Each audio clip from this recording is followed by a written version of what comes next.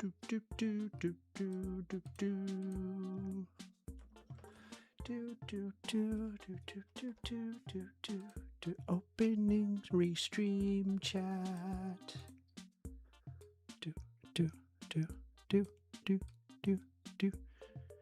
Boop boop boop boop boop boop boop boop boop boop boop boop boop boop. Okay. Hello. Hi everybody. Wow. Hi. Hello. It begins. It begins.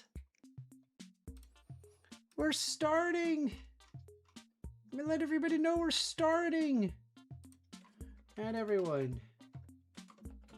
Streaming live and taking calls.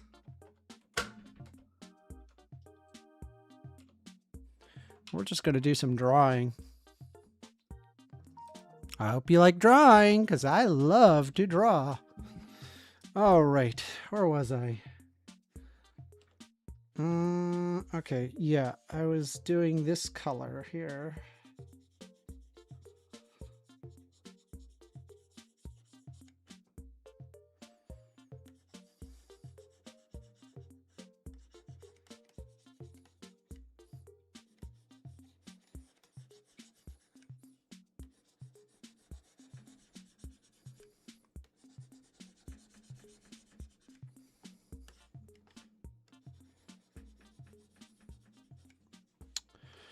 All right, and probably do the last two just totally dark.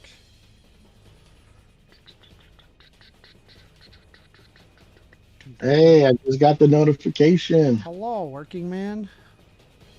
Going on, Amanda? I'm just drawing.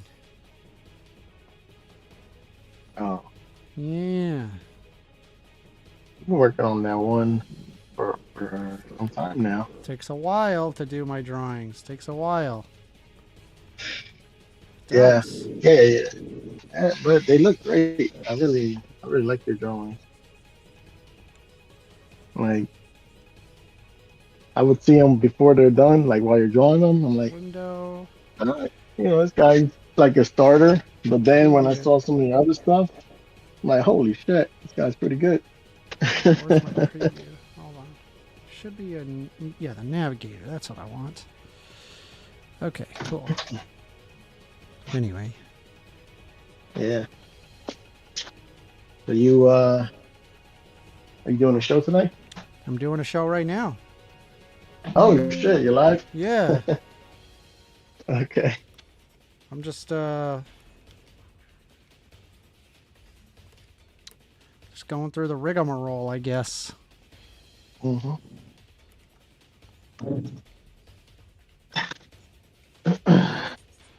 You got any topics prepared? Or just Not right now. We're just waiting for any calls that come in, you know? Hopefully the music's not too loud. I hope it's not too loud. Oh, I don't hear any music. But I'm in the Discord. Oh, in the stream. Yeah, well, because I'm streaming. You should be able to hear it.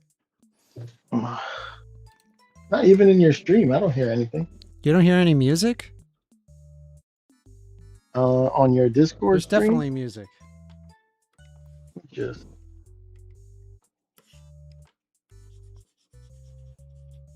I'm gonna exit it. Watch stream, right? I click on that.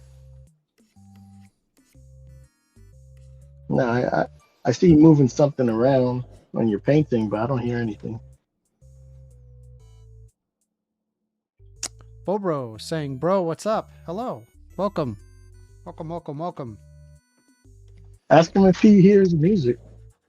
Yeah, Bobro, do you hear music? I'm positive that you hear music. I mean, I'll tell you. Boom, boop, boop, boop, boop, boop, boop, boop, boop, boop, boop, boop, boop, boop. So how was the VR chat, huh? That was great. No, actually, it wasn't great because my internet conked out. Damn. Apparently, yeah, there was like a thunderstorm last night, and it just hit something. I don't know Oh, what. that sucks. It hit something, and I was just like, man, that blows. I got my drink and everything. I was ready to go. I was watching Cinderella Man last night. I don't know if you saw. It's an old movie. Basically, it's boxer in the. Bobro says he hears music and it's upbeat. Oh, okay, good. I don't know why I don't hear that. You probably have the Discord stream like muted or whatever. So I'm positive you can hear it. I'm gonna say. Oh yeah. So yeah, it's this guy. He's a boxer in the 40s during the Depression. He was like world champion. Then he loses it all, and then they're like struggling to survive. And he goes to welfare to get some money to pay for some of his bills. And then after, I had to look this up. Afterwards, he gets a lucky break. He wins a couple fights, gets money. He goes to the welfare office and pays it back. He gives him the money back. Okay. It was like $300. I was like, holy shit! I didn't know you could do that.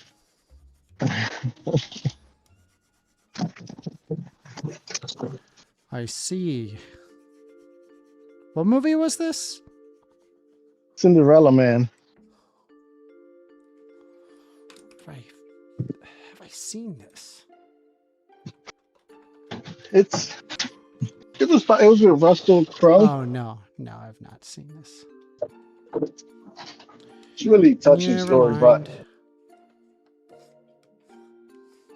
it's right down my alley, you know, as a man. You know, hit me in my heart.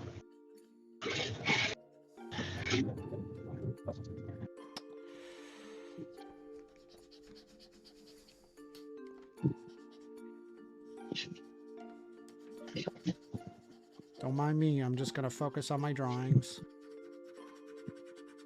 I'm gonna focus on work. Well, I was watching I think it's called Dr. Daff. I don't know if you've heard of her, but she does kind of like Jubilee style content. And they had like conservative moms talking with liberal teachers, and it was really interesting. And hey, how are you? And I don't know. I mean, the moms were like, you know, of course, the trans thing came up, and then the moms were like, you know, I shouldn't have to teach my kids, you know, about trans stuff. You know, so the teachers should just be teaching math or whatever.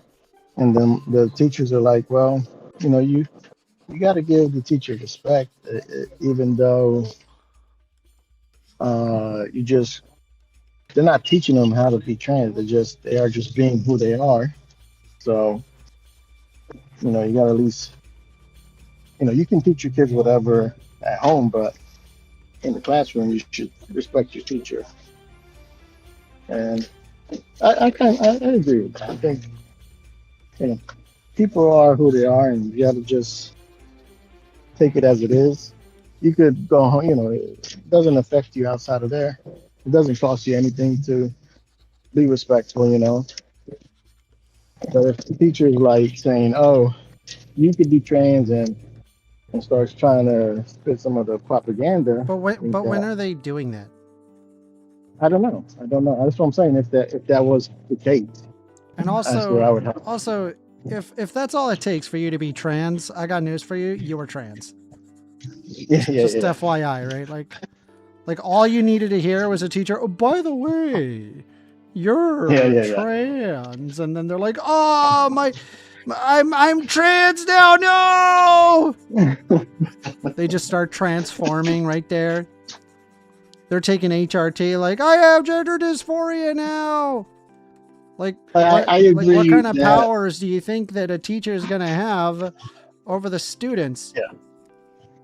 Yeah, and that's what I was thinking. Like, I agree with the teacher in the sense that, it's up to the parents what they learn, or No, what they I don't believe believe. it should be up to the parents on what they learn because the parents make dumbass decisions on what they learn. Yeah, but it's their kid. Over They here, have we a right. don't believe in such make believe, such as the transness. So that's Yeah, why we believe in the magic man in the sky. which is their right. But You know. do you see how ridiculous it sounds? Yeah, of course, but it's their right to Sounds teach insane. their. They sound Yeah, like an insane person. but it's their right to do that, right? I suppose, but I just saying like in public schools, I think that there needs to be a specific curriculum, and fuck the parents. I'm just gonna hot take. Fuck the parents, bro. Fuck the parents. They don't know. They don't know how to teach their kid. They don't.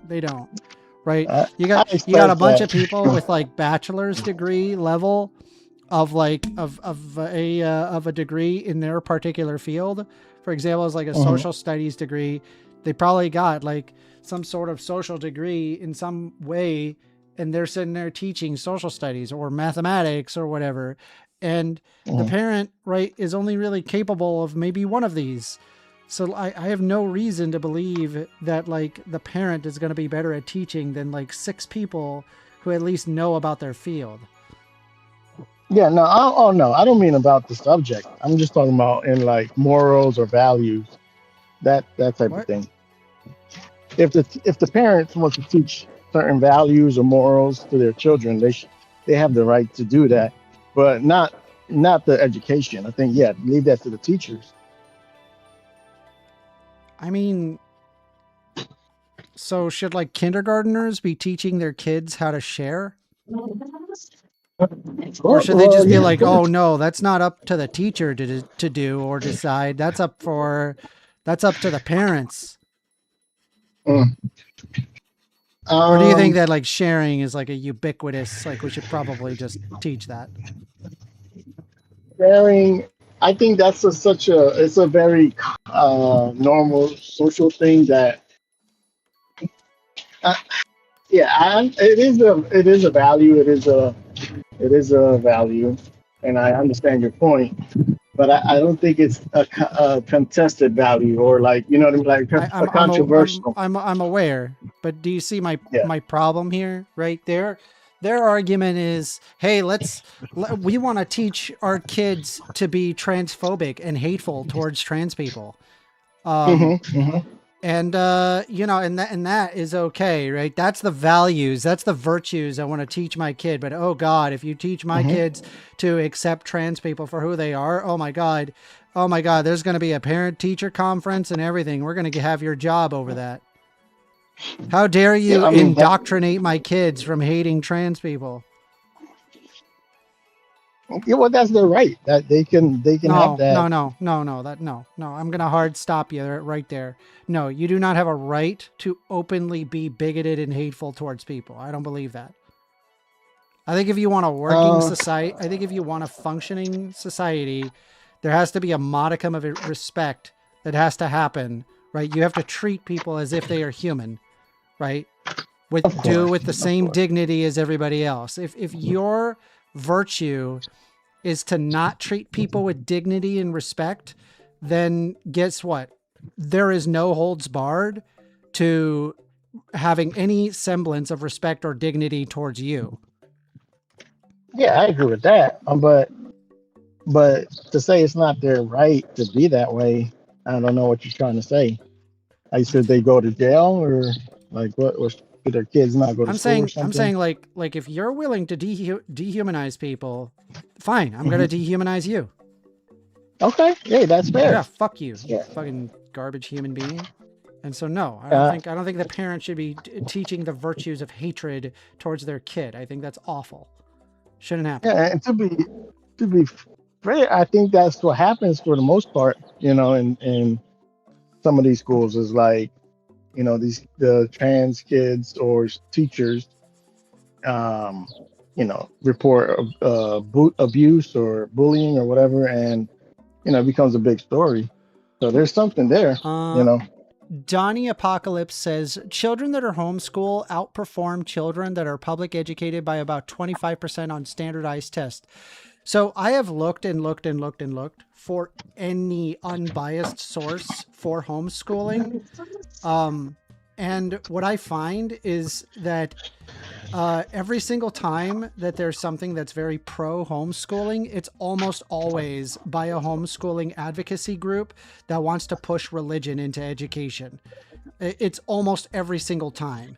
Now, if you are in very high socioeconomic conditions, you tend to have better outcomes in terms of schooling because there's somebody constantly trying to help you. You're getting the tools needed in order to succeed. But in the worst conditions, homeschooling has been used as a way to hide a child being abused. For example, if you have a situation where the parent is hitting their child, and they observe bruise marks, typically what the public school will do is that they'll report that to CPS to investigate. And the problem is that the parent can just up and say, all right, well, I'm going to homeschool my kid. And then they effectively disappear as far as the system is concerned. So you get like super wide variation of like schooling that's like really good and successful. And it even does better than regular public schooling, and then other instances where it is the most nightmarish scenario that you can imagine. And it's a total crapshoot as to which one it would actually work, because homeschooling experts have advocated having zero standardization in the process. So no, I don't trust homeschooling at all, not even a little bit. Yeah. It's hit or miss with the homeschooling. I like public school. I think a little extra stuff at home, like extracurricular at home, is good. My friend used to do that hooked on phonics. I don't know if you remember that, but yeah, it's just like they teach you how to pronounce your words better. He had a little dyslexia. He was still sexic. Yeah. Let's see. So it is just, let's see, LOL. So it is just a progressive religious for you. Got it. It's just a progressive. I have no idea what you're talking about. If you want to clarify by calling in, phone number is 202-998-5218. We're also sitting in an open Discord where anybody can come in. It's discord.gg/First Amender. If you want to have a discussion, I'll hear you out. Yeah, that sounds like a good discussion too. Homeschooling versus public school. Not bad. No, yeah, I don't like homeschooling at all. Not even a little bit. Like you said, if the family's well off, and the mother's really good, I think it's a good thing. Just back in the day, that's what it used to be. Everybody was homeschooled. Yeah. The problem that I have is the huge amount of religious indoctrination that happens, basically rendering people completely incapable of understanding even the most basic things. Their epistemology is out the window. But every family has their own religious beliefs and values. Yeah, but I wouldn't want to teach, like, as a part of science class, for example, like, oh, the Earth is 6,000 years old. That's fucking insane. Oh, yeah. I get that, yeah. Yeah, there's some places where the religion and stuff shouldn't be mixed in with the curriculum. But, maybe like social science or, just in general. If a mom wants her son to be Muslim, it's like, that's just normal.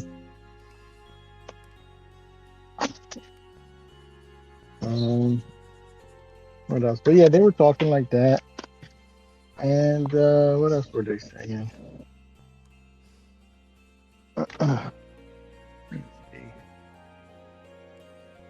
Trying to remember. I was just watching it, like, as soon as I got the notification, I joined over. Let's see.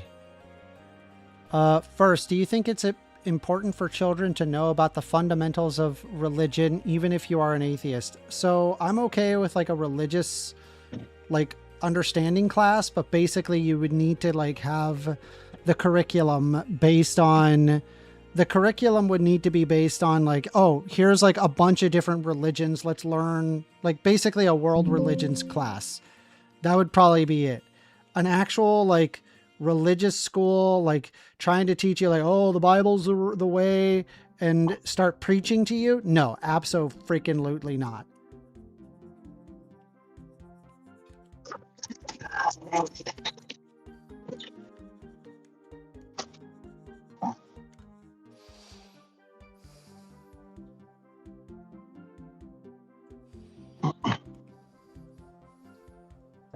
Yeah, I kind of agree with you with that, because I don't know what type of, Christianity the teacher would be teaching my son Like or everybody, daughter. let's teach our freaking 5-year-old Mormonism. Like, are you serious? Come on. Yeah. Yeah, I would have rather let me and my church do that than the school.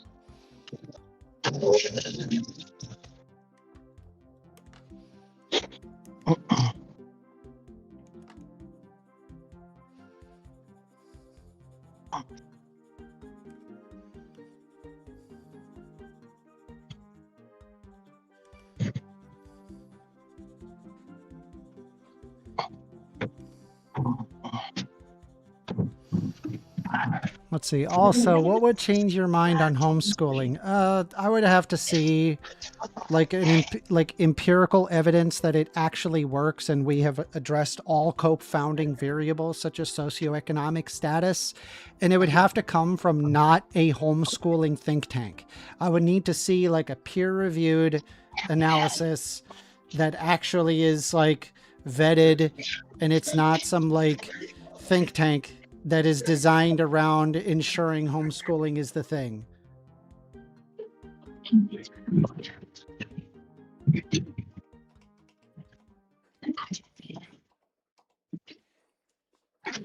the hell is happening? Kyle's oils. There we go.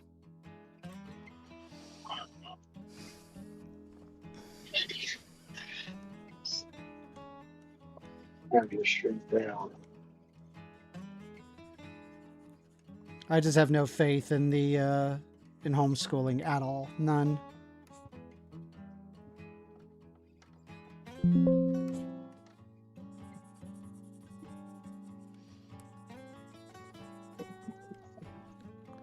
See, first, what about if you would actually have experience teaching children? Should you be allowed to homeschool? I mean, I'm not against homeschooling. I just think that like homeschooling isn't as good as people say it is.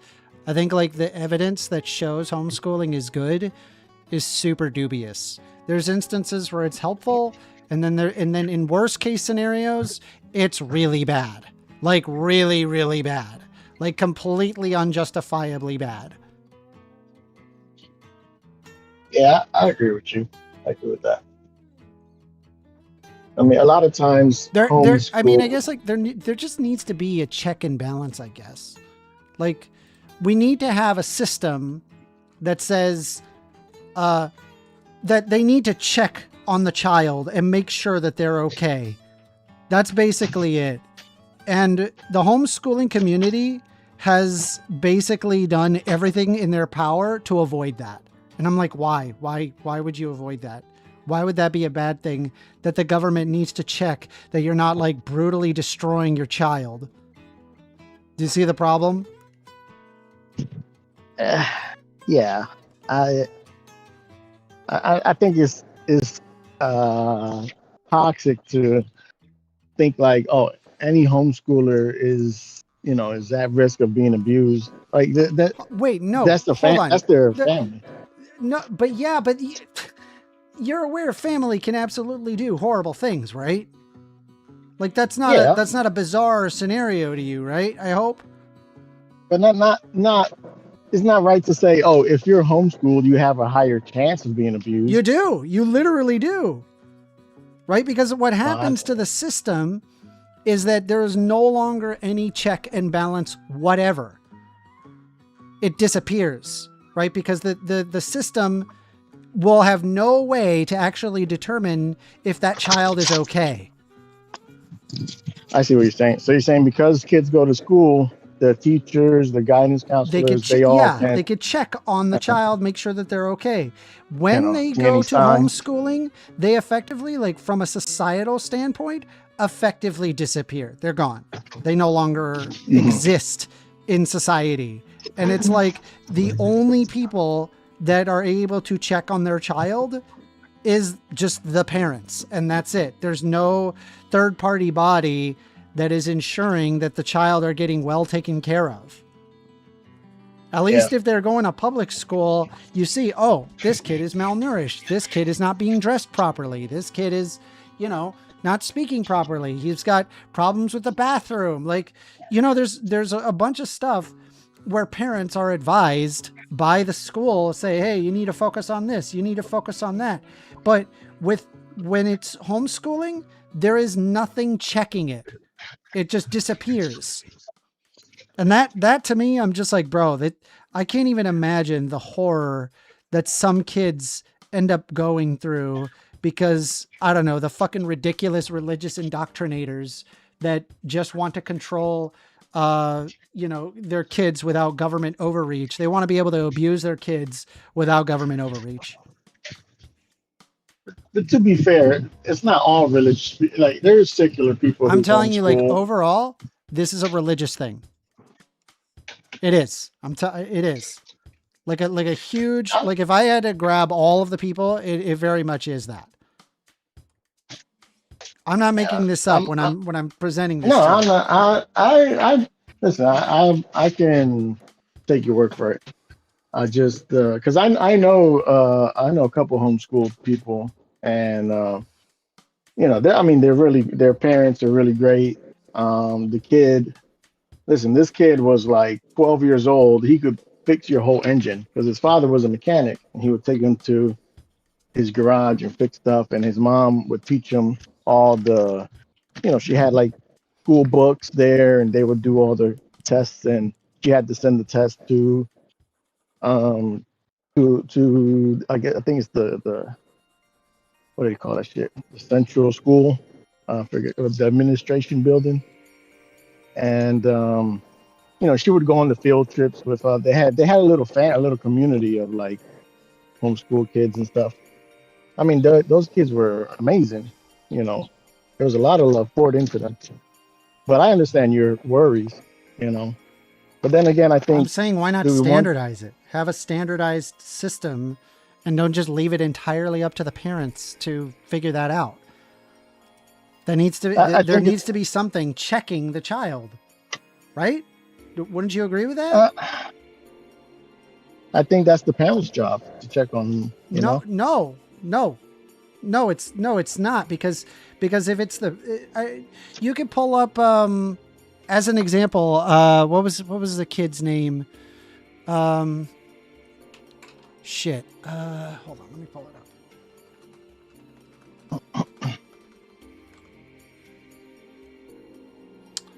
up. Gabriel Fernandez, right? No, it's not up to the parents. Because if it is up to the parents, it can result in the murder of the child, right? Under worst case scenarios. So, like, here's an example, okay? Gabriel Fernandez was an 8-year-old boy from Palmdale, California, United States, who died after months of severe abuse and torture. His death resulted from a beating inflicted by his mother, Pearl Fernandez, and her boyfriend, Izaro Aguirre. By the way, the school did accuse him of bullying, and do you know what they did? What? Fuck that. I'm gonna homeschool my kid. How dare you accuse me of beating my kid? This kid had bruises all over his body. How dare you accuse me of beating my kid? I'm going to homeschool him so that way you can't even tell whether or not that they're doing okay. So you can take a look here. It says both were charged and convicted with first-degree murder with special circumstances of torture. Pearl was sentenced to life imprisonment without parole, and Aguirre was sentenced to death. Social workers associated in the case were charged with child neglect and falsifying public records due to their handling of this case. Anyway, let's take a look here. Throughout the 8-month stay in the home of Pearl Fernandez and Isara Aguirre, Gabriel Fernandez was systematically abused and tortured. This included physical beatings, burns from cigarettes and heated objects, shots from a BB gun, and forced consumption of cat litter, cat feces, spoiled food, and his own vomit. The torture extended to psychological abuse, including being forced to sleep bound and gagged in a cabinet and made to wear girls' clothing. Fernandez's siblings reported that the couple often laughed while inflicting the abuse. According to the prosecutors, one of Aguirre's motivations for abusing Fernandez was the belief that the boy was gay. He was 8. No, it's not up to the fucking parents. There needs to be some level of accountability. I'm sorry. People like this shouldn't have kids. They shouldn't even have... Forget homeschooling. Listen, those parents, of course, saying, and they were held by accountable. having homeschooling, it enables this kind of behavior to happen. And all I'm asking is the very simplest, hey, let's have checks and balances to ensure this never happens. That is not a hot take. That should be like, in fact, homeschooling people should be very much in agreement with that. But for whatever reason, homeschoolers go, no, we can't have the government infringe on our ability to hide our kids from the government. No, doesn't make any sense. Why? What are you doing to the kid where it's necessary to hide them from the government? I hear it sounds really great intentions. I think your heart is in the right spot. I just don't know if government is the solution. My God, dude. Then what's the solution? There might not be a solution. Oh, yeah, you just do nothing. All right, fair enough. Let's just do nothing. Great idea. There's evil in the world. What an intelligent thing to say. Do nothing, guys. Chat. Remember, in the cases of this, right, we don't want the government infringement, right? So just do nothing. What a great idea. Man, you should work for the EPA. You'd be an excellent representative. You think so? I don't know. I just don't think we can. Oil companies would love you. They would be like, hell yeah. Hell yeah. We got working man here. Yeah. Well, that's me. Yeah. It's just, you can't stop every evil. I mean, they got caught. No, what do you mean? You can make steps to not do that. And all I'm asking is like, hey, let's do the bare minimum. The bare minimum of just make sure the kid's okay. That's it. Are they following the curriculum? Is there a counselor that's actually checking up on them? That's simple. And you're like, oh, that's too much government encroachment. We can't have that. You sound ridiculous. No. Let me clarify. I think there is some. You do have to report your kids' grades, and you have to hand in their work. There's a standard. So there is that. And I don't know about guidance counselors. I don't know how often the government or the schools check in on them. I assume, sometimes they do. But you just said that the kid was in school. He was bullying people. There were signs of abuse. Like all that stuff was known. So it prompted the school to basically confront the parents. Right? They were calling CPS on it, and CPS fucking failed this kid miserably with that. There you go. I mean, but the point is that they literally pulled the kid out of school because that they were being accused that they were beating their kid. And you're like, let's homeschool. Let's not do any checks on that. Let's not get anything on that. I'm sure that's fine. But how did they find out? What, dude? The kid had bruises all over his body. No, I mean, after they pulled him out from school, did they say, was there a whistleblower or did they? Well, they called 911 because he was found completely unresponsive.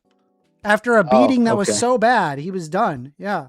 They were just like, he fell in the bathtub And they're like looking at like all the fucking cigarette burns and this just insane amount of abuse that's happened. They're like, he Crazy. fell in the bathtub. You're a monster, dude. You're an unironic fucking like we need to like put you in jail and throw away the key. Well, I mean, that's literally what happened. And the other guy got death, right? Yeah, He sentenced to death. good. He deserved it. He deserved that. 100%. Absolutely. That is probably one of the rare scenarios where you'll see me wanting to enact retributive justice. I'm like, there is no rehabilitation for these freaks. Exactly. Yeah. But I don't think it's fair to condemn a whole homeschooling or parents in general because of this. It's not evil- based on evil one thing. situation. There's lots of situations like this. I'm just using this as an example. And that concerns the shit out of me that there's like groups of people where they're sitting there, the homeschoolers, the homeschooling advocacy group, they're amazing, right? They do everything in their power to stomp any amount of empirical research while at the same time posting their propaganda on why homeschooling is perfect in every way, shape, and form. It drives me insane.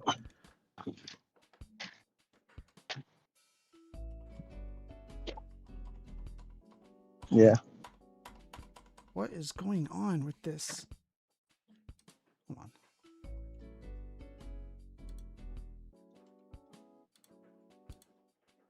on. All right. I got them fired up, guys. Come in here.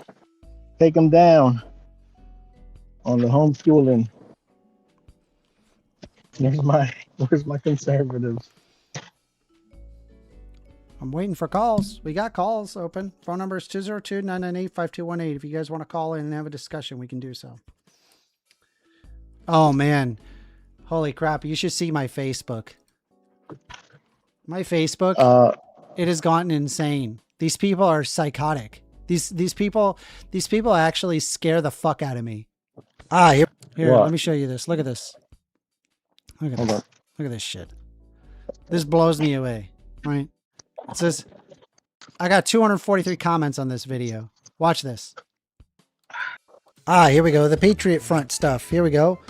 Newsflash. These are not Democrats. They are coward far-right lunatics who are afraid to show their faces. What a bunch of wimps. Imagine having a Confederate flag, bro. Imagine. These guys suck, dude. They're awful human beings. And not a woman in sight. Not one woman in sight. Oh, we gotta repopulate. We gotta repopulate the white race, but also I can't get a girlfriend. All right. I thought this was funny. All right. Yeah, that's pretty funny. I thought it's hilarious. I'm like, dude, these guys are clowns. But like, so, okay, let's see. John Mason says, how do you know who they are? That's got 21 upvotes. We know they're Patriot Front. They said that they're Patriot Front. How do we know who they are? They said it. What do you want? Like, dude, I wish I could be this conspiracy brained where I could just completely avoid all critical thinking whatsoever and just only say the dumbest shit on planet Earth and just ignore everything. Right? Just ignore all evidence and just anything that is like negative on like the Groyper side. Just completely do not listen to any of it. It's got to be like a psyop. Dude, I have no idea where these people, like, because the CNN articles told him. Dude, I don't even listen to CNN. I don't even read CNN. See, I know CNN is biased. I don't even read CNN. Because this is their, yeah, like, and then another guy, they're agreeing. They're like, oh, exactly. Exactly. Yeah, of course. Because anything that looks upon us negatively, the Groypers, must not be real, must be a CIA psyop. But as soon as that they literally are found marching around doing this, I don't know who they are. And then look at this, right? You've got some fucking asshole comparing that to Antifa marches where they're wearing masks. Like, these are not the same things. Like one group of people is like, yeah, black people are equal. And then the other one is like, yeah, we should like deport all brown people and black people from society and have only the white race. These are not the same thing. These aren't even remotely in the same fucking stratosphere. Let's see. Hawk, paid by the SPLC, staged by Democrats to cause more division. Probably the same from January 6th, paid by Democrats. Dude, I wish my brain was this stupid, because then I wouldn't be so upset all the time. I would be so blissfully idiotic that like anything that disagrees with me, oh, that's a psyop, that's fake, it's paid for, bad. But if anything that supports me, that's good, that's real, and I continue forward. Dude, it is the most epistemologically like vapid position to hold. Who is this cocksucker? Hawk. Who is Hawk? Guy doesn't even have his fucking profile on private, bro. Guy doesn't even have his profile. When you feel like a monster. Like, what the fuck? Look at this guy. This guy looks like a freak. The fuck? What are you posting? How are you a person? Are you a real person? Is this a real person? The fuck? Ah, here we go. And they all look like that. They all look like fucking like that they're inbred.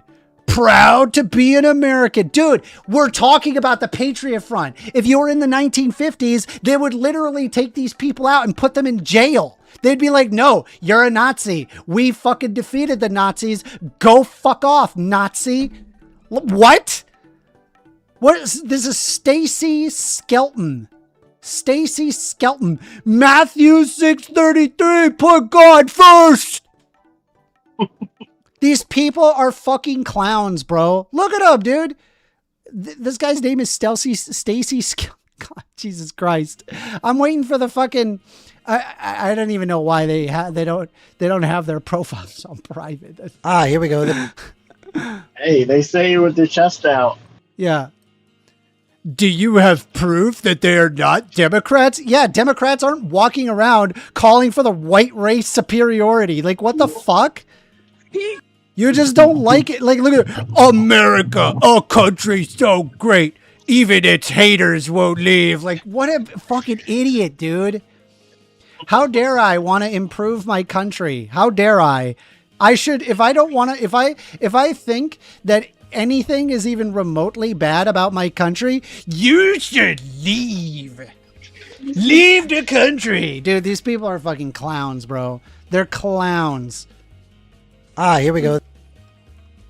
I don't even understand. Look, there's more comments. Holy shit. Truth matters. The Proud Boys members I heard interviewed were all married with men and Jesus Christ, look at this comment! I'm not reading all that. First of all, the Proud Boys don't even like these people. So already you're wrong. You're just wrong. Whatever you're going to say after this, you're just wrong.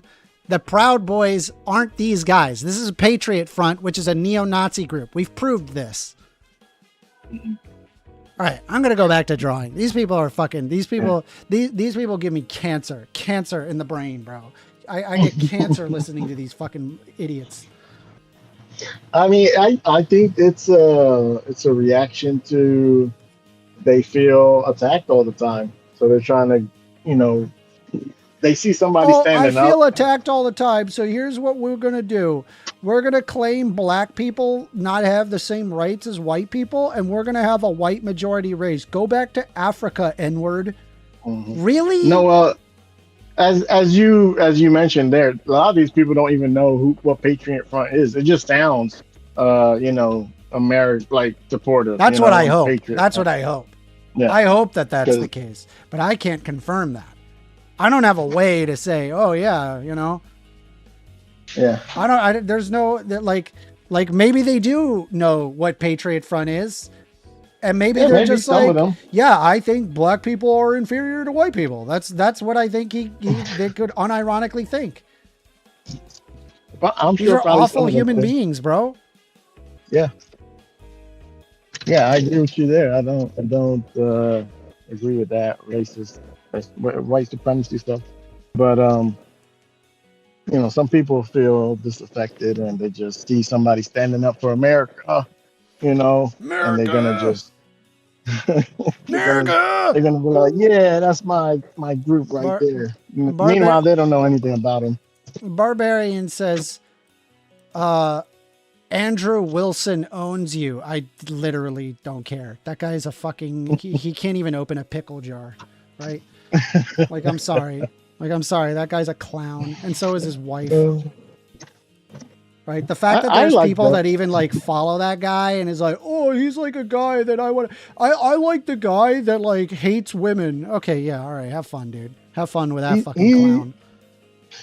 he's too debate broy. He gets too into the meta. I But don't understand. My oils I set to 30 and now for whatever reason, they're set to fucking bro, 150. I don't. because you've been peeking. That's why you've been I you've don't been under, peeking. right click, delete brush, delete that, and then delete that brush. All right, we're going to try one more time, right? It's going to be like a 30 and a 30, okay? We're going to do a 30, right? 30 is nice, maybe a little less. What are we doing? You got this. All right, we're going to do like a 25 and just create that brush preset. Capture brush size in the preset. Include the tool size. Okay, chalk 1. What the fuck? Come up here. Come up. Okay, so that's the Do you first follow any of one. And the then smudge online finger, we're drama? going to do, I don't know, just 20, 26, 25. What?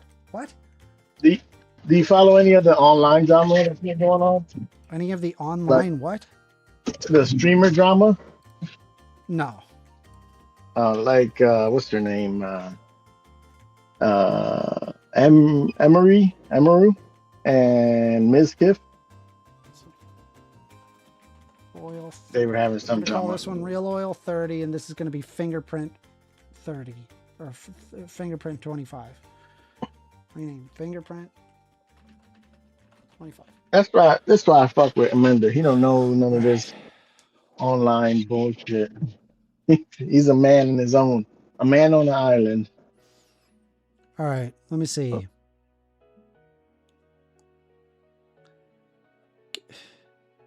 Can you provide an instance of violence that is claimed by Antifa? I mean, I'm sure there's probably an instance of violence, but I mean, if I'm not mistaken, I'm pretty sure that like the left typically does property crime, right? Where it's like property, like that's usually the violence that's incurred. Whereas the right is exclusively crime against people. That's at least what I'm aware of. I've seen studies that show that. But I don't know. Maybe I could be disproven on that.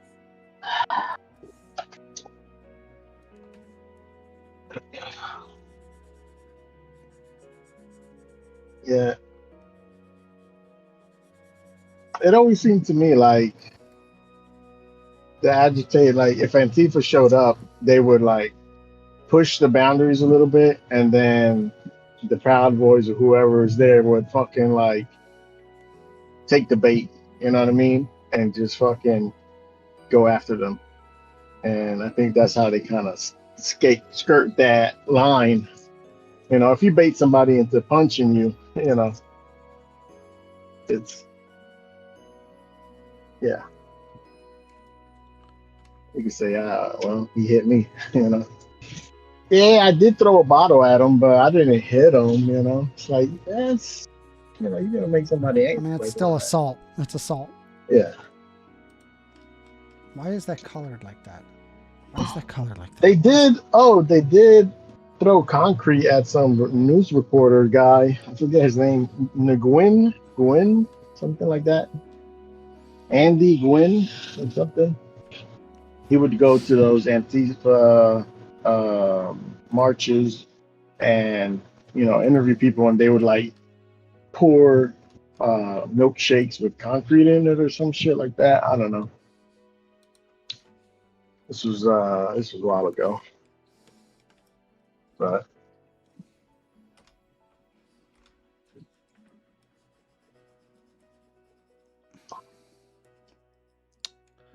Let's see. It's the First Amender Show. Hello, William. Hello.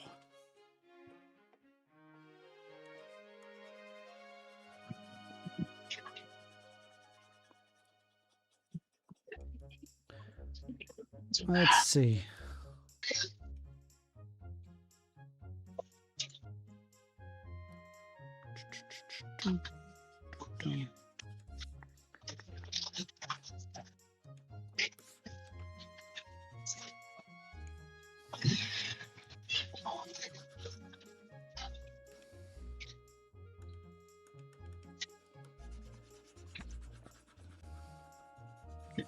Did you know doing jewels is crazy easy for an oil painting? jewels, like Yeah, jewelry. you can make like a very realistic jewel. So check this out, right? You see how that's just like a green blob right now? Mhm. All right, well, let me learn you, okay? Let me learn you. Okay. So you start off by grabbing that green, right? And we're going to get a really dark one, right? And start doing some triangles, right? Do some triangle. Like I'm imagining like the end of the gem being like roughly here. And so I just like throw in some triangles. There's a triangle there, triangle here, you know, and maybe a random triangle because, you know, gems aren't perfect. They really aren't, right? The way that they're cut, you know, I'm and starting to so they're see not it. always perfect.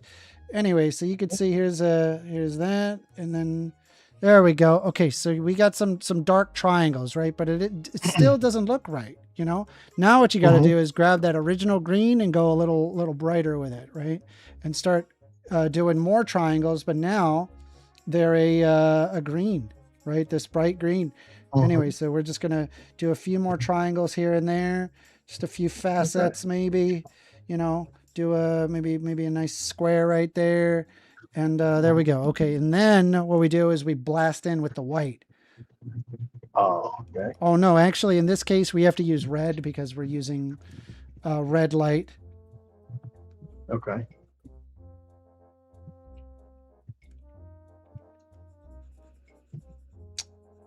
Triangles.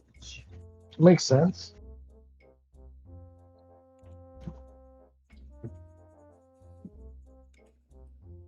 Let's see. And then we're gonna just throw in that white.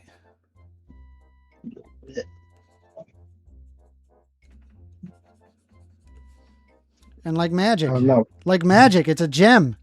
How cool is that? Let me see. Zoom in again. I don't know, bro. That don't look like a gem. That doesn't look like a gem? I don't think so. Bitch. Uh-oh. There you go.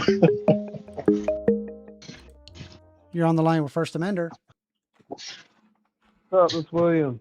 It's been a Hey, while. William, what you want to talk about?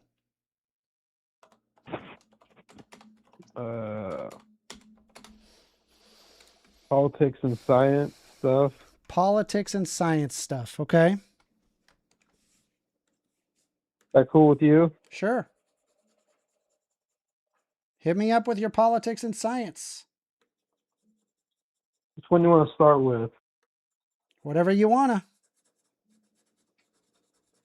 What do you think of flat Earth theory? Are you a flat earther? I'm agnostic on that. You're agnostic on whether or not the earth is flat? Yes.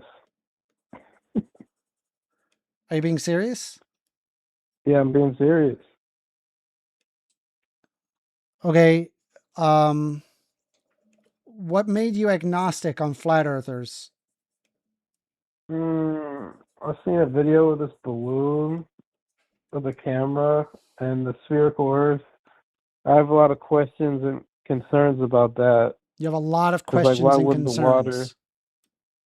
Why wouldn't the water fall off the side? Why don't we have Gravity. see the curvature? Why don't Gravity. I feel like I'm moving right You now? don't feel like you're moving because you're relative to the earth. Yeah. You were Wouldn't born that be rotating on the exhausted earth. more? Wouldn't that- So you would possess the same momentum as the earth, so you wouldn't feel it. So when I'm on a merry-go-round or something, I get exhausted. Yeah, because you're on a merry-go-round. You weren't born forever on a merry-go-round, and it would be an additional force on top of, and so you would feel a centripetal force, or a centrifugal force. Yeah. Right? We're talking. Roller coaster. Do you think gravity is real? I think gravity is real. Yeah. And what's that? I mean, I believe in kinetic force. You jump up, you can't just fly and stuff. All right. Well, Like, I'm going to play a quick things can video. fall Do you down. have my live up? I clicked out of it because I didn't want an echo. That's fine. So you don't actually have to have any sound, just to have it muted. Have the live up. Okay. And then I want to watch something with you, right? It's about 12 seconds behind, and I want everybody to be able to see this. So let's take a look here. We'll start here. So what I'm showing you here, this is the gravitational attraction Cavendish experiment. This can be replicated by you. You can replicate this. On each end of the bar, we put a lead ball. Okay, they're putting a lead ball at the end of the bars. So let's take a look. It's about 12 seconds behind, so just just hang tight. Okay. It's not long. All right. The two balls balance and the bar is free to turn. Yep, two balls balance, now bar is we free put to turn. another ball on the left side of each of the two original ones. Yep, they put a left if ball. If everything attracts everything else, the balls should attract each other and the bar should move. There is an attraction of gravity between the lead balls. Okay. Taking a little bit. So, yeah, it's okay. It's about 12 seconds behind. But basically what you just saw, and you can replicate this experiment at home, right, with just some tools from Michael's. You can exhibit this exact force. We were able to calculate G with this. Big G, gravity. Why isn't it falling? Because it's held up by a wire. Oh, okay. Yeah. The only thing is that they did is that they basically, by having it held up by the wire, they don't have to worry about gravity in this equation because it's resisted by the wire. And so the only force that could potentially be enacted on this would be gravity, which would be it would create a torsion on the wire. And so that torsion, that additional force, that's how we figured out big G. And by the way, you can replicate this. What tools do I need to buy? You need a pole, 2 metal balls, and 2 larger metal balls. I don't know, maybe a cork board. I would probably get a cork board. And some metal pins to stab into the cork board to put the metal balls on. Those look like lure balls. You know, those heavy ones, those weights. Get those. Yeah. All right. Where can I get them at? Bait shop. Michael's. Shop. Okay. Yep. Michael's. So we know gravity is real, right? Yes. All right. So the idea that the water is attached to the earth actually makes perfect sense now. The water doesn't move because of kinetic forces? Yeah. And it's physically attached by gravity. Okay. Right? Considering something this small, we can exhibit a gravitational force. Right? The pole wasn't moving prior to us adding the weight to it.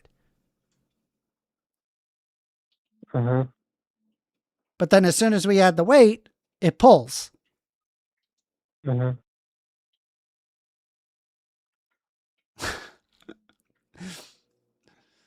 Anyway, let's look at let's take a look at one more video. And I mean, this video just, I mean, I feel like it just kills all flat earth. Let's see it. Yeah, hold on. All right, so we have a SpaceX Transporter 6 launch that's taking off from Cape Canaveral. It's going up. I'm going to mute it. I'm going to mute it because I don't know if that music is copyrighted.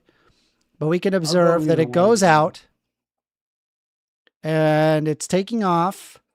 We could see the propulsion, and we observe what appears to be we could observe here what appears to be a curved Earth. But I know what everybody is thinking. I know what the flat earthers think. That's a fisheye lens. And so therefore, you know, this, despite the fact that you could see the perfectly straight line right here, as well as here. So a fisheye lens would not account for that. But let alone, let's just keep looking. You can actually see the curvature beyond even the fisheye lens. So we know for a fact that it's curved. Yeah. Right? You can't fake this. How are you going to fake this? This is not even NASA. This is SpaceX. It's a private company. It's round. The Earth is round. Elon Musk. The Earth is round, right?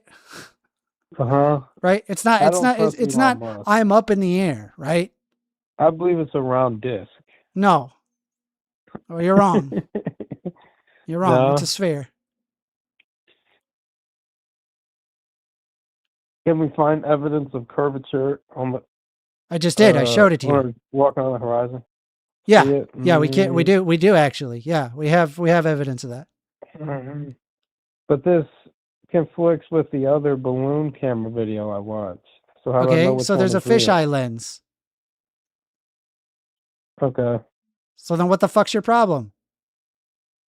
We just proved gravity. Yeah. We just proved a round Earth. Now what? But there's also other. It was totally footage uncut that you from have to takeoff to explain. landing. Totally uncut. Yeah, but that's not the only video people have come up with.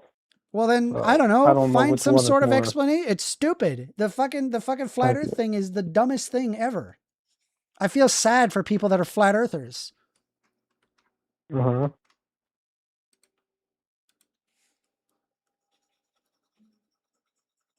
Do you believe the moon landing is real? 100%.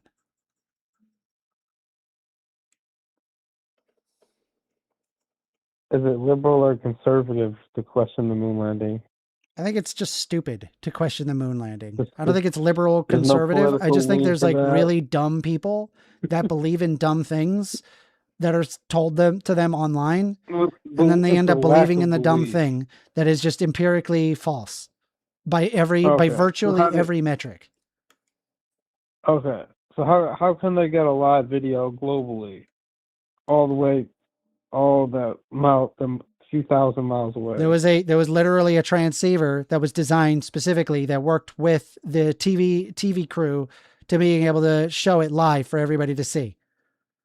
Yeah, but how am I supposed to They believe literally that was created a possible? specialized satellite dish to be able to capture the radio It's so signals. far away.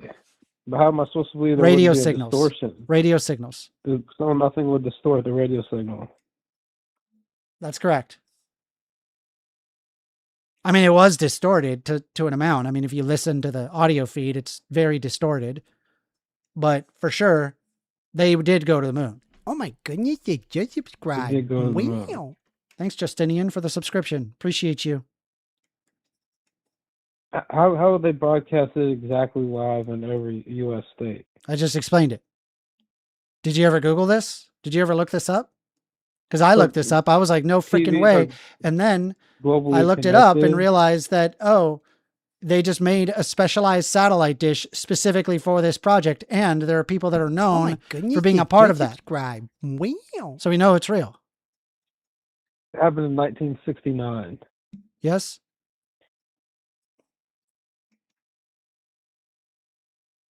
And? What's your point? No, they used Vietnam War technology to record the moon. Do you believe that was sustainable? Yes? That feels weird to me. Why is that weird to you? They did it. It's so crazy how humans could actually do that. Yeah, it is crazy. I think it's amazing. What's so funny? You know, you hear that the cameraman was already up there before they landed on the moon. There was no cameraman. The camera was placed. No. And in fact, there were multiple missions where they actually missed the takeoff point. And it was only on the third time where they got it right.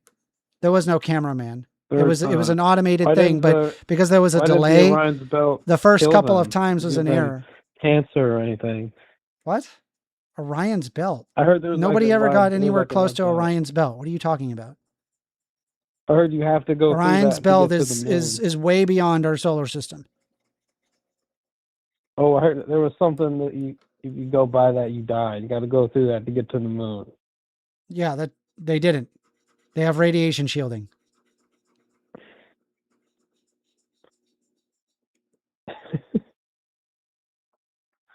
What is so funny? I don't understand why you think this is funny. This is sad. I feel bad for you. I'm still skeptical. Why? It doesn't feel right to me. Why doesn't it feel right?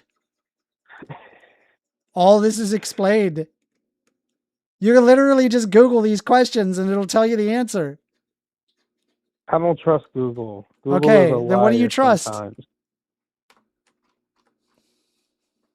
I trust people that don't lie about this stuff. I'm not lying. All I did was show you 2 videos. I mean, I believe you think you're right, but I don't know. Dude, I showed you 2 videos where it shows unequivocally the thing that you're incredulous about. I don't know what to tell you. I let you see it for yourself.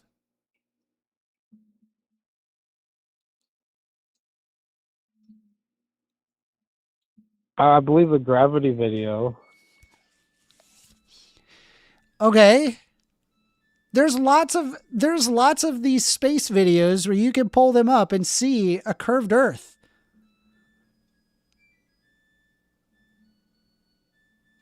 What's a woman? Someone asked, what's a woman? What the fuck are you talking about? I believe, didn't you tell me that gender was in the brain, right? Holy shit, dude. Dude, holy pivot. Dude, what is happening? Are you gonna concede that the Earth is not flat? I just wanted to change the subject. Is the Earth flat? Is the Earth flat? I don't know. Come on, man. You know. I've never Come on, you're not stupid, right? Are you stupid? You're not stupid, right? Right? Space is even real. You're not stupid, right? I'm not stupid. I'm just okay. You're not stupid, so it's fair to say that the Earth isn't flat. I mean, I don't know what shape the Earth is. What do you mean? I just showed it to you. You showed me a video. I showed you a video which shows a very clear curve. We know it's an oblate spheroid. We know that. We know that for sure. It was more the clouds. No, you saw a curved Earth. The crust? Watch, I'll help you out, right? I'll help you out. Check this out. Look at this. Okay. Watch this. Watch this. Watch this here. Okay. I'll help you out. Watch. Check this out. Check this out. We'll use good old fashioned Photoshop for this, right? Let me just grab this frame here. I'll hook you up, bro. Don't worry, little baby bird. I'm gonna hook you up. The freak, I'm not in the Discord. I'm gonna hook you up, little baby bird. All right. We're gonna make a 5,000 by 5,000, and then we're gonna paste this thing. And here's what we're gonna do, right? I'm gonna make this smaller, and then here's what we're gonna do. Okay, here's what we're gonna do. You got my stream up? You got my stream up? Yeah. All right, let's see. Yeah, I'm watching you draw. All right, here we go. Here we go. Here we go. I'm gonna make a circle, and I'm gonna align. I'm going to align the circle. All right. All right. So check this out. What shape is that? Round. Right? And we live in 3D world, so it's fair to say that this is... I believe in a round Earth. What is the 3D version of something round?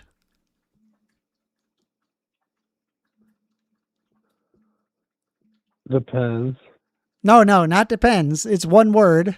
You know it. Come on, say it. Disc. No. Try again. Disc model. Dude, it's a sphere. Are you Spherical okay? Earth theory. Look, check this That's out. a Look, watch. theory. I'll do it. I'll do the fucking lines for you, right? I'm a fabulous artist. Let me art for you. What is that? What, guys, chat, what is that, everybody? What the fuck is that? Oh, it's a fucking sphere.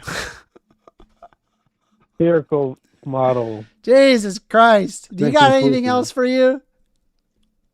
Do you got anything else? Because damn, man, that is some Yeah, I brain wanted rot to if I've switch ever seen it. to- I wanted to switch to a conversation we've had in the past.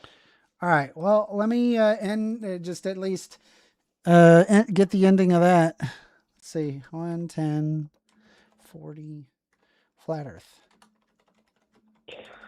All right. You go. said that gender What did you was wanna in talk the about? brain, right? You said that can gender be. was in the brain, right? It can be, yeah. Okay. So you believe in masculine and feminine? Or Yeah. you believe that's an illusion? Okay, so you do believe in those things. Sure. There's masculine and feminine traits. Sure. Right. You believe that's cultural or biological? I think it can be a mix of cultural and biological. I think it's both. I don't think one is like Does that make it bad or exclusive to the toxic? other. What? Are they mean and toxic properties? What? Do you think they're bad or toxic? Do I think what is bad or toxic? I don't even know what you're referring to. Masculine and feminine. No, there's nothing wrong with saying masculine and feminine. Okay, well, masculine and feminine identities. What are masculine and feminine identities? An individual that identifies as masculine or feminine.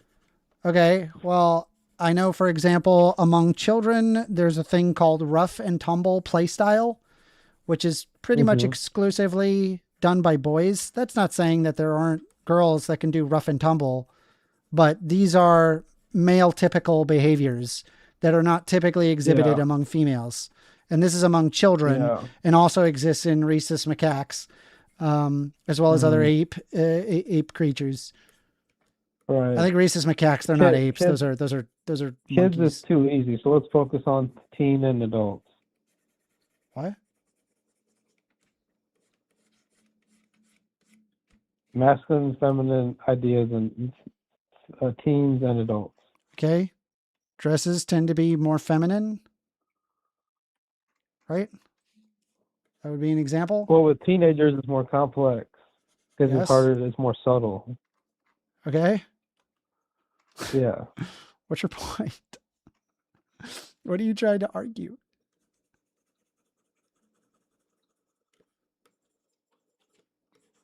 So, what are masculine and feminine descriptors in teens and adults?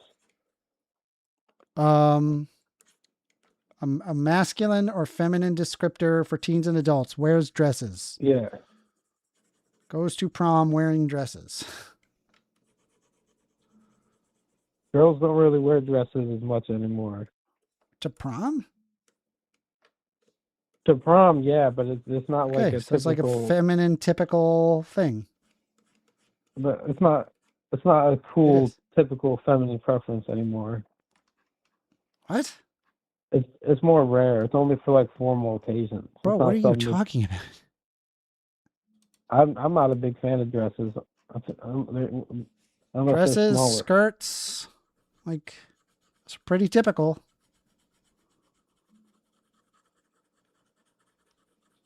I like when they wear the pants with the flowers and hearts on them and stuff. That's my Sure, yeah. preference. Sure, that's a feminine typical. What's your point? I guess, or how they think and behave rather than what they wear and look like. Yeah, so like there's a difference in the gait and how somebody walks, talks, the speech that they use, the jokes that they physical- make. off as too obvious. Obviously, there's physical differences. I don't know what you're asking then. I don't know what you want from me. You did say we did have a conversation about transgender brains and minds, Yeah, there are trans brains. and you said their brain was different, and I was like, yeah, okay, I some agree with you it that is the that brains case. are different. Yes. I agreed with you that they had different brains. Okay, yeah. So it doesn't make sense to create legislation to want to restrict the rights of trans people. Sick based. So are you saying that they have a feminine brain or they have a third alternative way brain? Based on like brain studies, it looks like that they have something in between. Something in between. Okay. Yeah, So I think everybody has a unique brain. I agree. My brain is different than your brain. That's We're true. both guys.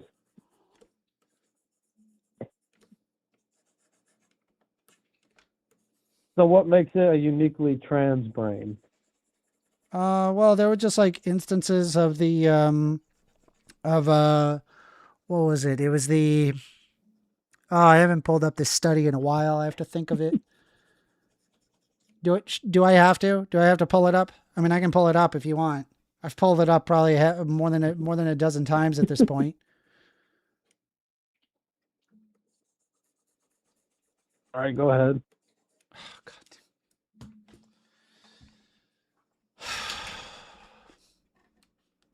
Is there a point to this? Just FYI. I just like, is this going to have a point?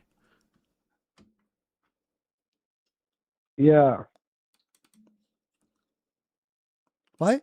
I think we mostly agree so far, but I want to point out left-wing hypocrisy on masculine feminine identity. Okay, so here is a significant group effects on cortical volume.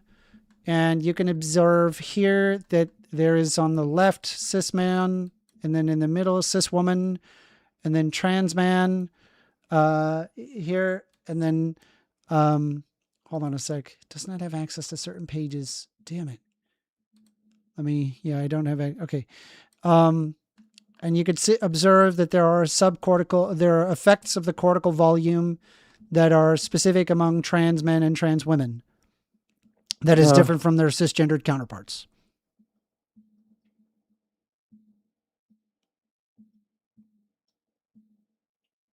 A neurological difference. So would you consider that? It's like differences in the subcortical volume. Do you consider that a healthy brain or they can be healthy brains. Yes. All yeah, right. they just have differences in cortical volume. And by the way, you don't have to have this in order to be trans. It's just here's an aspect where trans people were measured, and we can observe that there's cortical volume differences. So it tells us that there's a biological imperative to a person being trans. It's a subjective detail. You that sounded subjective to you? What we just said? What we just went over? No, you're an idiot. Nope. Stop being stupid. Stop saying stupid shit. People.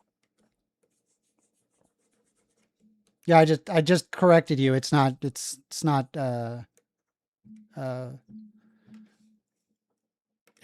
subjective. Right? Subcortical volume isn't subjective. That's a physical objective measurement. Aliens have different brains.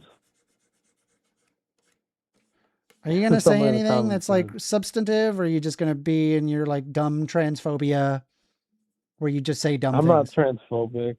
You are. I don't hate trans people. You do. You're trying to invalidate trans people on this right now. You're trying to do it right now. No, I was more critiquing left-wing hypocrisy than trans individuals. Where was the hypocrisy? They're hypocritical on masculine and feminine identities. Where was I hypocritical? They don't respect cisgender identity. Where was I hypocritical? No, I'm not saying you are, but it's a common problem on the left. Well, yeah, so, it's not me, right? Because I didn't say anything hypocritical. No. Right. They disrespect cisgender, masculine, respect trans identities. people. And stop believing in being a flat earther, please. People will take you more seriously. You got anything else for me?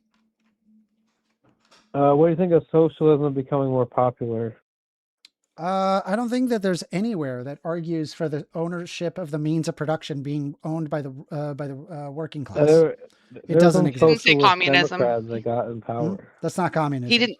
That communism is communism. the I know it's not communism is communism. stateless, Moneyless, classless society. classless. Anyway, we're streaming right now. Sorry, Irma.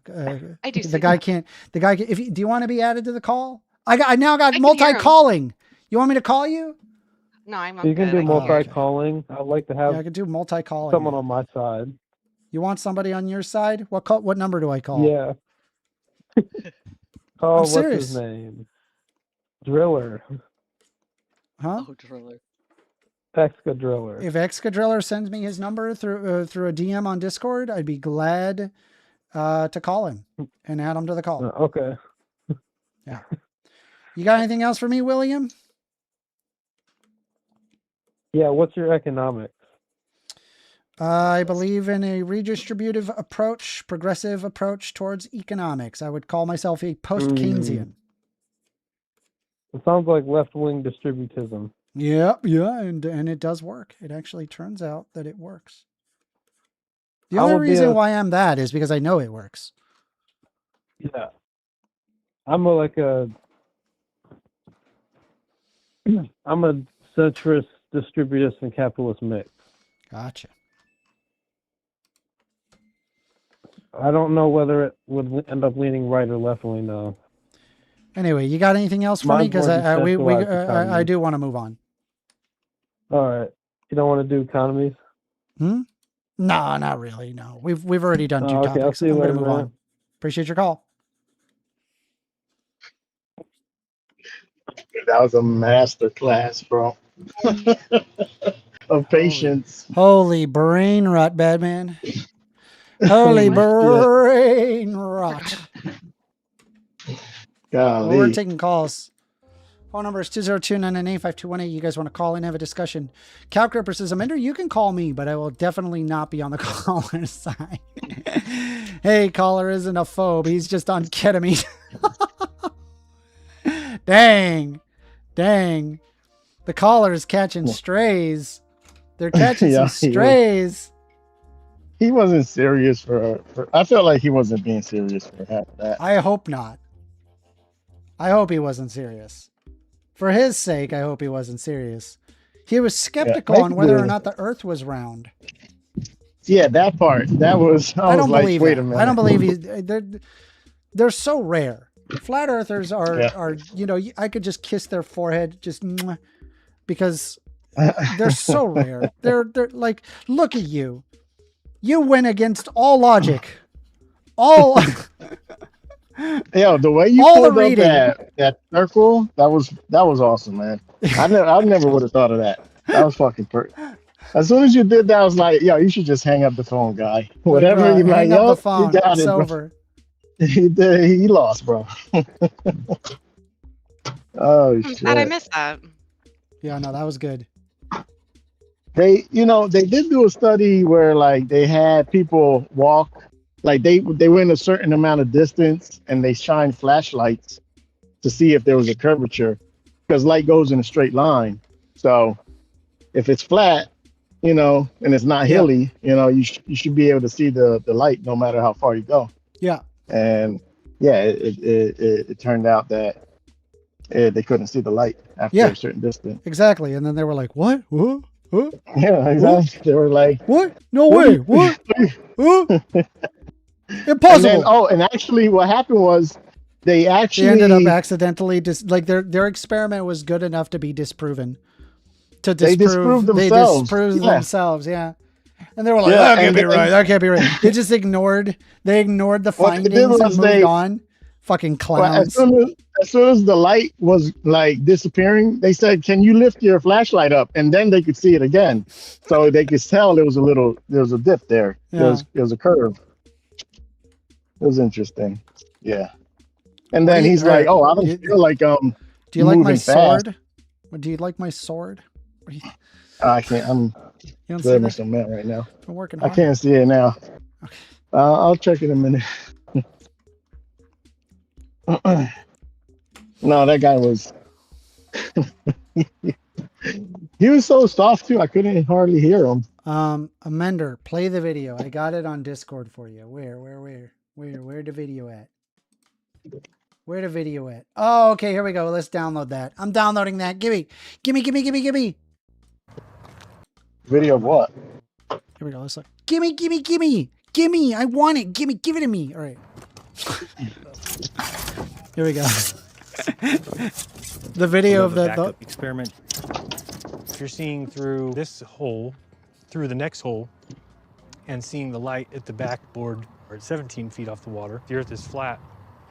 If he's holding it up at 23 feet high and we're seeing the light, well, that's because the Earth's curved. So I should only be able to see it when it's at 17 feet. Okay, go ahead and drive down there. Enrique. Yeah, You're going this to is hold it the right light here. there. Enrique, how high is your light? 17 feet. I mean, it's his. We don't see you, Enrique. He's like Lift up your brain light is This guy's like, like, wait a minute. wait a way minute. above your head. Interesting. Interesting. Interesting. Interesting. Legend. That's so good. That's so good. It's a great experiment.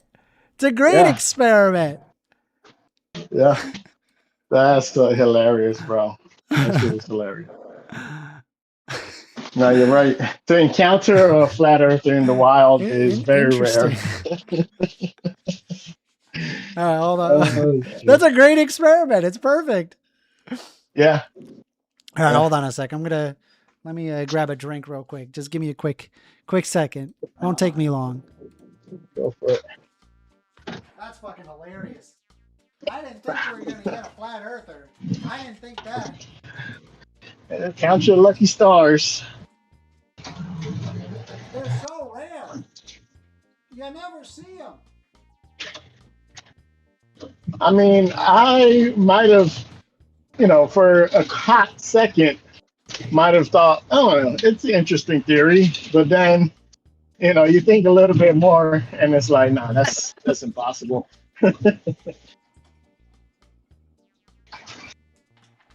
Yeah. When I was in high school, I thought that the moon landing wasn't real. I watched a few of those documentaries, but then later on, I was like, oh, I fell for the propaganda.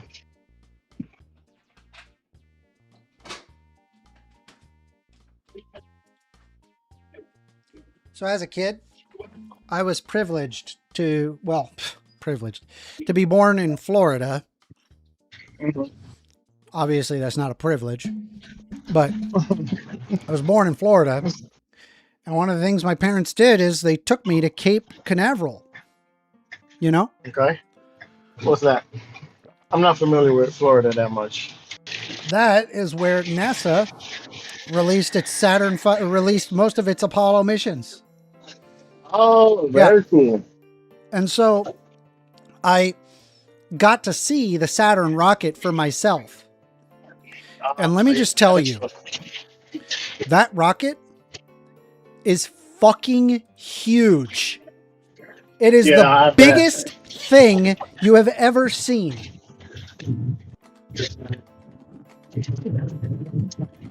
And I got news for you.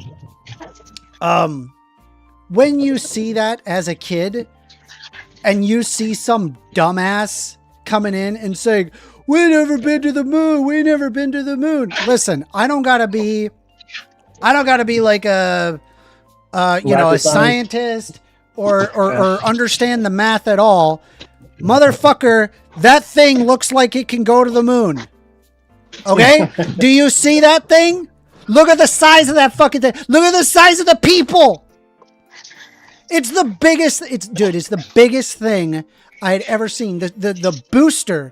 I remember being able to stand next to the booster, one booster out of multiple, right? The booster is as big as like an apartment room. Yeah. It was huge. Yeah. You could live inside this fucking thing. It was huge. Look, here. And by the way, you could still visit. You could go see the Saturn V for yourself. It's there. They built it. It's there, right? And I'm sorry, it for sure. It's a big freaking rocket. It's a really I've seen big rocket.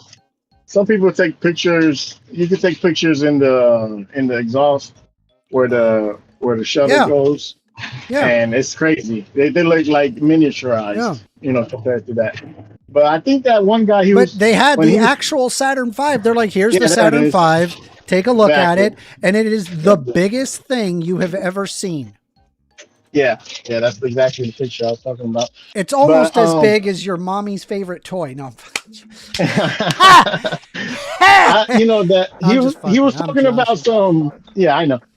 Some Orion's belt. I think he was trying to say Van Allen's radiation belt. That's what he was trying to say. That for some, yeah, there was some conspiracy that, you know, we didn't have the technology at that time to like block that radiation or something, but it was bullshit, you know. We did. Yeah. Right. And what's funny is that the astronauts wouldn't have been aware of that. They wouldn't have been aware that they were going through. That was something for like mission control. But specifically, they did see that there was a that they would need to try to like minimize radiation exposure for the amount of time. And so the orbit that they took was perfectly in line with that. All right, let me see the sword. You said you wanted me to see. Yeah. Right. Oh yeah, the sword looks great. You let me said see my the- gem the- sucked. Fuck you. No, go back to the gem. It looks better now. I think you changed Fuck it. off. It looks better. It looks a lot better now. Fucking You adjusted it. bitch. Hey, but you know, I think you really like you took efforts to teach this guy something, you know. That's why I really like you, man. Try to. You took the time. You know, a lot of people just laugh at him, joke at him, you know, but you put it out there, man. You gave him a chance. I mean, I will show the Cavendish experiment. Again, anybody can replicate that. Yeah. Anybody, That was literally awesome. anybody. You do not need fucking NASA to tell you that gravity is real. You don't need NASA. Right? You is go to the Michael's and definition. get that proven. That's the definition of good faith, you know, and that's why I fuck with you, man. They're saying you're glazing me. Oh, I am glazing. I'm giving you your props, you know. Let's see here. We are taking calls still. If we don't get any calls, I don't care. I'm just drawing.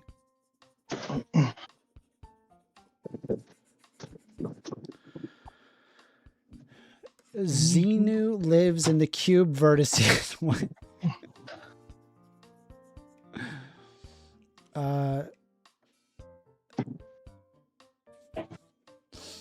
Let's see. Cowcropper says, I have the Dianetics book, what Scientologists actually believe. Yo, I should probably pick up a Dianetics book in my like Audible subscription. I find religious books to be insanely fascinating. Another book that I weirdly have not read, mostly because it's like an overread piece of work. I haven't read 1984. But I feel like I need to read 1984. Don't they keep that book, the Scientology book, a secret? No, They have it. no, you could just buy one. Oh, okay. No. I thought you had to be like a member and had No. to donate a certain amount of No, money. you can just buy money. it. You can just buy it. Here, let me pull it up on Amazon. Pull it up on Audible. Let me take a look That's at Audible. It's so crazy that Dianetics. you just invent a religion. And they buy tons of these books too. These people are crazy.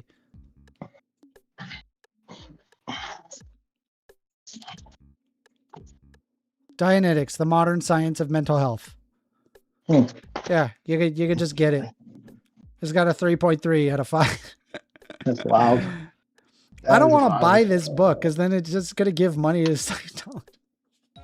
I don't want to even. They got tons of money, bro. It's like a penny in their pocket.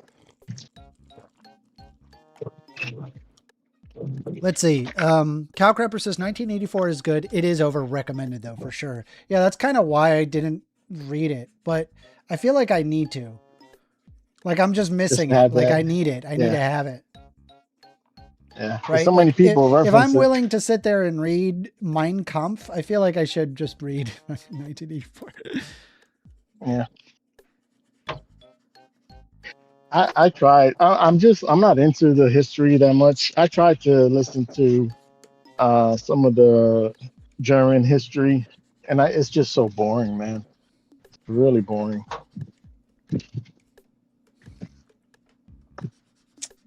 Like if I had a debate about it, I guess I'd have to do the research. But in general, he's a bad guy. That's all you need to know. You could have got, dude, if he got accepted to art college, it would have been great. He just would have been like an art kid. Some nerdy art kid. Yeah. But from I read from what I didn't get to the end because I kind of figured I knew what happened, but they said he was a good, like, he really cared about his nation. He did a lot of good Return things. to the EC says caller is Philistine. All right, first of all, the working man is not a caller. We're just hanging out. Yeah. I'll get 1984. Let me get it. Get it. Yeah, I'll get it. I'd rather money go to George Orwell's family than than freaking Scientology. It depends who owns his estate. No, man, Scientology is ruined. It's just ruined so much, man. It's awful. And then to give it the name of Scientology, like science.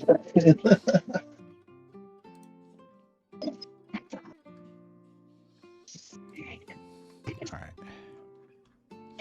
Do I do legs or do I do cape? Legs or cape? Honestly, the thing in the back is probably best. Gay? Let's do cape. Cape is cool. Cape it is.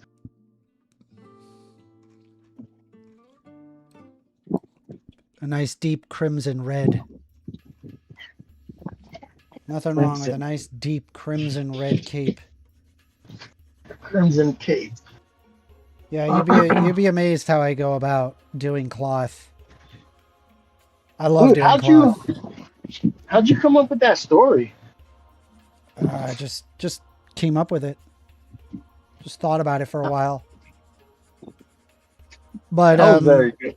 Yeah, so there is what was the inspiration? I wanted a messianic figure, and so because I've read a lot of religious texts, I kind of know how they go a bit. There's like an overarching theme when it comes to religious texts, Yeah. They speak in lots of flowery language, and it's always like, kind of like an old sounding prophetic tone. Yes, sir.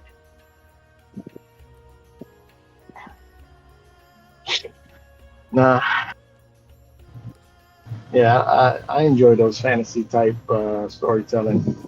Awesome.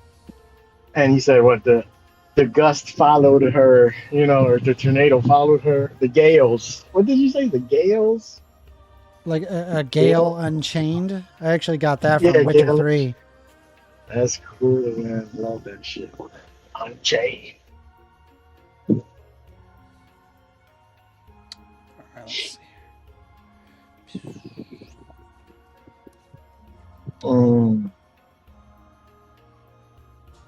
Gotta be careful. Let me see. See this. Good. Yeah, that's fine. Oh. So you start like ribbons. Okay. Local admin is saying I could send a better book. The book is called You Are Being Lied To. I've never heard of it.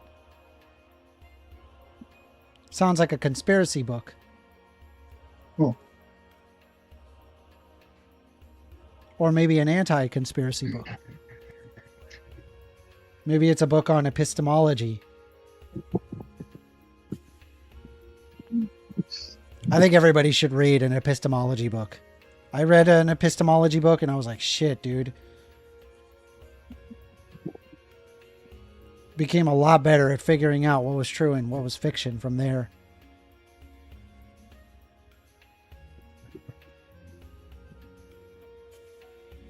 Where did they post that video of the light? Is it in the YouTube chat? The what? That video of the flat earthers using the flashlights? No, they put it in general. Oh, in general. Okay. Gotcha. I have this guy who wants to debate you, and he's kind of scared to call in. Bro, call in. I won't bite you. As long as you're nice, I won't bite you. Call in.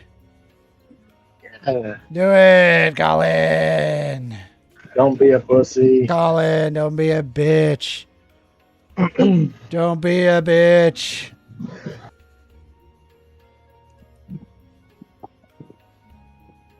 We're not even a big YouTube channel. Come on. What are you scared about?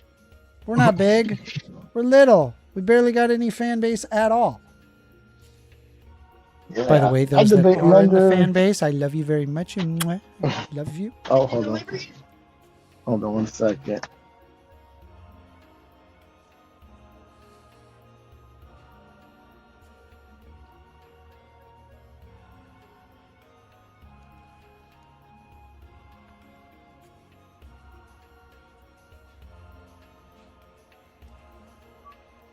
Oh man, look how good that looks. Starting off good.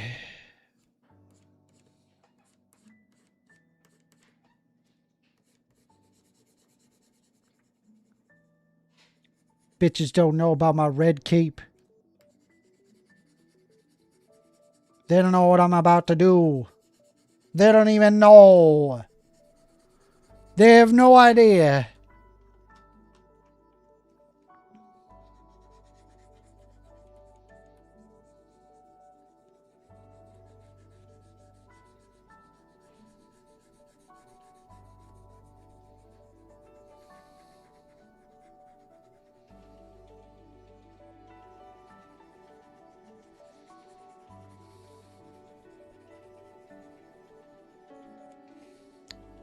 Has anyone seen the movie Brazil?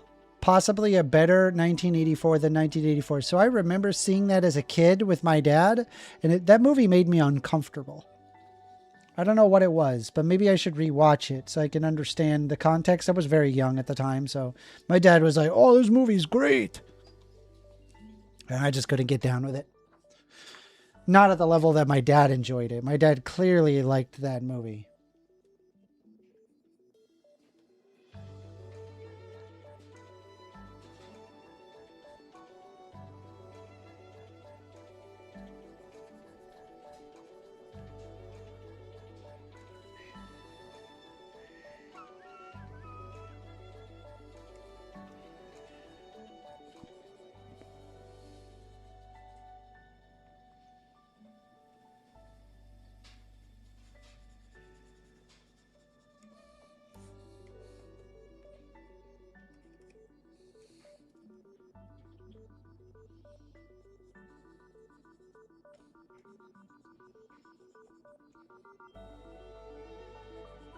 Sorry, I had a customer.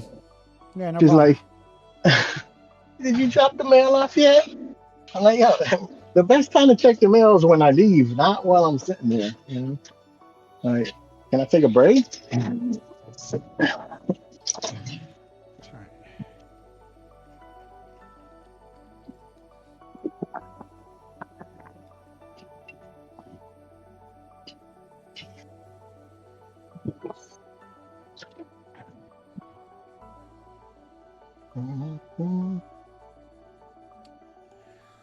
Andrew dominated you so badly! Exclamation point, exclamation point, exclamation point. Ah! Oh no.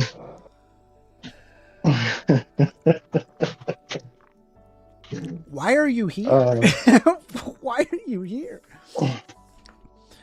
I swear to God, like, I feel like when it comes to like the Andrew Wilson like grifter base, those group of fucking chuds, they just like, they're like, I feel like Andrew Wilson could have like taken a giant shit like on live on stream as his argument, and they would have been like, golf clap, so brave. He shit on you.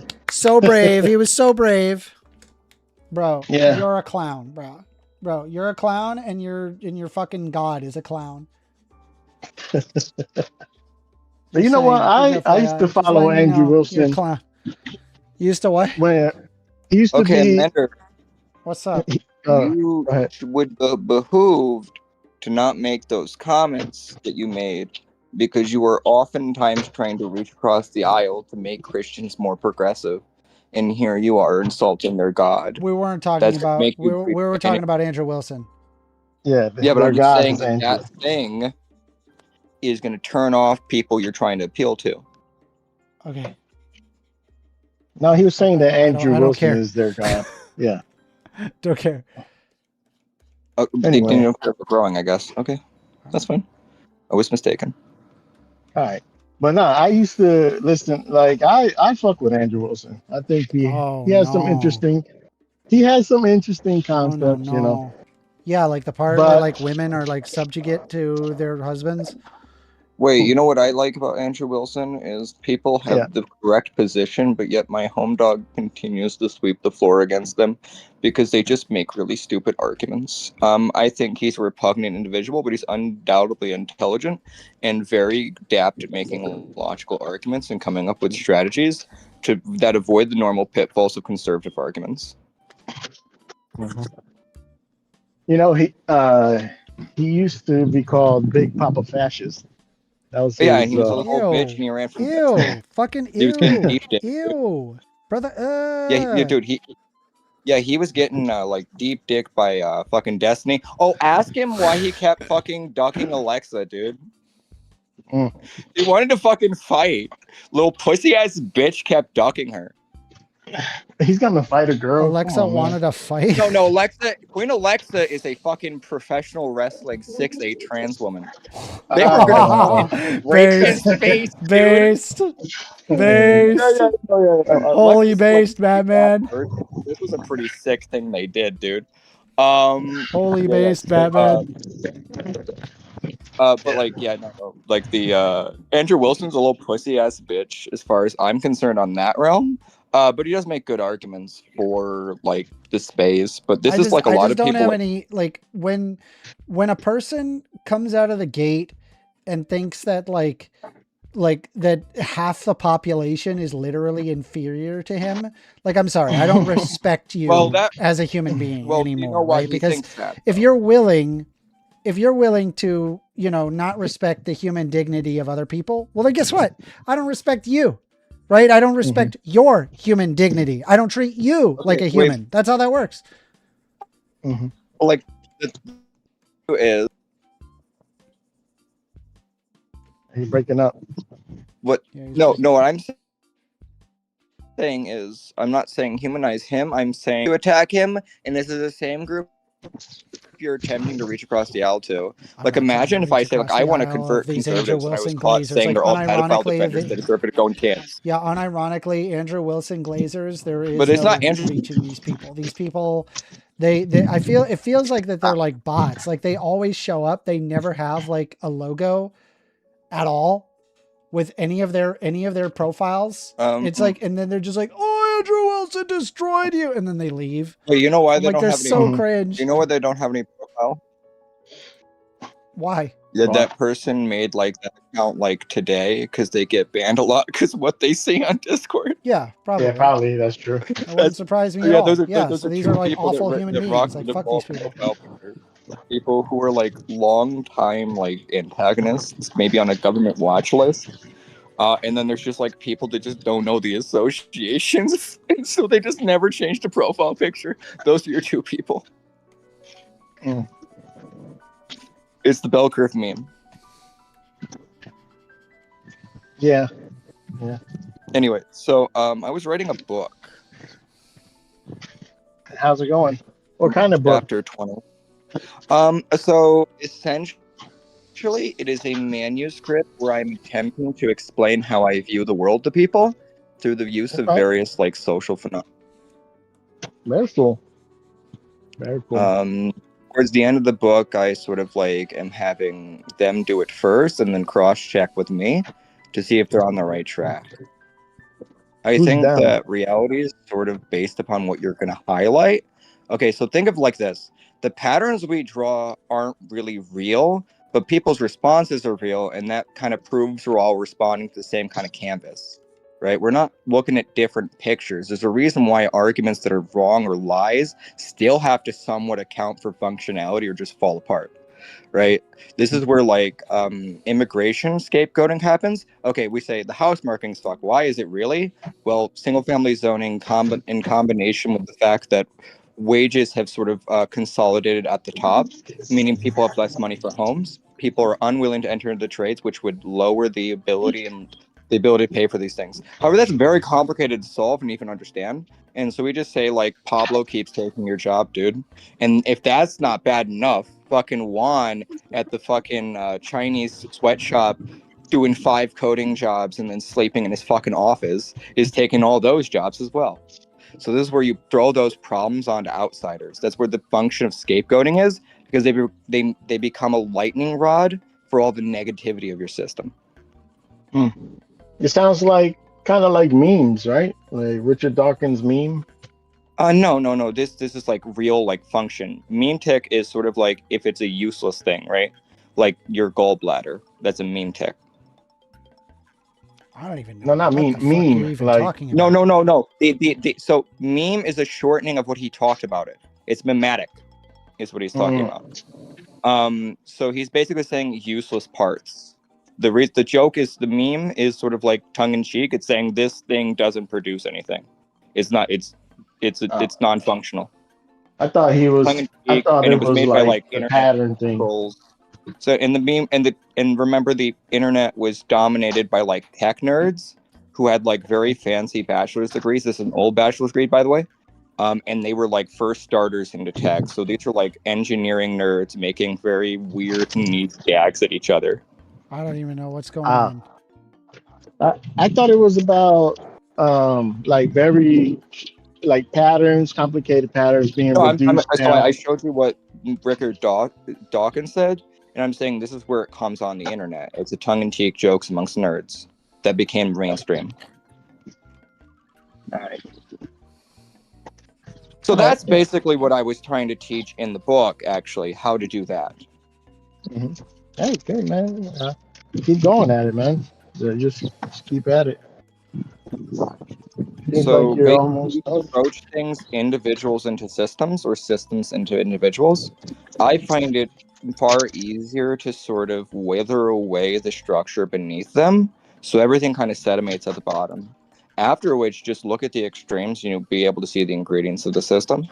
And then you can borrow that infrastructure you've made in that idea to then go ahead and learn other topics. This is why it's easier to learn things after you've learned one of that type. Mm-hmm. I have no idea what you're talking about. I'm talking about No frequency distribution earthly and idea. bell curve. So I'm talking about frequency distribution, systems theory, and bell curves. That's not repeating it isn't helping. I don't know. Well, I'm not confused. I'm like confused. You need to ask questions, Amanda, not just say you're confused. I don't know where to start. I don't know what the hell you're saying. Okay, so let's start here then. Like I've already took my stats 1 and stats 2 courses. I know standard deviations. I know what statistics and I have no idea what you're saying. What like where did you learn? University? Yeah, but like which one? You're asking what I'm not going to dox what university. Okay, I guess that's fine. So I was just asking. Okay, so I went to university at Buffalo and a New York State Community College. I think what I suspect here is in a bachelor's degree proper within a university format, your professors typically just crystallize information and distill the process towards you. What does that mean? And they kind of teach. So, and at like a community college level, or like what I was doing in University of Buffalo, is they taught us I like didn't go theory. to. I went to a community college, but I learned my statistics in a university. Okay, what I'm saying is what It was in an my accredited university. university where I learned statistics. Yeah, I'm not saying it's defunct. I'm saying, right, my professors just overshot the material. They gave you more than what you needed to know. What do you mean? Like they taught you saying, like the professors gave me more than I needed to know? no, I'm saying they gave me more than I needed to know, and I got like mentored by this with like multi-time PhD person. Okay. So that's might be the disparity between us. And I think your engagement, especially within social phenomenon, is more towards like lower frequency distributions. Whereas I always What does prefer that mean? higher What does res- that mean? He's saying So- you're dumb, bro. No, I'm not saying he's dumb. Wait, no. Wait, no. I don't believe anyone's dumb. I'm saying Okay. he just focuses at a different like sort of channel than mine. I like to fine tune to like the finer detail. Amanda is okay with like 65% accuracy. I don't know. It's a What the different fuck are focus you and talking effort. about? What do you mean? I would rather be more accurate than inaccurate. Yeah. Okay, then you should probably learn to do something like I do. To drill All right, down well, to the help me basic out. of the Help me understand Okay, so give me a position. a position. Yeah, give me a position. We should treat all people equally. All right. So the issues are at the ground level. We need to come to questions like, what does equal even mean? Is it in status? Is it in respect? Is it within legal authority? It can equality actually mean we are equal in the eyes of God, and I'm allowed to keep you as a slave. So that's one sort of thing here, right? The next bit in that question is why everyone equally? Because it leads to better outcomes. What's better To outcomes? treat people equally. What is better outcomes? People can pursue the things that they find valuable to a greater degree. Why not?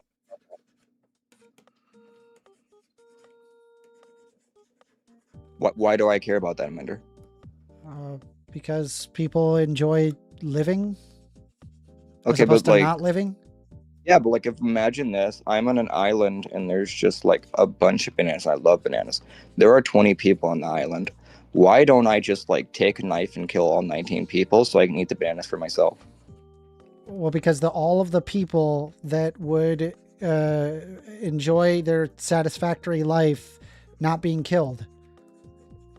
Okay, so they might do that, but like, I'd have less bananas then, right?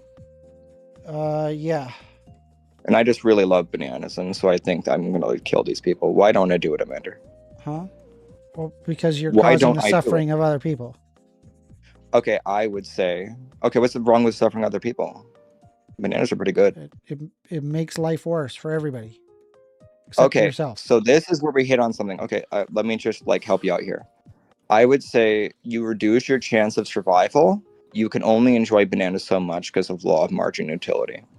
So this base level, we have to respond to like the function of the system. And if you're on a deserted island, you're gonna need a hell lot more than fucking bananas to survive. So it's useful to have people around you. So even if you only care about yourself, Take a look you at this find cape. longevity and survival in the system. Look at that fucking cape, bro. Look at that shit. Let me see the cape first, and then I want to ask this guy. So that's pretty epic, dude. What the Yeah, fuck? that's a good cape. That is a good ass cape. Wait, cake? What do you mean? Oh, Cape, the cape I don't. in his drawing on his I screen. don't like burbs. It's not even a bird. It's not even. Let me. You said so. Can you? Oh shit! I thought you said cake, and then I No, thought cake. you were like pointing out the bird's ass. I said cake. Yeah, I was like, "There's no cake Bro. there." Oh, his ass. Bro, what the fuck? Okay, yeah. Anyway, so All right. Now who's the dumb one? Wait, let So, me like, respond to him real Okay, quick. so AIX says, I think we're talking about the difference between ontological and descriptive differences. For example, all apples are categorized as apples, ontology, but some are red, green, sweet, bitter, descriptive. Okay. yeah, that's basically the issue. So that's systems theory, right? The idea that okay, you can make but burgers all kinds of way. But if we have the same ingredients, it's the same thing regardless of the makeup. No idea what the fuck you guys are talking about. All right, but listen, let me throw a wrench in your thinking here, because you said Sure. That the reason you want people to work on this island to work together is for some type of utility, right? That for them to work. Well, what if that makes sense technically, but the thing with humans is we have beliefs, we have things that we trust and we understand. So what if they just believe otherwise? They believe is for the greater good to not share. We're just discovering that like perception dictates things. A mender would think we would naturally cooperate. Someone with worse assumptions of humanity. I don't think we would naturally cooperate. Why do you throw words in my head? Why are you trying to throw words in what I think? I'm right here. What I'm saying is that you're biased towards the sort of goodness of people, and you think that the base level. I'm not. I'm literally. You don't not. think that's true? Why do you think that's anyone would hold your argument? I think you have to have rules to establish to ensure people do the right thing, but people inherently don't necessarily do the right thing. Wait, okay, but I wasn't saying that. In fact, I was it's really common. People don't do the right thing. I wasn't saying that. I was saying you were saying people were more bent towards being good, and I'm saying there's a malevolent part of it where you say humans are sort of it depends evil on resource conditions. So you're not over talking. So people get sort of the other argument is that people are evil and they get tamed by systems, right? That is another assumption, but like my argument is that okay, regardless of where you stand here, we can agree that together we will survive, and that is the inarguable thing, and the neutral and the real position is we just take that one. Yeah, but they have to believe. Like people have to believe it. But I'm saying I'm talking them into it. Okay, if you can convince them, then yeah. Yeah, I'm saying this is an argument for why we should do that. Isn't saying like people will have to accept my argument. I can't dictate. I'm not God. Okay. Well, there's always that free will aspect. That's always going to throw a wrench into. No, there is deterministic things that happen. People are decided within ranges and trajectories, and the tail is sort of where you have all the control. So it's imagine being on a speeding car where you just change lanes. Mm-hmm. That's all you can do. Mm-hmm. That is your life. None of that made any sense to me. I'm confused. You don't ask questions that are useful. How do you ever learn? He's saying that like you only have a couple decisions to make, but you're on the path. Oh. You're going one way. Okay, so if you just learn to teach, so if you just learn to say what other people said, that just means you know how to echo, Amender. Yeah, why are you coming for my boy, y'all? I'm not coming for the boy.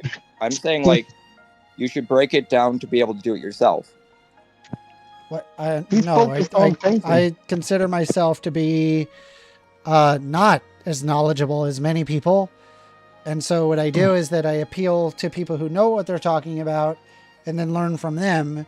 So that way I understand more. Right? Well, the thing is like, let's be honest, right? None of us here are, would understand calculus, for example. We'd probably have to appeal to people who know calculus to understand calculus. Probably, like, my guess is that Daniel, Hume, and the other Daniel would be able to explain calculus to us. I would agree that I wouldn't be able to explain. I don't think you're getting my point. That's what you just said. You're not getting my point. No, but what I'm saying is that there people exist, but we don't have that. But I'm saying, like, for this social stuff, you're around it all the time, buddy. All you have to do is pull it from the ether and describe stuff. We don't need a hidden argument. We just need the right perspective. Yeah, I agree with that. As long as you're involved in society. Okay, so imagine my argument as if I am guiding you with a spotlight, Amender. Don't pay attention, just follow the light and all will be clear after you're done speaking. Stop asking questions about what's coming up because you don't know where it's coming from. All right. Well, you're starting to annoy me with the tone you're taking with me. Well, I'm not sure how I'm doing that, actually. I'm just going to be honest with you, man. Like, I'm not a child, and number one. But I'm not, like, talking down to you. Number two, you're, like, in your 20s. I'm 36. Yes. I'm almost 37. Okay, but then... So this I would is appreciate sort of like if you didn't talk down to me. But I don't think I'm talking down to you is the problem. Okay, well, that definitely came Oh, off you that told way him for me. to follow the Well, I'm not spotlight. sure why that Like, is. bro, I'm like- saying like what I'm doing is I'm being very exact, and I'm emphasizing the points I'm making because you seem to not understand what I'm saying. That's correct. Mm. Not understanding what Yeah, you're saying. trying to hammer in the part I want you to focus on. I'm not talking down to you. I'm trying to All right, well, clearly just chill. If you're gonna have a conversation with me, right? That's fine. Okay, fine. We could have the Like, conversation, I'm saying, like, and you could talk about something that I don't know anything about, which is fine. But I asked, I would like you to know. don't talk condescending to me. I'm not gonna take but that. I would well. like you to know is the thing. What? I would like you to understand what I'm saying. Yeah, I don't understand what you're saying. Yeah, so I'm trying to talk to you because you're my friend on this channel. And if you were having a conversation you don't understand, I'd like you to understand. Uh-huh. Huh. Right? And so I'm trying to show you that this is sort of like a grassroots difference, right? Very at the root. I am Go ahead. saying to focus on the phenomenon itself and we're reducing it to its parts. I will then move on to a different thing. And then afterwards, I'll create an example from all the things I've shown you. And after that, the example should make everything clear. The issue is I think you get held up at the very part of the thing we're saying because you're We gotta get a asking phone where call. it comes from. Okay, we got a phone call. Huh. You're on the line with First Amender. Hey, Amander's Extremo again. Hey, Extremo, what you want to talk about? Oh, well, I don't know why Fluffy's being condescending to you, bro. That's fucked up. It is a little fucked up, but you know, hey, neither here nor Rush- there. What do you want to talk about? Well, bro, I just wanted to go over something with you, man. Why do you think that people that disagree with your position are inherently bad? I feel like you do. I don't think that people that disagree with me with my position are inherently bad. I think there's certain things that I believe that if you don't believe those things, it makes you inherently bad. But I don't think all positions that, like, if we disagree, it's inherently bad. Like a good example is I believe that women should be forced to make babies and have and only have children and not get a job or anything and be only stay-at-home mothers. Yeah, I mean, I would say, okay, well, what if somebody doesn't want to do that? Is say, well, then they're like a worse person. I think you're like, if you agree with that, I think you're a bad person, right? Because it requires like subjugation of half the population in order to do. Yeah, but my thing is that I feel like real quick, can you get me off a speakerphone and just talk to me on a regular cell phone because it crackles really hard. how's that? I think that, yeah, if you're just doing with the regular phone, it should be fine. Okay, perfect. So here's my thing, right? Like, the reason I asked you that question in that particular way was because, like, for example, myself, I'm a conservative. You know that. I feel like women should ideally be at home taking care of their kids, rearing their kids, right? I don't think they should be done. It should be done by force, but like as a principle, I believe that it's important to have a single parent in the household, and the man being the stronger of both sexes has the like moral responsibility to bring in food, right?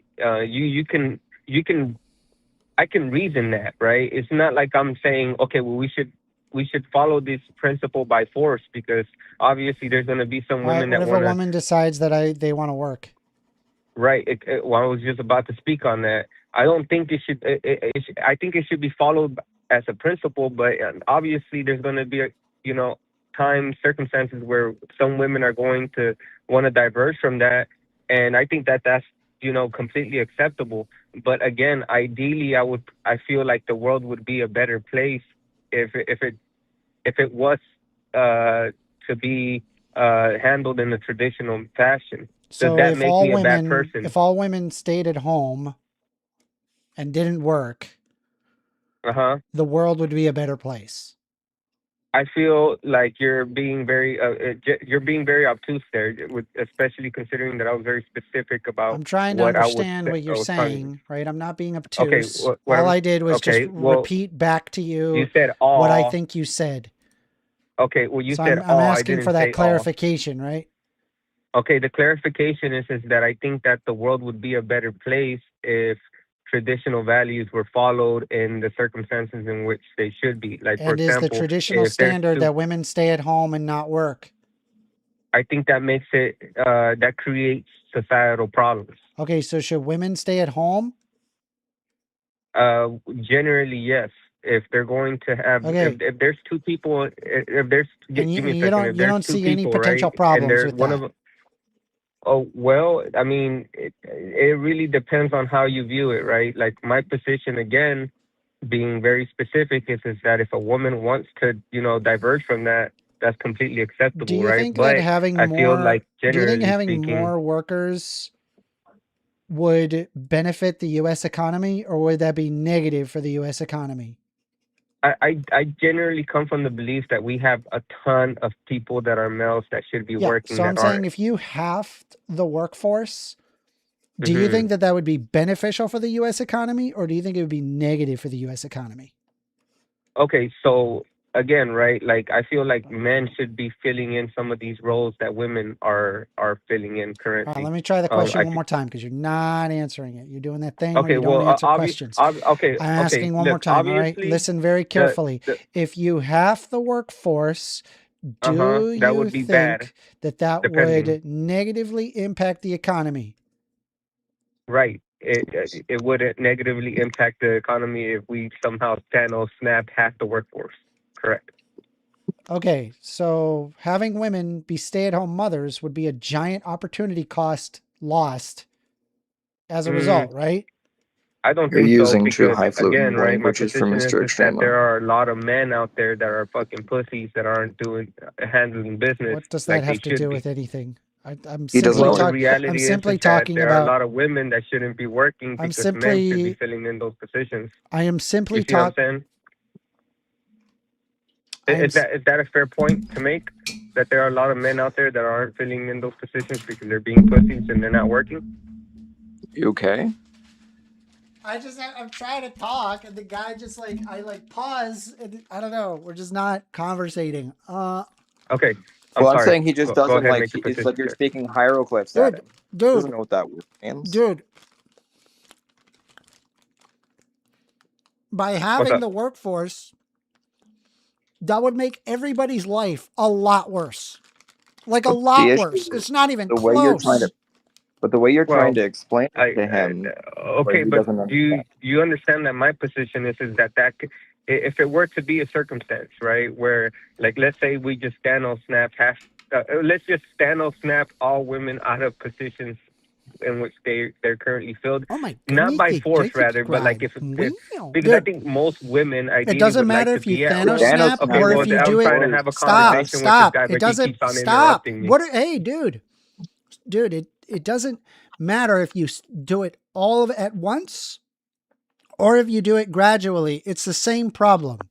You're halving the I get that. workforce, which would make the United States way less productive.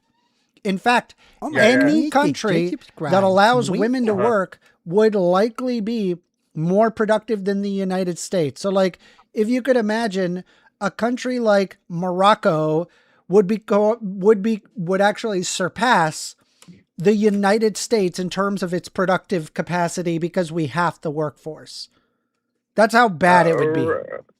Right, but you're making this It's not a hypothetical. right? It's simple. It's simple economics. It is, right? If you have more workers making goods, products, and services, then there's more goods, products, and services to go around. It makes products cheaper. That. There's more availability of those things. If you half the workforce, that means it's less. There would be less production. Right. I understand that as a basic principle, bro. I get that. Okay. But So again, right? Like, so what is my this? position Why is do you that, want women to shit. not be working? Okay. I told you that, but I'll reiterate. I feel like when women are not rearing kids in the household, generally speaking, I feel my position is that two parents are required to raise a child Not true. effectively. Not true. In a functioning Not true. society, we do require No, that. That wrong, being said, wrong. no, I That think could think be that the like case. almost Stop. that That could could be, stop. but That generally could. speaking, Oh my God! Please listen. That could be the case, What? but there's lots of instances where it doesn't work that way. I get Okay, that. for example, if Yeah, one of but- the parents are abusive, that would be a good example where splitting apart would actually be a better outcome than them staying together. Right, but I'm gonna do what you're doing, right? Which I'm gonna say is two people better than one. The answer is yes. I mean, generally speaking, Typically, that's gonna all be the else case. equal, yeah. Right. Okay. Thank you, sir. So now, because you're being good faith, I'm But gonna did you be know good that faith, you could right? take care of kids I'm gonna and you say- can work at the same time? Did you know you can do that? Well, Did you know people do that all the time? That's literally what we do in the U.S. That's actually what a majority. That's actually what a majority. That's actually what a majority of Western nations do. Well, that you not being a parent, you don't understand the difficulty in that and how that creates societal problems. I feel like most societal problems. Obviously, it's difficult. So, are you in favor of?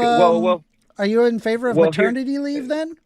Since you're so concerned about this? Well, I don't know, man. Do you hear how these guys? I don't know if we're having a conversation. This guy keeps on interrupting then? Since you're so me in the concerned middle about of a this? sentence.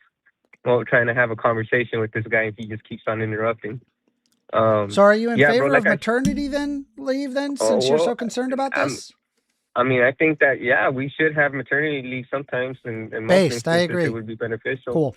We found a consensus. That being said, bro, the reality is that I mean, you agreed, right? Two parents are generally going to be better than one.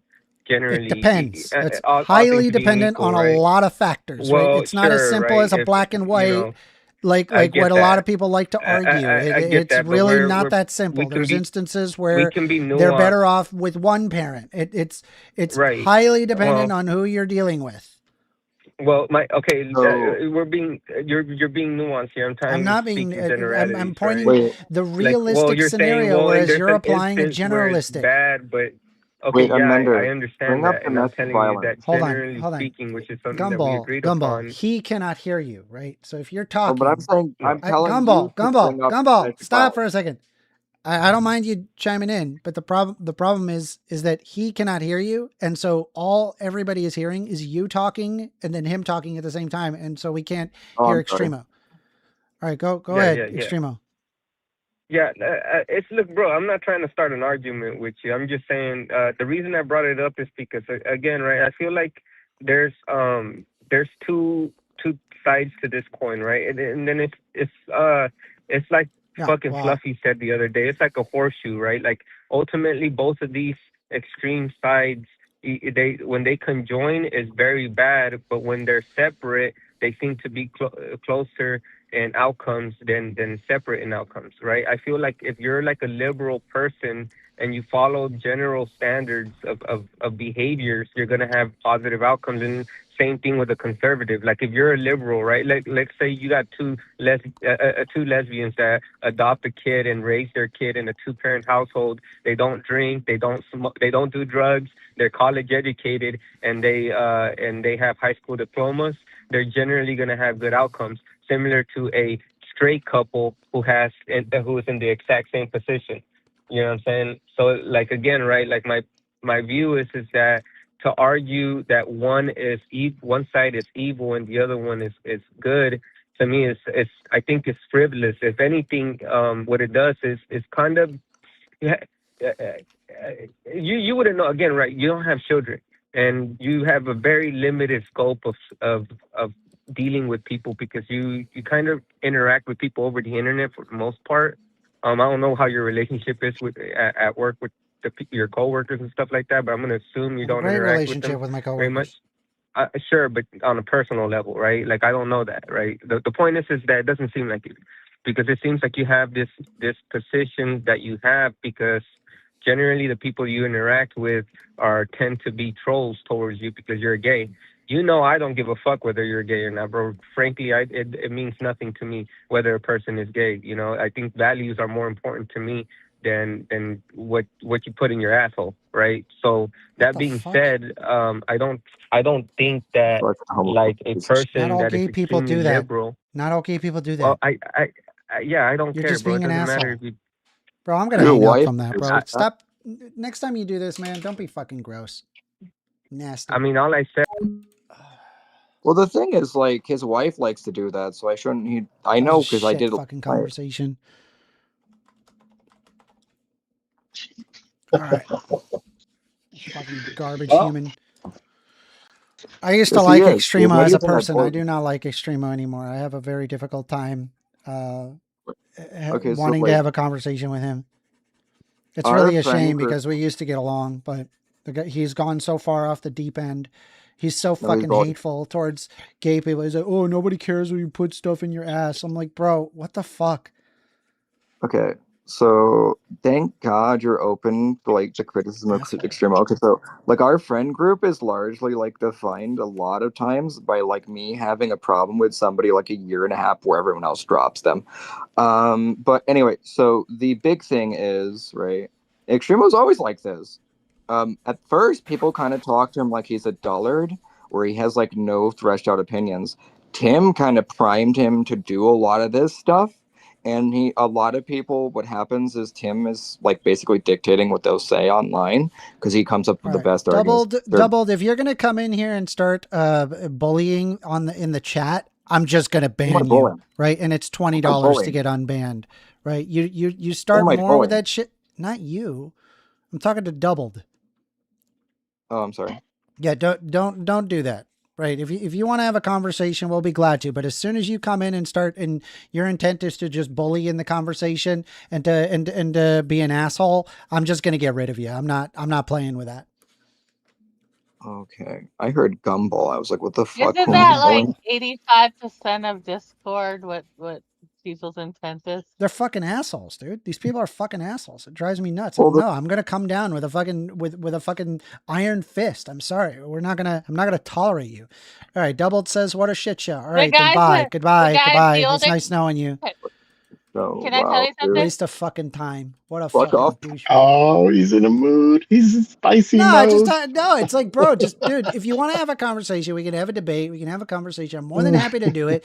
But I'm not going to tolerate somebody being a giant douchebag to me. Okay, Like when all I'm trying to do is have a conversation. Like that's all I'm doing. Right? Okay, Like, so, I swear to God, these people, like all I did was repeat back to them what they say. And they're like, I did, they'll say something along the lines of, I'm like, hey, do you mean this? And they're like, I didn't say that. I'm like, dude, just then clarify it, please. Help me out. Fuck, it's so annoying.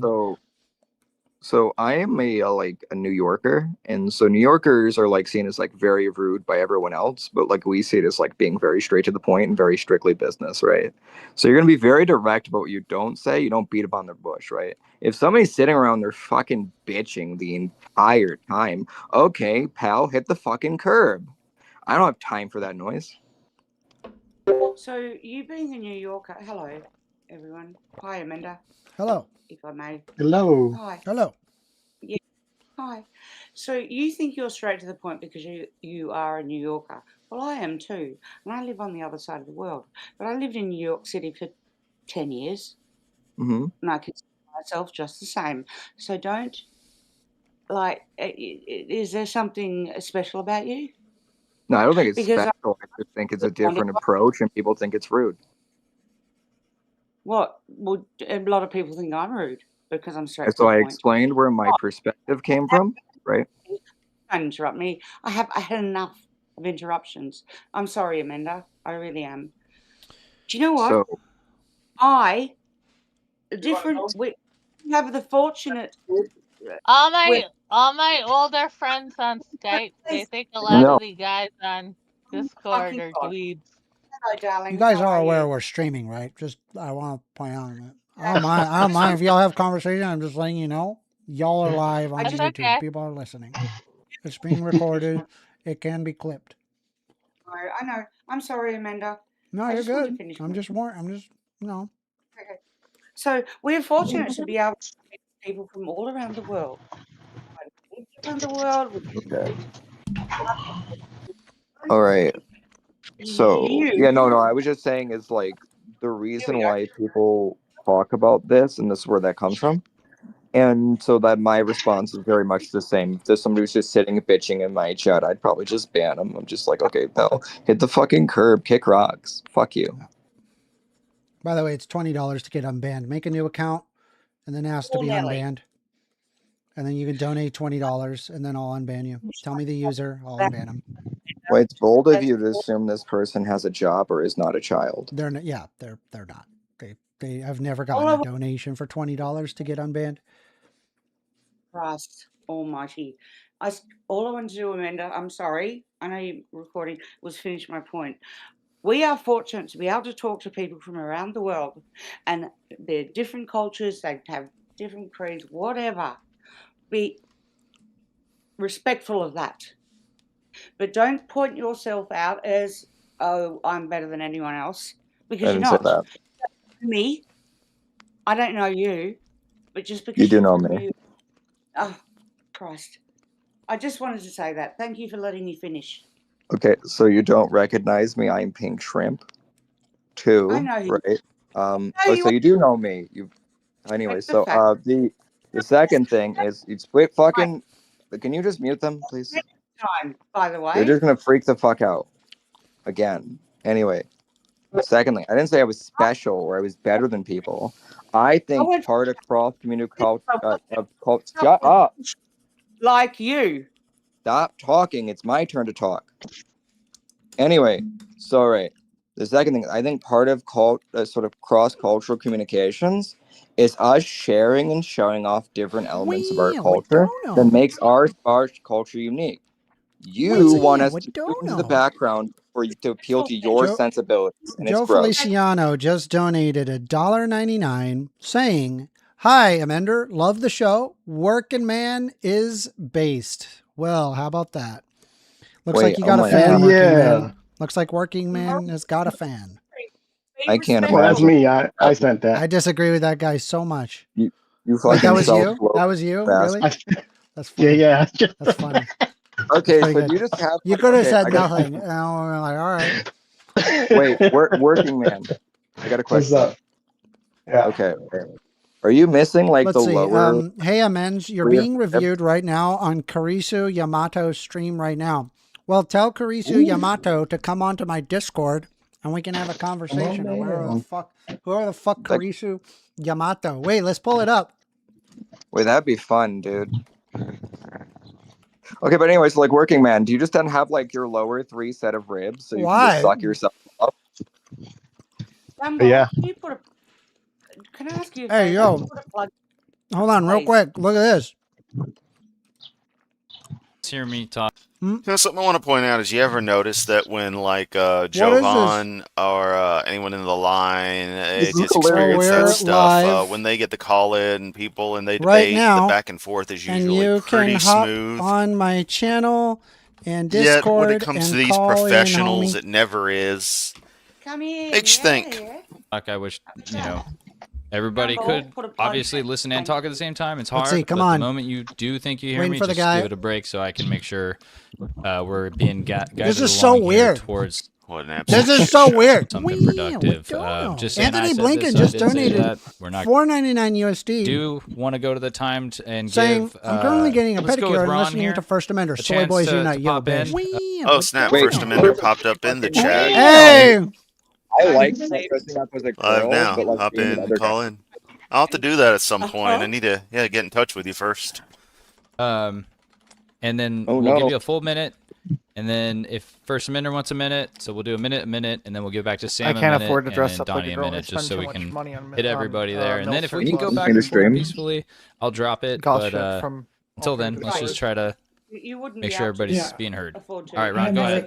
I am not a big fan of these kinds of free-for-alls. I understand that some people seem to get something out of it. I don't get it. Dude, I'm like shilling my crap. Nobody in the audience can hear what's being said. It all seems like a big waste of time to me. Well, First Amender, I wanted to go over this debate, but yeah, I'll hop in there. Let me fire up Discord. Not gonna hop in.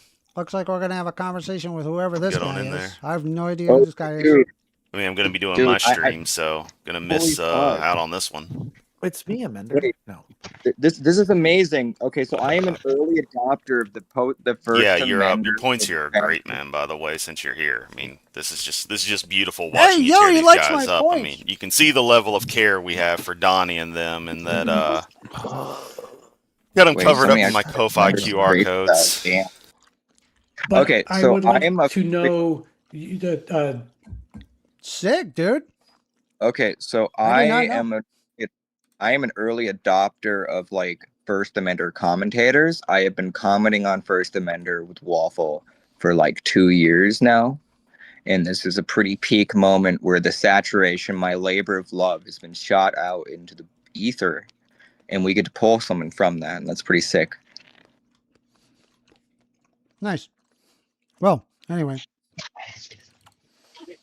Open comms. I mean, I'm just drawing, man. Don't mind me. I'm fucking. Wait, so Gumball, are you saying you're a First Amender snarker? No, I'm saying I am a First Amender super fan, and I'm an OG. I've been here since I'm A1 since day one. You have been around since Blue Politics. I'll give you that. No, I've been around. No. It goes further back than that. I've been around you since you fucking joined the non sequitur Discord. What? I don't like being annoyed. Yes, I don't years even know ago. what the non sequitur Discord is. I think you're talking about somebody different. The non sequitur Discord was one of the first kind of like meta sort of platforms sort of thing. They fell apart because of reasons. Anyway, you entered in. You were advertising your website, and you were like a plucky young libertarian fellow. Yeah, I was. It's true. Yeah. And so then you joined Blue Politics later. You didn't recognize me, but I knew who you were. Nice. Oh, histrionics. Isn't that lovely? And I liked your big words. Good-o. Shorten them. Get on with it. I know you're I'm not American. histrionic. That's so like fucking infantilizing. Don't say that about people. Amanda? I hate to interrupt your guys' conversation. First Amender, would you mind if we continued that convo you were having with that guy who called in last before he started kind of going into a weird direction? Sure. Very interesting. You're gonna do a fucking extremo argument? You're gonna do that to yourself? Okay. Well, no, I just thought it was interesting how, because I think you guys were looking from two different perspectives, right? One of you, it seems like your main concern was the effect on the economy that it would have if, for example, all women were to go exit the workforce and stay at home. And then his concern was if there's not enough, mothers taking care of their kids, it could adversely affect the development, I guess, of the family. So I guess I'm trying here to ask a question that can maybe answer both of those concerns. I think one question to ask that can kind of get us closer to a possible solution would be if, as we see feminism develop, has it been the case that since now more people are kind of locked into a dual income economic situation where less women have the option to stay at home and have one or to stay at home since they need those two incomes? Sorry, it's kind of a sloppy question, but that's kind of where my mind's going, how those two things kind of form a tension between each other. Okay. May I comment? I don't even know what you're asking. You have to clarify what you mean. Okay, can I say one thing? I guess my question is, would you say it's given the current economic climate, would you say the problem now isn't so much it's easier than ever for women to enter the workforce, but isn't it harder than ever to have a one income home where a woman can stay home? Oh yeah, no, I completely agree with that. I mean, if you're worried about like, hey, should workers be paid properly and what is the solution to workers being paid properly? The answer in my head is pretty simple. We have to reestablish unions in the United States. Unions have a very powerful effect on the overall jobs market. Even if you say have like 30% of people in unions, what it does is that it establishes a typical baseline that other companies end up following. Otherwise, they end up succumbing to a union. So if unions are paying a fair wage or, negotiating fair wages on behalf of the working class, other companies end up having to follow because the union is literal competition. So it improves working conditions and it enables more people being able to afford their livelihoods. And in theory would allow women more of a choice as to whether or not they want to be stay-at-home mothers, right? I don't have a problem with stay-at-home mothers. I just want to make that clear. I just think that women ought to have that choice and they shouldn't be pressured into one or the other. They should just have a choice. Okay, so but there's the thing is there's just hold on. Is there any way that I can just have a back and forth between Golden and me just for a second, and then we can open floor? Appreciate it. Fine. Yeah, thank you. Yeah, I see what you're saying, and I think what you said was the case when we first entered the Industrial Revolution. We had unions stepping up. We had a fantastic president like Teddy Roosevelt, who actually had the backs of the coal miners as like the first major union victory in this country, and that kind of continued. I think what kind of crippled the effectiveness of unions, though, was the outsourcing of industries overseas, and then the mass exodus. Again, I'm not saying this is bad or good. The immigration legislation that was passed in the 1970s that allowed a lot more immigration to come in and thus depress wages in some sectors, most notably construction sector wages. Well, took so a big, unions big would stagnation. Unions I'm sorry. actually, Do you mind if I finish real quick? Do you mind if I finish real quick? well, I'm just letting you know that would not be a problem under union anyway. Okay. Well, yeah. Sorry. Why wouldn't it be an issue? Well, because unions negotiate the wages. It doesn't matter if there's more workers. They can't exceed. They have to abide by the union negotiated wage. So it doesn't matter how many workers there are. It's what matters is that you are paid your due wage on the basis of the union membership. I guess my question there, I understand how that works, like the union negotiation bit you mentioned. I guess my question though is regarding industries moving overseas where they could pay children in third world countries pennies when they'd have to pay dollars to American workers. Yeah, it was the lack of unions that did that. It was the austerity politics and the monetarist theory where they decided to remove any. Here's the thing. If a company said, we're going to move our labor sector to the overseas, the union is going to have something to say about that, right? They can't just do that, right? And because back then there was actual legal representation with unions, unions had ways to ensure companies would act in the interest of the workers, right? But by eroding away the union, this enabled corporations to seek profit instead of take care of the people that made their companies so big. May I comment? I understand what you're saying. Wait for it to go to open floor. Do you mind? Yeah, I just kind of wanted to, because I do enjoy this kind of line of conversation that we have. So I see what you're saying. Would you mind kind of getting into the weeds as to the levers the unions had? Because my understanding was the unions, they're able to get, I guess, their startup funds, you might say, from the bylaws and the buy-ins for the people part of that union. However, when you have less union participation, and if those union members don't have jobs anymore because those jobs have moved overseas, I guess the way I think about it is, I think what you're alluding to is the unions had the money and the infrastructure to lean on politicians to protect their own interests. Well, however, if they don't have the money to do that anymore, what would be the mechanisms they would use to protect their interests? Yeah, so it was right. It was actually right to work laws that gutted unions, right? Unions did have a great deal of legal representation. They still technically do, but it was right to work laws, which allowed employees to opt out of union dues in a unionized workplace. This, as time had went on, resulted in less and less union membership to the point that we just don't have hardly any union membership, save for a few states. And guess what? Did you know that those people can actually afford a house? They can actually afford to live in their current situation because they're a member of a union in a union state. But the right to work states, they seem to have problems.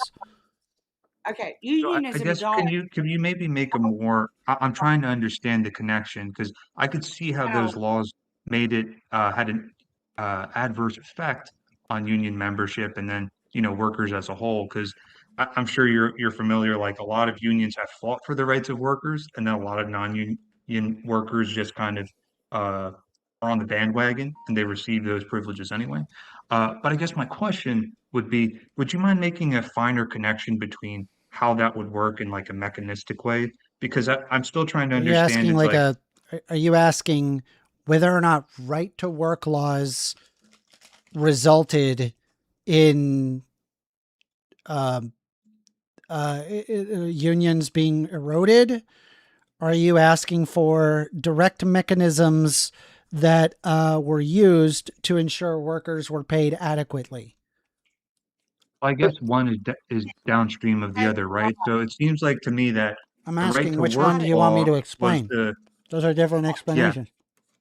I guess if you want to start with how the right to work law, like what legislation or what Yeah. parameters were set by those laws, which allowed them to have the adverse effect on the unions downstream, might be the easiest way for me to understand it. Okay. Sorry, I'm eating a licorice. My fault. It's all good. Your stream, dog. All good. So Hold on. So the question I have is, Can I say something? Yo, about guys, it's not an open floor. Please hold for a second. It'll be open floor in a minute. Just hold tight. All right. So, opt out of union. Okay. So for starters, if you allowed people to decide that they didn't want to be a part of the union, that mean that the union received less membership dues. This meant that the basic maintenance of the union was no longer feasible, right? Because it required a lot of extra work to be able to have a working union. By removing the direct funding that enabled a union to exist, that would directly impact unions' lack of existence.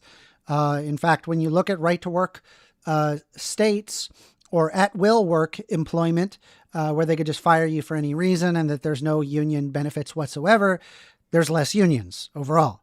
So they are able to avoid union membership, which in turn allows companies to not have a direct negotiation between the worker and the employee at a fair level.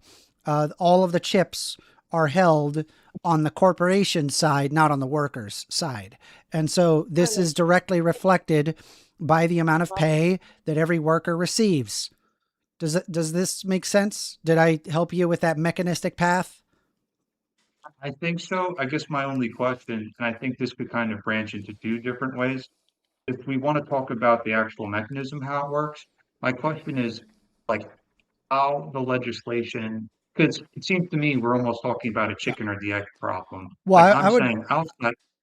Oh, sorry. Go ahead. I would make illegal at will employment and right to work states. I would require union membership at a national level for every single state. I understand that sounds extreme, but I do believe that is the solution. We could talk about that solution. I guess what I'm getting at is, and I'm paraphrasing you, so please tell me if I'm wrong. Your belief or what you stated was the right to work law said that union members did not need to pay their dues. As a result, did I get that part right at least? Yeah, so far. Okay. Union members did not have to pay their dues. Since the union members cannot pay their dues, their, I guess, lobbyists were not able to protect their country's, their union's It's not a interests in lobbyist. It's a Congress. worker. Workers were the ones that were advocating for the other workers. So if they're not lobbying Congress, do you mean like, I guess, boycotts? No. Or, The union, it doesn't lobby Congress. Unions lobby. I'm sorry, they're not lobbying at all. It's a worker that is that has organized with other workers to negotiate with the owner of the company or the people up top, the CEO, those that hold the company ownership, right? And then they ensure that they get paid an adequate amount. I agree with what you Even said. even Like, the Koch brothers have union membership. Did you know that? Like the Koch. No, yeah, and I don't want to come off as non-union or anti-union. I'm just here to understand, less than debate, honestly. But I guess my question would be, you are describing how it works with like union leaders and uh how they negotiate with the capitalists or the management or whatever you want to call it. My question is though, Well, I mean, everybody is the a right to capitalist, work right? Everybody here, the union people are capitalist, capital. right? It You is a could say big private capital. ownership of the means of production Yeah, model. It is you could not say big capital. intended to Yeah. have the workers' ownership of the means of production, right? That I'm not that extreme, No, and I would never argue something that extreme. I'm not forwarding that either. But when we started talking, you brought up the right to work laws, and that is a political mechanism. So in order to stop that political mechanism, there would have to be some interaction between union Yeah, it would membership, just whether it's be through lobbying, to make sure that their interests are protected and that those laws are back then not passed, or today have those laws repealed. So I guess that's why I'm getting to yeah. the lobbying. I would repeal the right to work state. I would consider it a political failure, and that it needs to be repealed ASAP. And I would have required a federal standard of union membership for any corporation above 50 employees. I see what you're saying, and I don't think it's a bad idea. I guess my question is, how would, if you're paying, $50 an hour for an American to do a job that, like I said, folks overseas can do for pennies, how would that be enforceable? It seems to Yeah, me like the only way that could be stopped would be will strike in the event that the corporation decides that they're going to move their labor. Unions enable actually the jobs to stay here. In fact, it has a track record of that. So I think though that would be the union that would have to. I understand what you're saying, because that has happened a lot in the past where they create the picket line to stop the industries from working. Oh, it gets even However, worse than that. They'll stop customers from coming into businesses. Like they'll physically block. Now, this has been deemed now illegal, which further actually impedes unions. I would not allow that to be illegal. As another example. So I think my big question though is, if the union workers were to strike, right, then wouldn't that provide more impetus to put the jobs overseas? Because it's like, well, I can't trust the domestic workers to do this. So then it seems to me it could make the problem worse. It could, but then you would have like a large boycott that would happen, and it would actually cost more money than to just keep the jobs here. This is the power of unions. What do you mean by like a large boycott? Like that the unions? Yeah, so the union can go to production centers and physically block production from continuing. Wouldn't Right? This forces a negotiation between the owners and the union representatives, and then they can come to an agreement to being paid an equitable amount, or addressing working conditions, or anything that where corporations, they have the playing chips. It is now equalized. I don't believe that you can actually have for example, working capitalism where one of the sides is actively coerced. I think if people need a job in order to survive, then it would effectively, any negotiation that happens between the employee and the employer is effectively coercive otherwise. But if there's a union, I don't believe it's coercive. I believe it is a proper representation. Well, ideally it should be. I mean, I think we both know how dirty the Teamsters have been in the past, both towards their own members and the criminality that they've been involved in. I agree. Yeah, I mean, sure. Maybe there needs to be checks and balances on that. Sure, fair. But ideally, yeah, they should. Ideally, they should allow the representatives. I guess one angle that, looking at the ideal aspect, is it possible that the lobbyists that are supposed to, or whether it's the lobbyists or the union membership, right? Have they been co-opted to supporting big capital and the managers and the owners and the leadership of companies, or whether it's the political leadership as well, Maybe. which is why they were unable to stop, for instance, Maybe it China entering the depends. World Trade Organization, I mean, having more oh, immigration come in. I don't know AI about is the. taking all these Yeah, I don't know jobs. about all that. Mm. But everything of what you're talking about is post-union, right? Unions would resist jobs being taken over by AI. Unions would resist, their jobs being moved overseas. And I'm not trying to sound like a smartass here, but I think you're talking in terms of like what unions have in your eyes, have a moral duty to do, but history has proven that they have either chosen to not do that History has or have been proven. ineffective to do so. No, they were effective. History has proven Yeah. that we moved for an austerity politics and having allow the free market decide, and we don't need these unions anymore on behalf of these multinational corporations. We did the thing.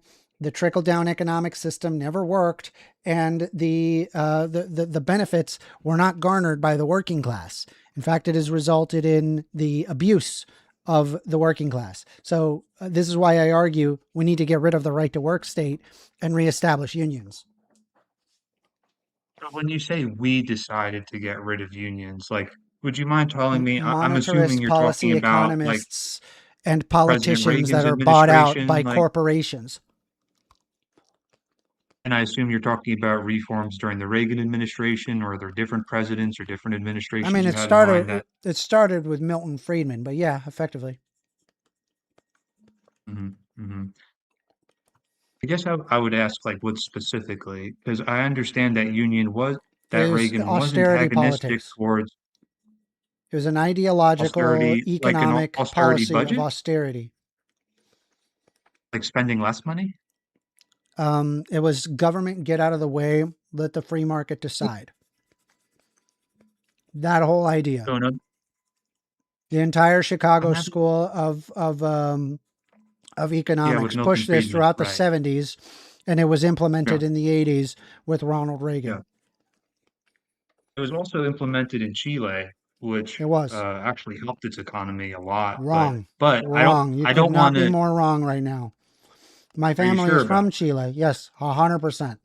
My family is Santiago? from Chile. We went over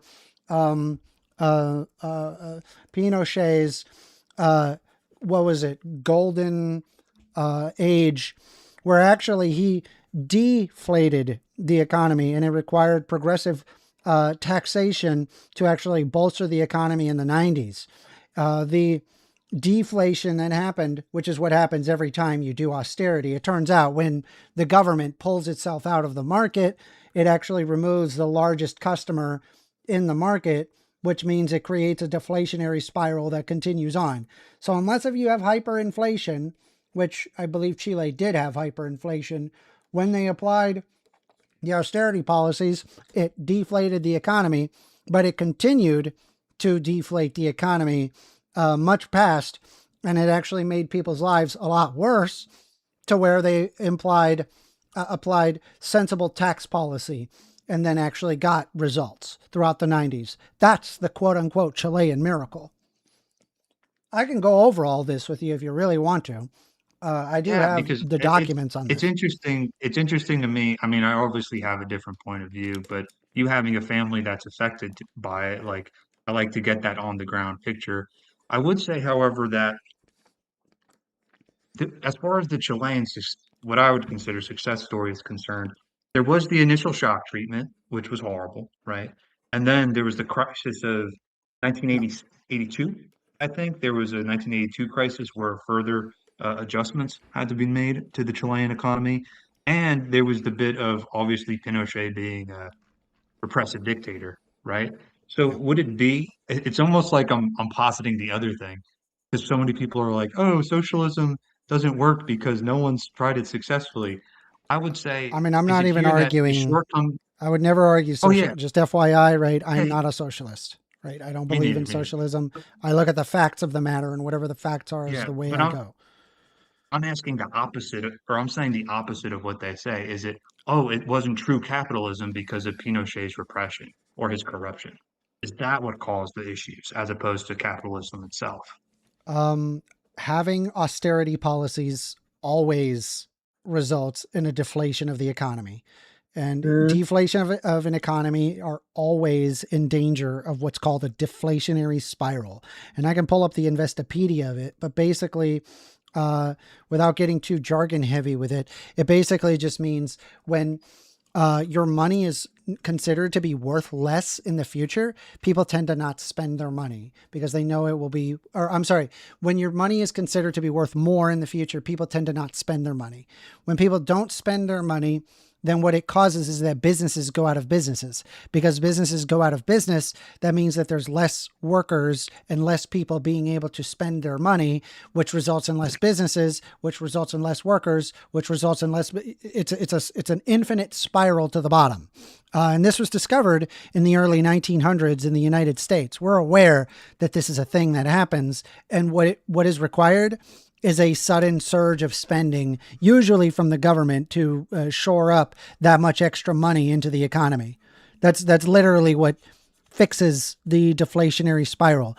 And the problem with austerity measures is that there is no off button. They just kind of keep doing austerity measures and say that the recovery of the economy requires that shock therapy, and it's just going to be another, 20 years. But I think if you ever read Keynes, you'll probably see that Keynes himself had said that in the long run, everybody is dead, which is true. Yeah.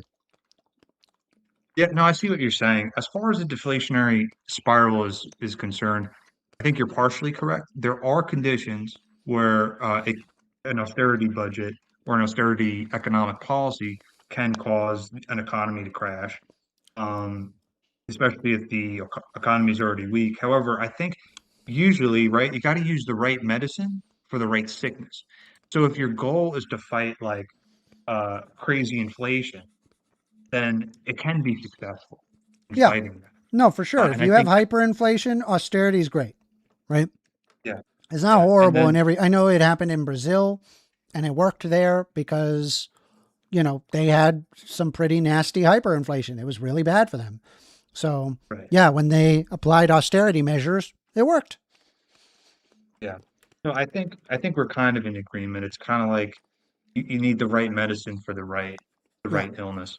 But no, that's cool. Okay, but I need to find something we disagree on so the interesting conversation can go on. Well, we could always open it to open floor. I know a lot of people want to comment. Would you like to do that? Do you mind if I just think? Because you said a lot, and that's fine. Yeah, I know I'm going to be kicking myself in the behind if like. I mean, I do these shows all the time, so you don't have to kick your. You just follow my streams. You join the Discord, so you'll know when I'm streaming. Yeah. But yeah, cool. But no, I guess the only thing that I still don't feel like because this all kind of kicked off with that previous guy's conversation, and then my question was like, it seems like my initial question was, okay, are we able to protect workers or their ability to work so that women can choose whether to work, so families are not in a situation where both people need to work. And your solution seems to be having stronger unions that are able to enforce the will. And the example you gave me was striking. And then I said, well, if you can just send those jobs overseas, like, can't that make the problem worse, right? And I just feel like we haven't really found a solution like that to that. Well, so the solution is it's actually more expensive to have workers overseas than like effectively workers consistently picketing outside and blocking business from being able to occur. Unions consistently, like, for example, like a good example would be like if you're at a loading dock, they physically block that loading dock from being loaded. Right. And so this makes it very, very difficult to do anything. Right. So it doesn't make sense to send your jobs overseas. Well, it still could if the cost is right. I think that's the whole reason why with the ushering of globalization, and I'm not saying it would be better. I'm just saying capital or the managers would have more of an incentive to do that. I mean, wouldn't it be, isn't it fair to say that it, like right now we're dealing with that, right? We already have that now. And isn't it fair to say that it would at least be less? Less what? There would be less companies that are that are sending jobs overseas because of union pressure. I would say you probably won't like this answer, but one thing I remember when President Trump was first elected, and again, I'm not saying I'm for him or against him. I'm just saying something he did, right? Oh no. President Trump, when Carrier Corporation mentioned that they were sending jobs overseas, or somehow that information came forward, he said, "Hey, I'm gonna like find the hell out of these guys," and it actually ended up working. They were like, you know what? We're gonna open up a plant. I forgot if it was Ohio or Hold on. Pennsylvania. That happened because They're- currently there's not really any legal recourse for unions in most states.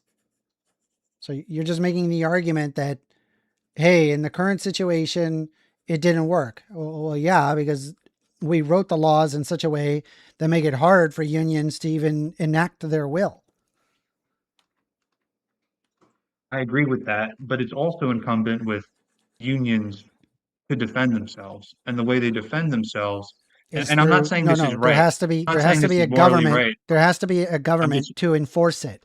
In the same way that there needs to be a government to enforce the validity of a corporation. Right. If the government is unwilling to help out the validity of a corporation, then a group of people can just come in and gun them down, for example. Right. But there's a lot of legal implications that are involved, should somebody decide, oh, I'm against, the corporation. Do you see what I'm saying? Like there's legal recourse for this. They have eroded away the legal recourse for unions throughout the 70s. Well, I guess okay, let me try to kind of, I guess, piece this together. And I just want to kind of briefly say what you said, or summarize what you said, just so I don't miss anything.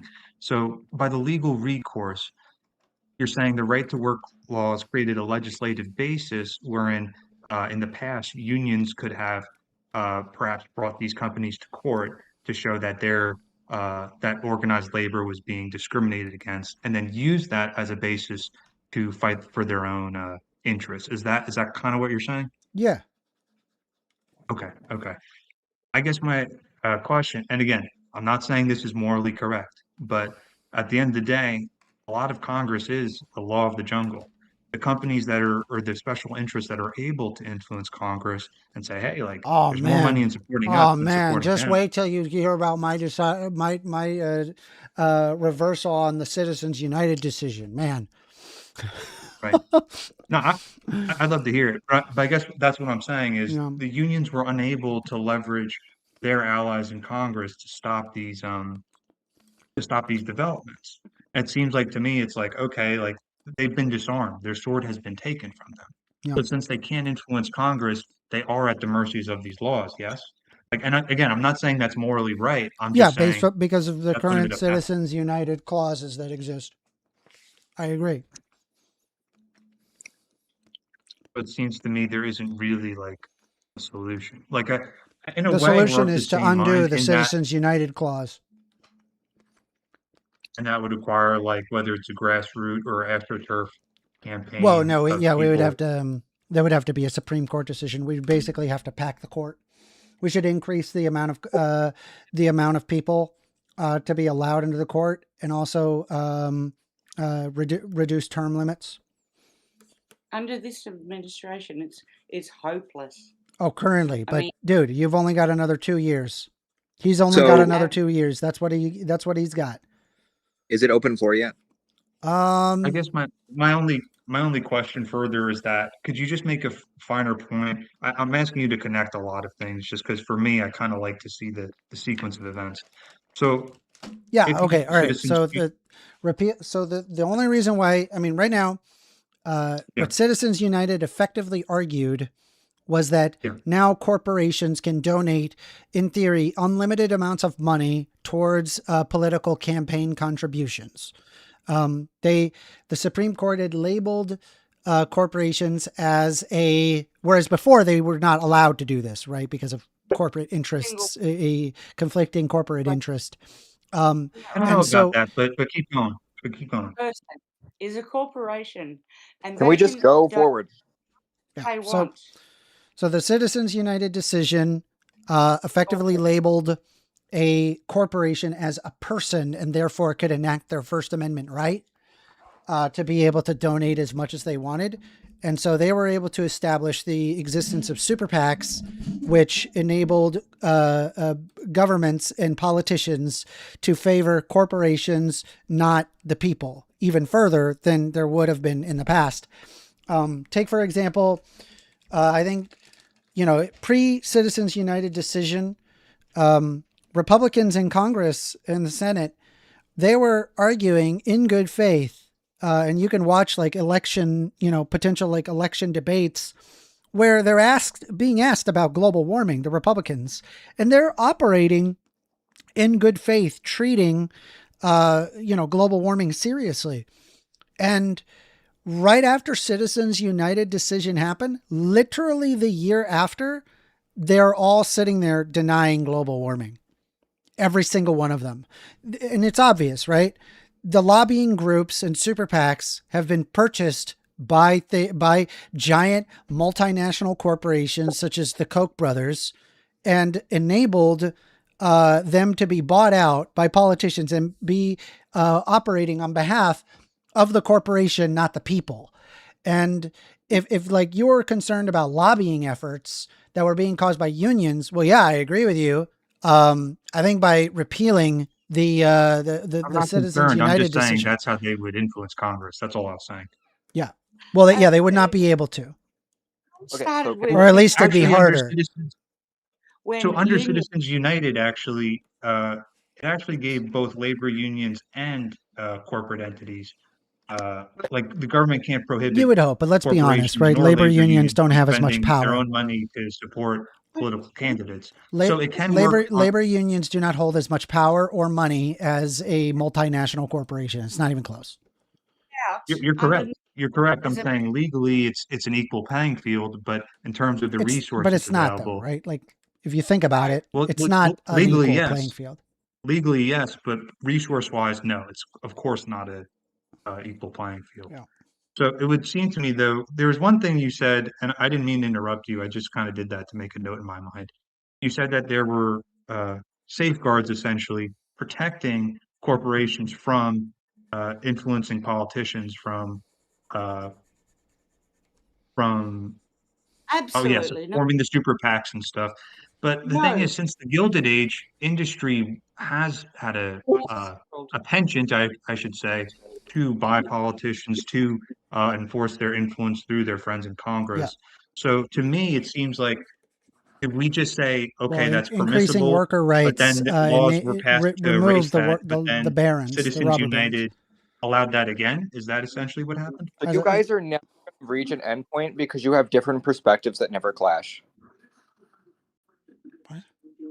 Well, I think I'm honestly just enjoying learning his point of view because I think this is an important question. I mean, I think it's directly tied to the population crisis that the industrialized is facing. So I kind of like to see someone else's point of view. But if we want to do open floor, I'd be. Let's do a bit of open floor. I'll let you guys go at it.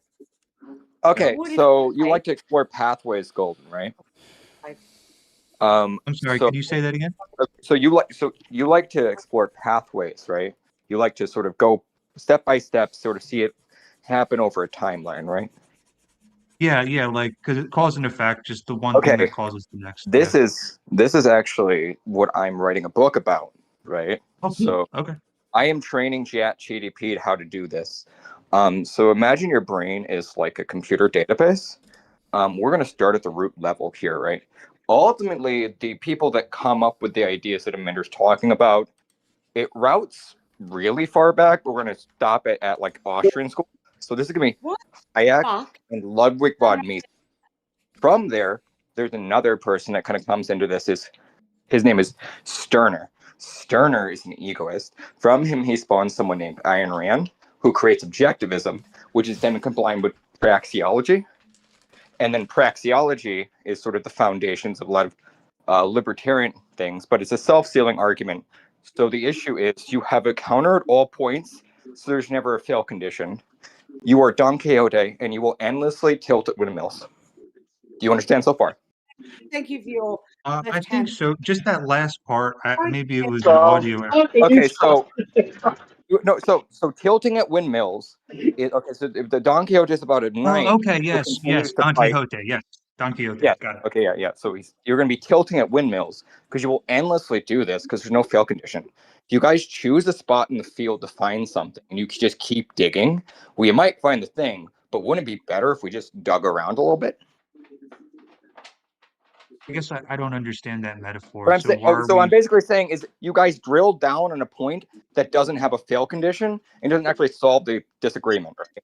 We're just discovering how Citizen United fits into the broader picture. We could lose on this point. Neither perspective is invalidated. I want to say something for a while. Right? Yeah, I can see. I mean, I see what you mean. I guess one thing I would say is like, I'm not trying to prove him wrong or he proves me wrong. Like I was just saying is you were doing like a dialect that just endlessly refracts back and forth. Please, Amanda. I want to hear what Southcat has to say. I think there's more. Let's hear what Southcat I has still to think say. there was more to dig there. Personally, again, I kind of backed away because I didn't want to take up all the air in the room. That's fair. But I respectfully disagree. But yeah. However, that doesn't mean you're not a nice person. It's fine. All I want to say is this.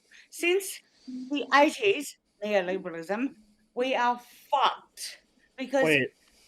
See what I told you? Derail. No, please, gumball. Put a gumball in your mouth Hey, for one moment. No, I'm being nice. Your mom put my gumball in her mouth. Just let her get it out. Let her get it out. I think everyone knows that unionism is done and dusted in the US of A, especially under this administration. Right? They tried it in Alabama. It's been happening a lot longer, but yeah, go ahead. Let me finish. Okay? Now, they Agreeing tried with it in you. Go Alabama. ahead. Oh, okay. Right. I know special needs. Please let me finish. Unionism, which is a great idea, terrific, does not happen anymore in the US of A. No, especially under this administration. I think you should know that. It's a good idea. It's a terrific idea because workers' rights are protected, but they're not, and they won't be. And the federal minimum wage is still for $7.25, and you can't even walk out of the house without that, right? So listen to me. Fine, you can talk about unionism, but we're like 50 years. Oh no, what is it, 80s? Well, we didn't talk about liberalism at all. Speak while I'm speaking. But we weren't talking about Reagan. Oh my God. So Southcat, just so I understand what you're saying that unionism has.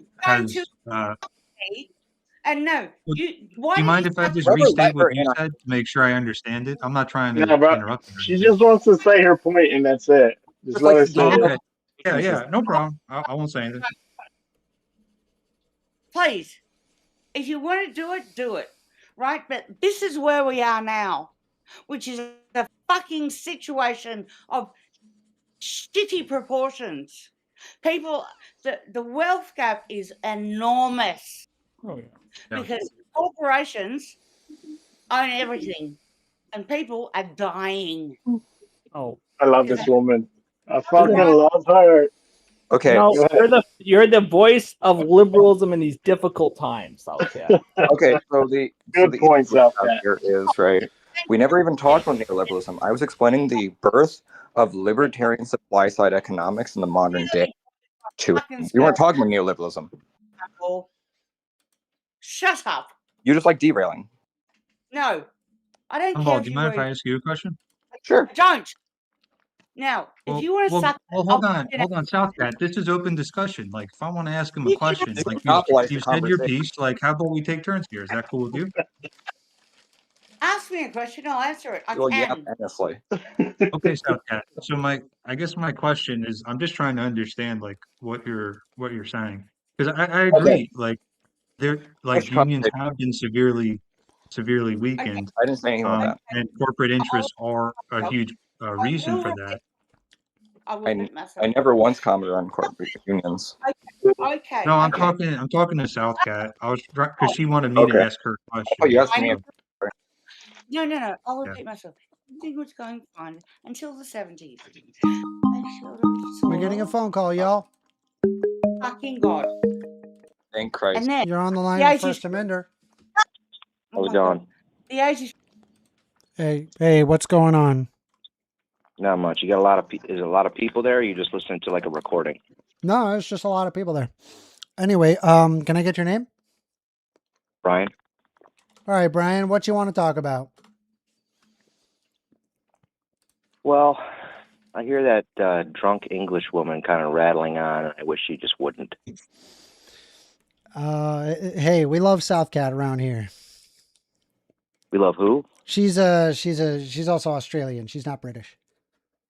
Oh, okay. Anyway, what did you want to talk about? Was it you just want to talk about Southcat? Is that it? No, I got nothing. You guys can continue on. Appreciate it. You have a great day. You too.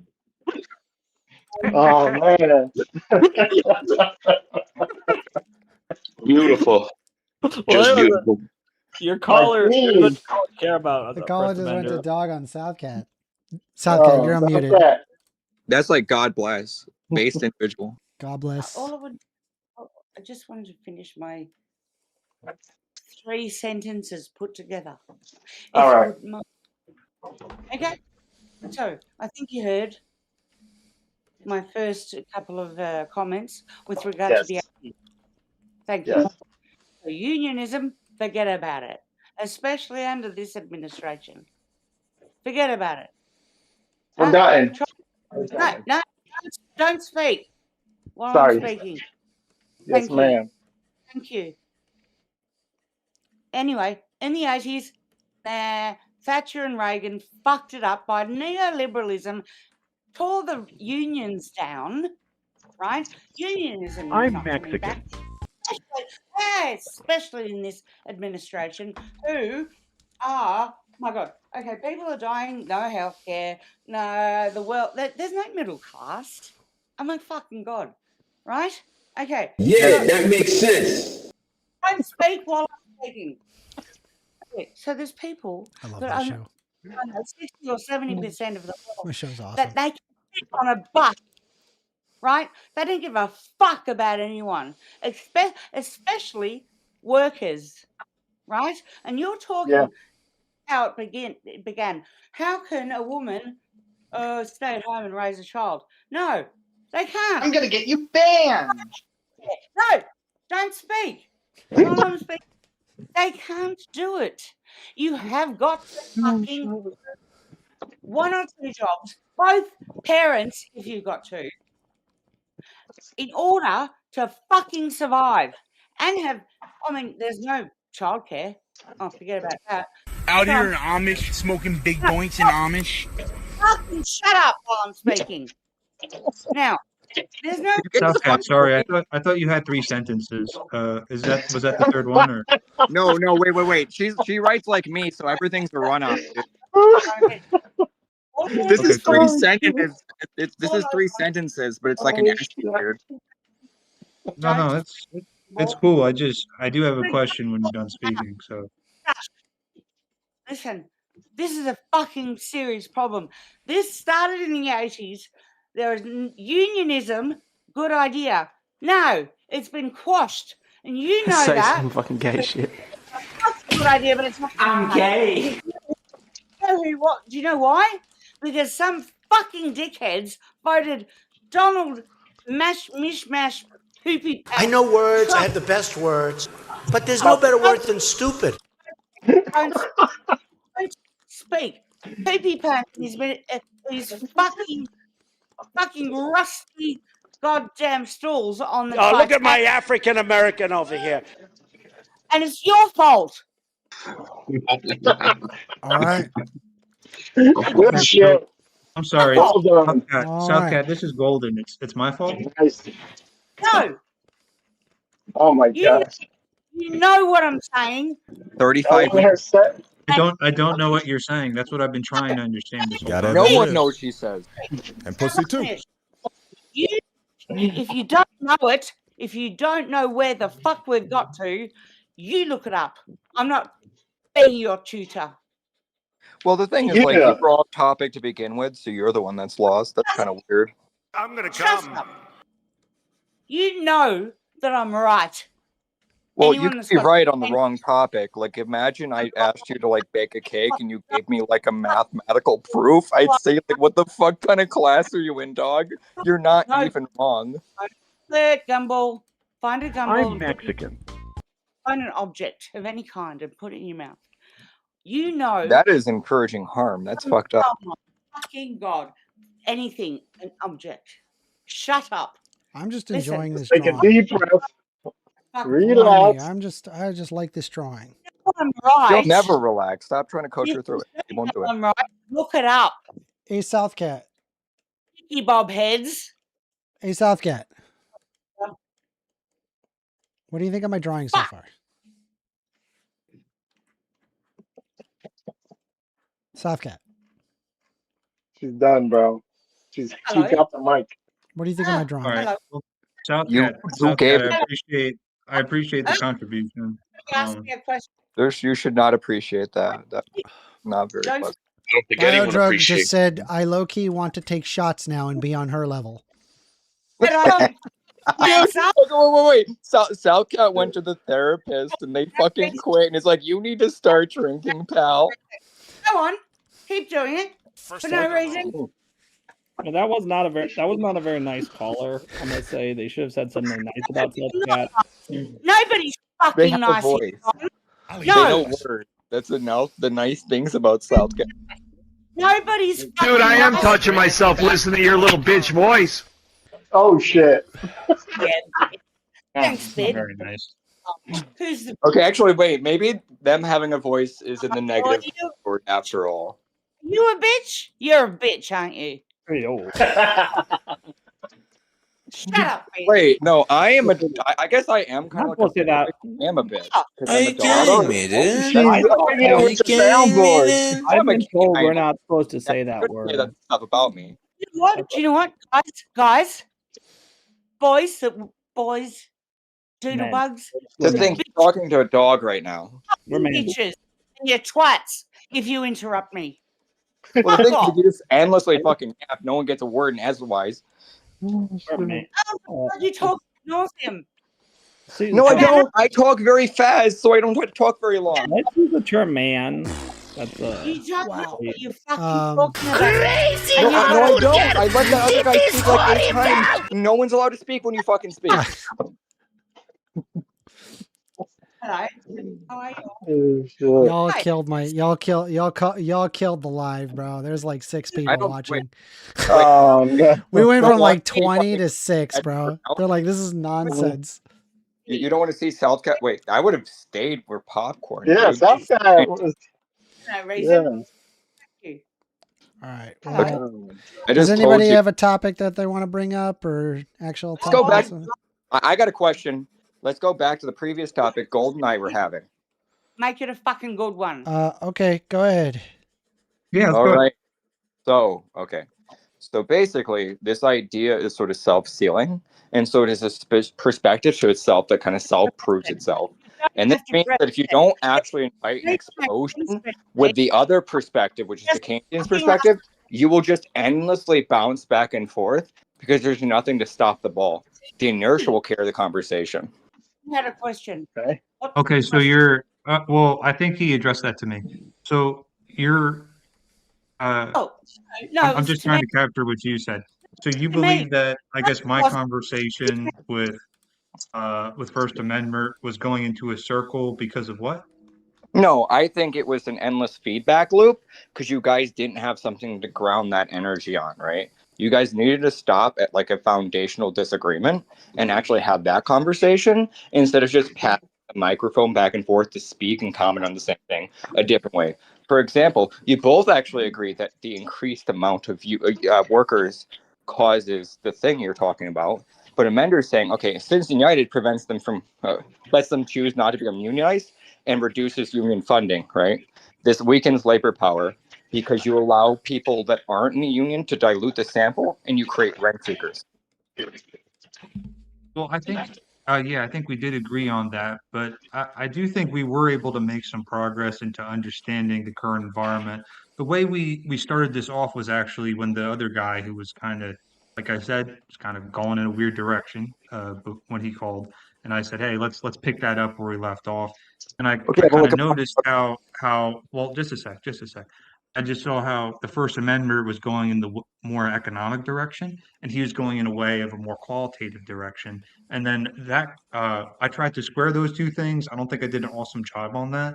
But then we kind of entered into I kind of recaged by saying, well, look, like, yeah, I think now it's easier for women to work more than ever before, but now it's harder for families to have a two-income household But I or to have a know, one-income household and survive on that. Now it's almost like two-income households are wait, but mandatory. And then we kind of got what I'm into a saying is I back and heard the forth conversation. talking about the effects of unions and how First Amendment's position was generally that Hands, unions I need to do know more to secure their own position. And then I was trying to get into the mechanisms that led to the current state and how they could do that if the labor's been moved overseas. So I with the think we golden kind of were trying to get to the bottom of that. And wait, like but I I'm said, saying I don't think either of us wanted to hog the mic. So no. So wait, so I heard what you said. I know you got there, right?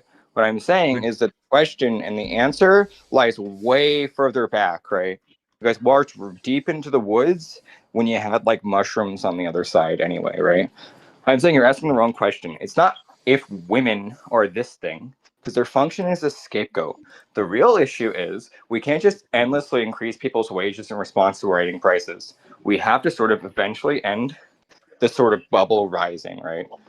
This is a deflationary controlled inflation thing, right? For example, if we just got rid of single family zoning and we put housing projects in the suburbs, this would tank the fucking housing market, right? It would just fucking go up in flames. And what would rise is lowered grocery prices, lowered housing prices, and the pressure on people's wallets stop being there so they can accept lower wages instead of just endlessly increasing people's wages. So we can't. My understanding, and perhaps I'm wrong here, is that wage increase in like a normal economy. I know that's doing a lot of heavy lifting, right? A normal economy is tied to prosperity, is tied to wealth being generated, whether it be uh, Not the quite. finding of new resources, uh, of of labor being more efficient, or of services or products that's able to increase efficiency down the line. So I So guess what my I'm saying question is, to you, hold on just a sec. My question to you is, assuming those things are happening in a normal way, why shouldn't wages increase correspondingly with those developments? okay, I'm saying, okay, for one, the thing you're saying in response to productivity, that's sort of diluted. The government can make that go up or down. And the big thing, it's all based upon leverage, right? We have a very consolidated economy. Massive conglomerates, right? Basically modern day trusts, control so much of the economy. Like 95% of the stock market is held amongst the 1%, and some absurd amount of money is held by the 0.01%. And marginal utility demands that they have less demand in proportion to the system, right? And so we have also decoupled the ability for us to rise along with them. As a result, we have to reduce the leverage on the other side because they're just not sustainable to just endlessly increase wages, right? For example, Walmart runs on like 1% to 2% Well, margins. it depends. Hey, I shut up. mean, I, Okay, so can I just well, okay? so I didn't Wait, mean wait, I didn't wait, mean wait, to this you interrupt. Like talked I'm a just lot and saying I it can talk a depends. lot. But I'm keep just about to going. finish No, my point. I didn't mean to offend. Keep going. I'm just about to finish my point. Okay, right. All right. So Walmart operates on 1% to 2% margins, right? Tops is a workers' co-op. Guess what? Their wages are still pegged to where Walmart is. You just get more benefits. So this means that even when we give workers control of the operation, they're responding to the same kind of functional spread pressures as the business. So it means less who owns it, and it matters more on the system that surrounds it. Okay, can I talk? I don't want to interrupt you. Yeah, that's fine. I finished. I kind of walked you through where I got this. Okay, I guess I still don't. If we could get the mechanisms right, because I've noticed a few times you said we can't just keep on increasing wages. It seems to me like wage increase is a reaction to prosperity. Like why would a company raise wages if it's not able to sustain that wage growth? It's trying to compete to attain or perhaps maintain the best capital possible for their firm. I do agree with what you said, where when you talked about the bit of the government having a lot of influence over the economy. I mean, there's whole industries, especially the defense industrial complex, that's directly tied to the government. They're able to figure out what government needs are, or really what government desires are, and then they just tailor what they provide to that. So I guess my So going back to my point that question, you talked why is over. wage growth unsustainable if like prosperity as a So whole does increase? okay, so the thing you talked over, I think you didn't listen to. I actually explained why I think that's the case, right? I said, okay, let me take Walmart and we take Tops, which is a worker co-op. So one hyper corporate and one just owned by workers, right? And we find they have roughly the same range of wages and benefits. It's just some like the policies and quality of life stuff. The reason why is the form in which they're engaging with does not actually reliably produce enough surplus values after everyone's been paid, right? You have to pay for shipping, you have to pay for the sort of building. You either paid that up front or you're probably paying rent, which means that rents go up, right? And property values increasing, right?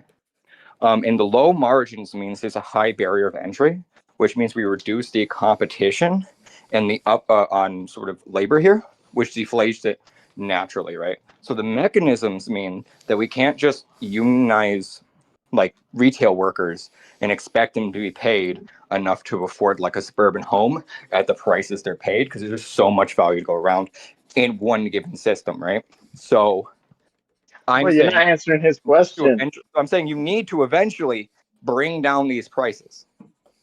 Yeah, he's saying that the companies can't if they're competing against other companies. No, I'm saying Right. no. I'm not saying that the company can't, and it has less competition. That the company can't like functionally, and even if they wanted to, they don't have to because there's only so many places for you to work. That's like a Walmart. So I guess I noticed for your example, you showed two different companies, and then you discussed how their policies are differently and how that reflects the wages and the benefits tied to um, their employees. I guess what I would say to that is I don't know if that case study really holds a lot of water in this example of just wage growth not being sustainable, because to me, two companies are just two companies. I think you would need a much larger model No. to show how, for instance, like even though prosperity could continue, that wage growth would, because there have been examples where there has been stagflation and where wage growth has stagnated. There's been a lot of stagnation, for instance, during the Great Recession, but that's for obvious reasons. That was not during a time of prosperity. So I think you were. I guess, do you have like a larger example of No, I what you're think that demonstrating, or maybe like a case study of a country where that's you're happened? mistaken, friend. Okay, so the reason why you're mistaken is the point of the examples. I've shown you one frequency distribution at the one, and I showed you the 6, right? And I kind of showed you how they're all responding to the same canvas. This pegs them together, and I rooted them to a specific phenomenon. This is a grounded example, and then everything in between will fall within the range of Walmart or Tops, right? So that's the idea behind that in a normal curve. You just say after each frequency, right? So your mistake here is thinking the example is the proof and not the mechanisms I pointed out. Okay, so those are the mechanisms, but then how is that demonstrated as true Well, you should across the ask board for specific all questions companies? instead of bloviate.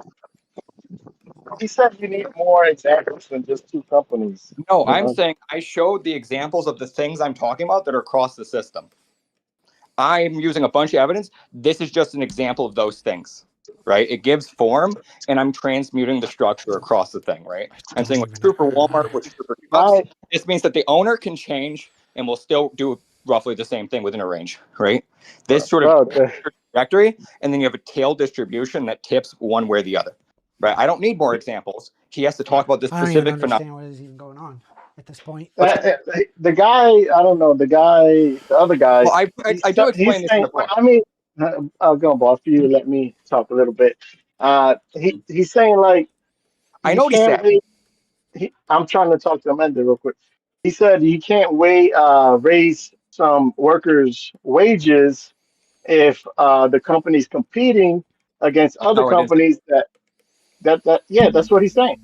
No, I said, right? No, not you. Yeah. So no. So I was saying you can raise wages, so that provides the incentive. But I'm for saying you wage can't increase. because you have to respond to the functions of the system, which I was pointing out. Yeah, and that's I guess our main disagreement is I am believing that, or I don't think it's been demonstrated to me quite yet how wages Well, cannot if you increase just based on the bury your system head he's in the trying to sand. describe, and right now he's trying to describe to me the. So, right, okay, so the reason why I gave you a high frequency and a low frequency is this sort of shows all the parts. It kind of sedimates the thing. I'm raising away all the middle, right? And we're focusing what's kind of real here. And we kind of pick out the common factors. A big thing is it's expensive to beat those buildings. You have to get the groceries there, so that requires your operational costs, right? Logistics. And then we have the idea that you are competing against other companies for both. For sales, so you have a race to the bottom. And then the final component is that since there is a consolidation due to high barrier of entry, due to the cost that I talked about, this means there's fewer that are actually able to make supermarkets. That means that the retail workers are forced into fewer and fewer buckets, where each drop means less. Okay, so I guess what you have demonstrated is like, yeah, there are retail workers where their wages No, I would demonstrated how this stagnate. works. Not quite, because Okay, so then you did a ask great questions job. instead of asserting Hold on a something. sec. Can I get a word in, or? No, you're doing the thing where you just refuse to accept the other person's perspective, and you don't try to clash. That's what you're doing. I'm trying to ask you the questions to understand your perspective. Okay, then don't give a bunch of things. Just ask the questions. No, well, I'm allowed to ask the questions as I want. Like I'm not. Okay, so you're just trying to beholden to ask you questions the way that makes you feel comfortable. I'm trying to be respectful here. I'm trying to understand your point of view, right? So let me answer the question, and I'll get there. I promise. So no, you're what I'm trying trying to, right. what you did really well is you laid out the expenses, all the expenses that companies are incurring, and all the stressors on their competition. I get it. What I want to hear more of, though, is the asset angle. The whole reason why companies are created to begin with is to create wealth, to function as an asset, where assuming that the proprietor or the owner of the company is able to generate wealth for himself, and he'll be compensated based on how his company performs in the market, plus his what he pays the people who work for him, so their wages. So my understanding is yes, there's fierce competition when it comes to different expenses that need to be paid for. You mentioned that the brick and mortar stores that need to be bought for companies. I get it, but if companies are not able to cover their expenses, then they'll either file for bankruptcy, or they'll be obtained by another company or by a larger company and bought by them, right? So it's a moving system where if the assets are outproducing the expenses, the company is able to survive and wages are able to be paid for. And if for some, again, not everyone, some will see more dramatic increases in wages than others. And you're right, the people at the bottom probably going to be very modest increases, if no increases at all. So I guess what I'm trying to, based on that model, based on how capitalism pretty much works since the foundation of our country, at least, I don't see why we can't continue with wage increase, especially as it's tied to inflation, Right. usually Okay. a 2% idea. Okay, let me answer that. You see, the frequency of the bottom bucket is across the forest with the mushrooms. Okay, and you gotta bloviate it. Right, so that's not what I'm saying. Okay, but anyway, so this is a disagreement. I wasn't saying that you cannot raise wages like indefinitely in terms of like longevity. Like you get like from like 15 to 20, right? I'm not saying you can't do that. I'm saying what Amender was suggesting to solve the housing market is to cause wages to rise proportional to that inflationary bubble. And that's what I mean by endlessly increase wages, right? And I'm saying there's an upward limit of how much we can pay somebody at a specific role in response to what people will accept, the functional sort of costs that go into that, and then the sort of competition that leads to the manifestation, right? I'm saying after these factors, we have to come to the conclusion that if you work at fucking Walmart and you're not a manager, you're probably not buying a home in this market for a very long time. Sidebar: did anyone else hear the smoke detector? That's probably me. Change your smoke detector. Anyway, so Golden, do you understand that? So don't disagree that we can raise wages. I'm saying we can't go like to a huge number endlessly. Like it has to be an upward limit, and at a certain point we have to work at like why it's cost so much to be fucking begin with. Okay, now that you've rephrased it, now I understand it. I just For would the love of caution God, about. just say I agree. Well, hold on a sec. Like I kind of feel like I'm being treated as a dumbass here, and I took the statement as I'm the dumb one. as it was said, which is you Go can't ahead. endlessly increase wages, right? Yeah, So I I was like, explained to you what that well, means. over the long term, you can. So I think this is, if that's the case, I guess we misunderstood what the what we each of us understood as endlessly increased wages. Yeah, okay, yeah. So So we agree in that. now the topic would kind of merge into like your understanding is the solution for people to be able to afford, a home or afford the standard of living that the So I previous gave an example generation has before. been able to enjoy, is that we can't just count on continued prosperity. Is that fair? Well, no, I'm not saying to continue prosperity. We can have prosperity. I'm saying like people in roles get paid within ranges response to constraints that kind of peg you to a price, even with good intentions, right? And so I'm saying, right, it doesn't really matter the actor, it matters the mechanism. And so I think I propose a twofold tradition. Amanda's right, we do need more unions because this gives the ability of workers to have a leverage because it's lopsided between the employer and the employee at the level of like sort of low skills, right? And that's sort of our big issue in deflation of wages. Inflation of wages, right? The second one is the other phenomenon I'm talking about is, okay, so we get rid of single family zoning and we just put housing projects in the suburbs. This will piss off all the yuppies, all of those fucking rich boomers. They will want to sell their housing, rapidly increasing that supply. And the reason why they won't leave the country is because they won't be able to make as much as they can. And they have their asset that were most people's primary investment, if only investment is their home. So DeFreak said, you forget immigration suppressing your labor market. So my answer to that is pretty simple. You just have union representation where it's not possible to take advantage of, for example, illegal labor or legal labor for that matter. They would be due the same wages as everybody else having joined that union. I'm a firm believer that I think if you want to have fair wages, there needs to be a negotiation that happens between the worker and the employee. And typically, at least in the past, the way that had been done is through unions. And so just because there's immigrants showing up does not mean, therefore, your wage suddenly depresses. In fact, the union would negotiate higher wages on your behalf. The idea would be that immigrants enter the country and they unionize in the near future. Yeah, I mean, any company that has more than 50 employees, I would ensure that legally they must be in a union. Okay, so I actually think this should be happening.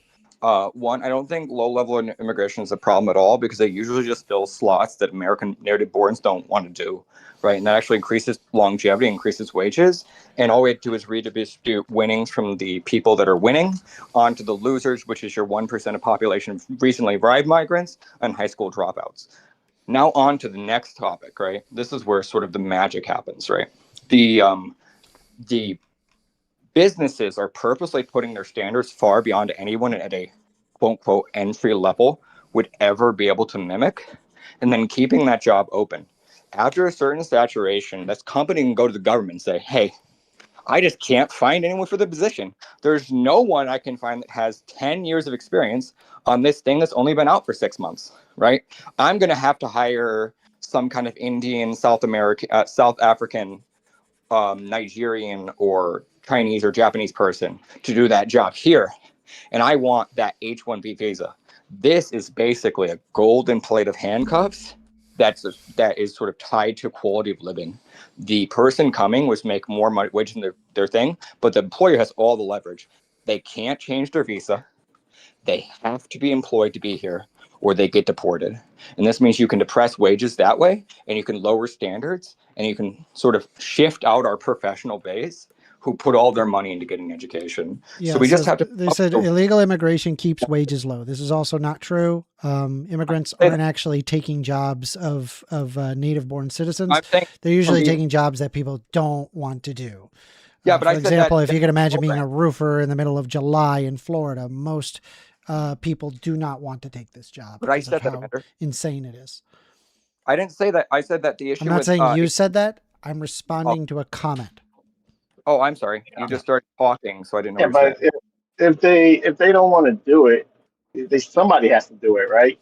Yes. And we shouldn't let the immigrants take those jobs just because nobody wants to do it. Wait, no. If you just don't get enough people, we have to count for those. So we either knock off things at sort of credential level, where we limit people's opportunities, or we just have that labor go unmet. What happens is when you have lower things at a kind of gross trade job, what happens is the people that are good won't tolerate that, and they'll go somewhere else, right? This will lead you to an increased lower sort of skill wager where they're only doing it as a job and they don't give a fuck. They just can't find another position, right? So you have to have the immigrants come in here and fill those. The issue is the H-1B visas, because they aren't supposed to be doing what they're supposed to be doing. They're just sort of gaming the thing. You're supposed to show that you had a good faith effort to find a qualified American candidate to prevent a skilled labor from displacing us with our own country, right? The businesses if somebody wants to work, bro, they're gonna do a job regardless of how unfavorable. It is absolutely true. I mean, there are people who work in the garbage and the sewer. Yeah, Americans. Is that people in like the younger generations, what they do is they just like live with their parents and do like a. It doesn't matter what they need to change. Wait. So, but you're saying they're gonna do it. They're not doing the job you want. Right, they could even be unemployed in need. This is a growing level of the population. This idea that people just naturally fill those slots is bullshit. Bro, if nobody's paying to change to do roofs, right? And eventually it has to happen since people will die. Oh no, but people will die, and we'll have to go like a government program to actually get people in these positions. People at that point, do the work. At that point, you have to start constricting people and forcing them to do it. Right? This can cascade. We look at over at India, and we have high caste conscript people to do roofing. If we look at high caste Hindus in India, right? They're refusing to even pick up after themselves, right? You can endlessly pass the buck in this society. This idea no. That's a cultural thing. That's not a. It's a class thing. Or class, whatever. Yeah, so it's class. Sorry. Across systems, and America has the same kind of mindset. Middle class people that having no tradesmen will never do a fucking trade job. Well, I don't know about that. I mean, it depends. It depends where. One kind of like thing I'd like to pivot off of is you said like the government would have to conscript people. I think you said that in relation to like roofing. I kind of like to look at that a little. What happened is you'd be in a crisis and you'd kind of have to force people to do that job at that point. You wouldn't just offer incentives because you have to do it. What do you mean you'd have to, like, the other alternative is that they people are dying. Hold on. The only alternative is just that the person has a fucked up roof, right? Wait, like but we're not saying that. You said people will die. So which one is it? Is it a non-problem? No, I never said anyone or people going to die. You did. No, I never said anyone would die. My understanding, I just thought we can run back what they could have is just if instead of conscripting roofers, it's just okay. The person has a busted roof. Yeah, like that's all I was saying. Roof kill you. Listen. Oh, I'm sorry. You were saying in respect. I'm sorry. In respect of the jobs opening up in the workforce. My apologies. Yes, eventually people will die and their old positions will open up for Well, the no, next generation. okay, that's what you're saying. No, when I say people will die, I'm saying like the issues you're not solving. Like imagine if a really fucked up pothole and caused somebody to crash and kills like 6 people. Right? That's people dying because you don't have enough for construction. Just because you won't do it doesn't mean that somebody else will. Wait, the issue is we just have vacancies in these positions for years. So it seems like people don't want to do it. Vacancy? Where? Okay, there isn't a shortage? Shortage of what? Tradesmen in general. Of employment? Are you telling me master's tradesmen are going on TV and lying? Master's tradesmen? Yes, Yeah, they're depends on the city. constantly begging for new apprentices. It depends on the city. And we're going to It have depends to on the city. the industry and the business. If we let this go, we're not going to have enough to replace it. This is an issue across the system. These I don't understand. They only do that by capping the ability for you to grow otherwise. If you have to Are you saying that Americans cannot or are not incentivized to I'm saying do crafts or like be a tradesperson? they're not willing to do it. They're not willing to. Yeah, largely no. But you're saying illegal immigrants are the only people in all of America willing Would you rather be a plumber in America making $20 an hour or a factory worker in Mexico making $2.50 an hour? I'd rather be an American making $20 an hour. They want to come here and do those trade jobs, right? And it's a win for them. Whereas a lot of Americans would Your rather. mindset is so elitist, man. You are an elitist person. I'm not elitist. Before we get into name calling, I guess my question is, okay, there's a need for these trades jobs, and I've seen it. Like Austin is booming. Like all my friends who went to trade school, I'm from the East Coast. They pretty much moved to Austin to find their fortune, and they're doing pretty good. My question though is the way you phrase it, Gumball. It seems to me like if there's less people available in a field, and the field is necessary, like it's a service people absolutely require, right? My understanding is that wages, since the demand is increasing, since there's less people, the wages or the payments that's going to be offered is going to increase along with that. I think that's what's going on in the growing cities. You do this thing where you don't like. So I addressed that, right? You do this thing where you backtrace until we meet the point I addressed. And I'm saying, right, that the issue isn't the wages, right? It's the wages for the other person because it's also commensurate comforts, right? A factory in Mexico is probably a lot less with at $2, probably a lot less comfortable but doing like shit fitting in America for like $30 an hour, right? But in America, you have like this idea that trades are low class. I never said that. That was not my. You just shut the fuck up and stop. Jesus, dude, are you okay, Fluffy? No, these guys keep interrupting me. They're just talking to you. No, they're interrupting me, and I'm trying to get through this thing because I'm not saying that's my position. I'm saying this that drives behavior. The issues they're reacting is if this is my opinion, right? There's a perception that's a low class work. They think it's kind of dirty, and people would rather the status of an office job that paid them a little less, but gave them the prestige and comforts of that position. And what happens is they just will not do those jobs. They come up with openings, right? Like people offering like weird wages to pick fruit, and it's rapidly shot up, but no one wants to do it because you kind of asked to pick fucking fruit and vegetables in a field. What's wrong with picking fruit and vegetables? Like there's nothing wrong with that. It's not pleasant to do it. It's not. There's tons of not pleasant things to do, but people do it and they're proud of it. What if they could do something else? Anybody can do anything else. I'm saying people. Yes, right. This is the elitist, bro. You can only imagine that people who pick apples and oranges must go to the lower class society, and then that's what you're saying, bro. No, right? I'm not saying that. I'm saying that's what they think. No, that's what you think. I know plenty of people who have. Now, can I talk now? You know, who have pride in their job, even if it's just a menial position. You know, it's just a janitor or maintenance worker. Speakeasy just donated $10 Canadian. Thank you for your Monopoly money. Saying raid from Jake Var VO Pod. Decided to share some of my blessings with you today. God bless. Thank you very much. Oh my God, we just got a bunch of new Speakeasy. Let's go. Thank you. Hello, everybody. Okay, so the thing Appreciate you're talking it. about, right? So the thing you're talking about. Let me just finish it up. Let me just finish what I was saying. My point. You did just finish what you fucking said. Okay. So take it easy. We're just talking. Chill. The jobs that all right. The jobs that you say that nobody wants to do is only because people are willing to do it for less. If those people weren't willing to do it for less, the people offering those jobs would have to pay more wages or incentives, some type of benefits, in order to get the Americans to be to work there. All right, it's not like, oh, we can never, like, Americans are so good. We like, how did we even develop a society here if we could never ever pick an apple, you know, or do a roof? You know, you think there's no American roofing companies? Okay, so the first thing, you're just wrong about the wage depression thing. That's not happening. People are making more than ever in trades, and they're even outpacing after we include the fucking price. I mean, that just proves my point. Stop over talking me, right?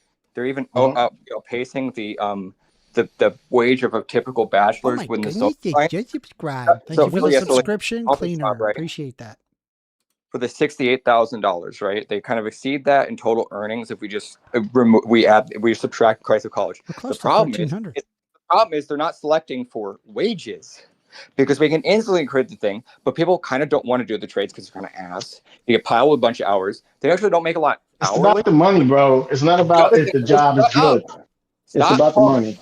Stop talking about that. Right. So right. The thing is, right, the issue is they are prioritizing comfort and status over wages, right? No. And so yes, it is. Why do you think they're vacant right now? Because they're not paying enough. But they're paying a shit ton. Look at the wages. They've gone up exponentially. You aren't actually, you're disconnected from reality. This isn't statistically accurate. All right. Listen, if all the trade jobs are doing super well. Go ahead, man. Gumball, I guess, kind of going off of Working Man's point, I think him and I are in agreement that if there is no or less people available for a certain job or certain trade, and it's like a job that needs to get done, why would since the demand is increasing, I already answered this. Why would the payment not? Okay, well, can you do it maybe in a more concise way? I did in a very concise way. If the person shut the fuck up, I would have been done 5 minutes ago. His way is, we let the shitty people do it. Over talking someone so rude. Gumball, yeah, like, we're just trying to understand. I get it. You're very knowledgeable. You're not trying to understand. You keep interrupting. You're very knowledgeable. You're very knowledgeable. You keep interrupting me. Understand why this basic rule of capitalist economics, for some reason, is not applying in this situation. Wait, but you're saying basic rule. I said the wages are going up. I'm saying the issue is people aren't motivated by it because they want other things. That's the issue. It's a perception and what they value. You're presuming a value that doesn't exist. They would rather be in the office job that pays them a little less, but be more prestigious, more comfortable. That's what happens. And that's your opinion, right? That's your opinion. So, in my opinion, that's what happened. That's why they do it. Okay, how can you verify that's what happened? And you look at the stats, that's the persistent message across this. This is my opinion. I'm just saying what people did. People hate office jobs. People would rather commit suicide than do that. Speak for yourself. I love my office job. My office job is easy. I would love it if you told me the study that's saying that people are not taking high-paying trades jobs over office jobs because in their mind they would rather have a higher prestige, more comfy job that get paid less. I'd love to see that report. Okay, wait. So then the question I have is, why is there a shortage? Wages are out for the roof. Explain that phenomenon, Buster Brown. Hold on a second. I asked you a question. I asked you for the report, and you just kind of like switched it to you wanted to ask me a question. So if you don't have a report or any verifiable data, that's fine. I'll answer your question. He wouldn't do it. His evidence is I wouldn't do it. So I know nobody else would do it. I said the answer to that. I said it was a bunch of loose connected things that I formed into a thing that comes to it. Right? Oh, I told the frequency. Shut your fucking mouth. I told you specific data points and the sort of opinions I'm pegging this to. The issue is you keep thinking it's like one smoking gun when it's a bunch of things. It's granular. But the thing is, you answer my question because you have a bunch of criticisms of mine, even though you're just trying to understand. How about you explain? I am just trying to I understand. understand perfectly. Sometimes that involves asking questions. There's no reason to make it I'm saying, since you know so much, give me your take. I don't know much, but please repeat the question, and I'll answer it to the best of my ability, and I'll try not to be snarky. Explain why. So with wages through the roof on trades, explain why we still arrive at shortages, friend. Where are the shortages? Like, if you need a roof done, I could find you 10 roofing companies in a minute. Fucking inner city? Huh? Are you in the city? Yeah, I'm in the city. I can yeah. actually point out a few. Okay, where in the city? Like the suburbs or like the inner city? All of it. I can access all of it. So I can find roofers, plumbers, and tradesmen because if you go like an hour from my city, you enter in a place called Westfield, and I know everyone there, right? But someone who is just in the city and has always been there, that's a lot more opaque. Bullshit, bro. In the city is where you find the most people who want to work. Okay, that's where all the people live at. We'll do it. I could actually answer your question, Gumball. Sure, do with it. a few factors. Okay, so I would We're say getting a phone call. Can you guys put a pause on it? Yeah. No problem. There we go. You're on the line with First Amender. Hello, this is Chris. Hi, Chris. How what would you like to talk about? How you doing? Yeah, I'm doing good. What can I help you with? All right. Are you on the air? Yeah, I'm on the air. Nice. How old are you, by the way? 36. You're 36 years old. Yes, sir. Okay. All right. Okay. Well, you and I and people don't know everything, okay? But even though you and I and people oftentimes act like we do, all right? We don't know everything. And do I come off as if I try to know everything? You do, actually. Like a lot of people do. Well, like they know everything. I pride myself in saying that I don't know everything, which is why I have to commonly appeal to experts on a topic. Okay, well, that's cool. Good for you. A lot of liberals really like over exaggerate. Like people, you know who Mr. Rogers was, right? Yeah. Okay. Well, liberals called him vicious. And this is like the most docile human being. I wouldn't call him a vicious at all. Okay, liberals have called him vicious. Good for you. I'm glad you have. I mean, I can't speak for other liberals. Yeah. But I can only speak for myself. And I, as a liberal, would not refer to him as vicious. Well, good for you, because a lot of liberals tend to over-exaggerate. And my point is, some people say he was vicious. He's like the most docile person in the world. I feel like saying to them and to you, what are you comparing it to? Like when you said that Charlie Kirk had hate speech, what are you comparing it to? I mean, have you heard real hate speech from like people in the KKK? Yes. That is nothing. That's sure. Mr. Rogers. I mean, there's probably Mr. Rogers is to vicious what Charlie Kirk was to hate speech. Okay. Well, I mean, like, to be fair, right? Like, didn't Charlie Kirk literally say he wanted to get rid of the Civil Rights Act because he considered that it was a DEI policy? Well, that's not hate speech.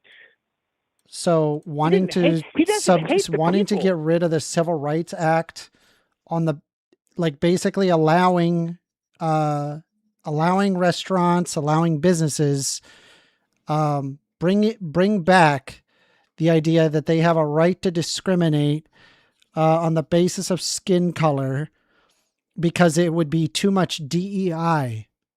He doesn't hate those people. He didn't say that because he hates them. I don't think you have to physically say that I hate these people for it to be hate speech. I think if you want to dehumanize an entire group of people and say it should be up to a business to decide to discriminate against like 13% of the population on the basis of something they cannot control, I would say it's hate speech. Yeah. That's the way I think that Charlie Kirk was a disgusting person. I think he argued things that were horrendous, like really, really bad rhetorically. That's how morally degenerate we've become when he's the voice of reason. Do I sound like I'm morally degenerate to you? Yes, you do. I do, by saying that black people deserve the same rights as white people? You think that's morally degenerate? No, I don't. Because that's what you realize that's what I'm fighting for, right? I'm fighting Charlie Kirk's idea. I am fighting Charlie Kirk's idea that we should get rid of the Civil Rights Act because it's DEI. I don't think that it's DEI, or even if you do consider it to be DEI, it's ultimately a good thing that should be upheld because it upholds the basic rights and liberties for 13% of the population. To argue against it and then label it DEI is an abhorrent position to uphold. But you are calling that degeneracy. I'm not calling it degeneracy. That's one You did. You just did. No, you're making a blanket statement. I didn't make a blanket statement. All I did was repeat back to you the thing that you said. Okay, okay. Here's what you guys do. You sit there and you repeat back the same thing you said back to you and then point out why it's a crazy thing to say? Yeah, I do that. You're right. You got me. Go ahead. Go ahead and speak. Okay. Tell me about the moral degeneracy while you want to subjugate 13% of the population. Let me speak. Go ahead. You guys misinterpret people and you take things out of context. Here's what you do. You sit there, you walk into a martial arts dojo, and you refuse to pay your money to enter the dojo and start working on becoming a black belt. Instead, you want to sit there with the sensei and play 20 questions all day and twist around the things that he's saying, and you're going, well, how do I know that if I twist his arm, am I going to get sued because I twisted his arm in self-defense? I don't even know what you're going on about. None of what you're saying is making any sense to me. Yeah, I know. That's the problem. It's because you don't understand that. You used an anecdote that doesn't make any sense. I don't know where the dojo is. I don't know what you're referring to. It doesn't make any sense to me. Questions with people. I'm not playing 20 questions. I'm saying black people deserve the same rights as white people. And because there exists, stop, Chris, stop talking. Black people deserve the same rights as white people. And the problem is that in the past, we did subjugate a person simply for being black. We did discriminate. We did create the quote unquote separate but equal spaces. If you were in the South, say if you owned a restaurant, most white people did not want to be sat next to a black person. It was seen as low class. Did you know if white people and so what they did, hey Chris, are you listening? Yeah. You already got your response loaded in the chamber. I just want you to listen for a second. Go ahead. I already know what you're saying. I agree with you. Okay, and so what happened is that they needed to create some way to ensure that restaurants cannot discriminate against black people simply for the fact of being black. And that's what the Civil Rights Act did. I don't care that it's DEI. What it ensures is a modicum of decency, teaching human beings to be treated like human beings, just like every other human being. And you cannot simply discriminate on the and simply calling it DEI and wanting to get rid of it because it's DEI is ultimately arguing for the discrimination of black people. And that's why I'm fundamentally against what Charlie Kirk had to say. Charlie Kirk said that himself, okay? And I'm not taking him out of context when I'm saying that. Okay, can I say something now? Okay. Do you know how much you would be discriminated if you went into an all-black neighborhood? They would discriminate against you. What the fuck does that have to do with anything? Dude, I don't care what other people are doing. I'm holding us as white people to a standard. The standard is you're not allowed to discriminate against black people. It's that simple. So so calling it you say, well, what about what you know what a whataboutism is, right? You just did it. Okay. You said, what about this other thing, right? Instead of like addressing the fact that Charlie Kirk argued for getting rid of the Civil Rights Act. The girl who got murdered by the black guy. Look, hey, what about this other instance of things that bring in racial tension? Why are you standing up for people who hate you? Why are you black people don't. I don't believe black people hate me. I think you're an idiot. I think you're just a racist idiot. The other day do you have anything else for me? Because I'm going to move on, man. I mean, this is. I feel really bad for you. I hope that you get rid of whatever hate that you have in your heart. You're going to be left behind in the rapture. You're going to be left behind in the rapture because you're a liberal. Okay, yeah. Sadly, there will not be a rapture because you're an idiot. Yeah. Anyway, you have a great day, Chris. Bye-bye. Yeah, okay. Have a good one. Damn, I can't believe what the rapture. I'm gonna be left behind in the rapture. I'm gonna be hold on. I'm gonna be left behind in the rapture because I believe black people deserve the same rights as white people. That's why I'm gonna be left behind in the rapture. These people are clowns, dude. They're clowns. Holy crap! So much self-loathing inside of you. Like you could tell he hated himself. And that's the thing, like, when you focus on being racist and you believe, okay, well, white superiority. Okay, well, everyone's out against me.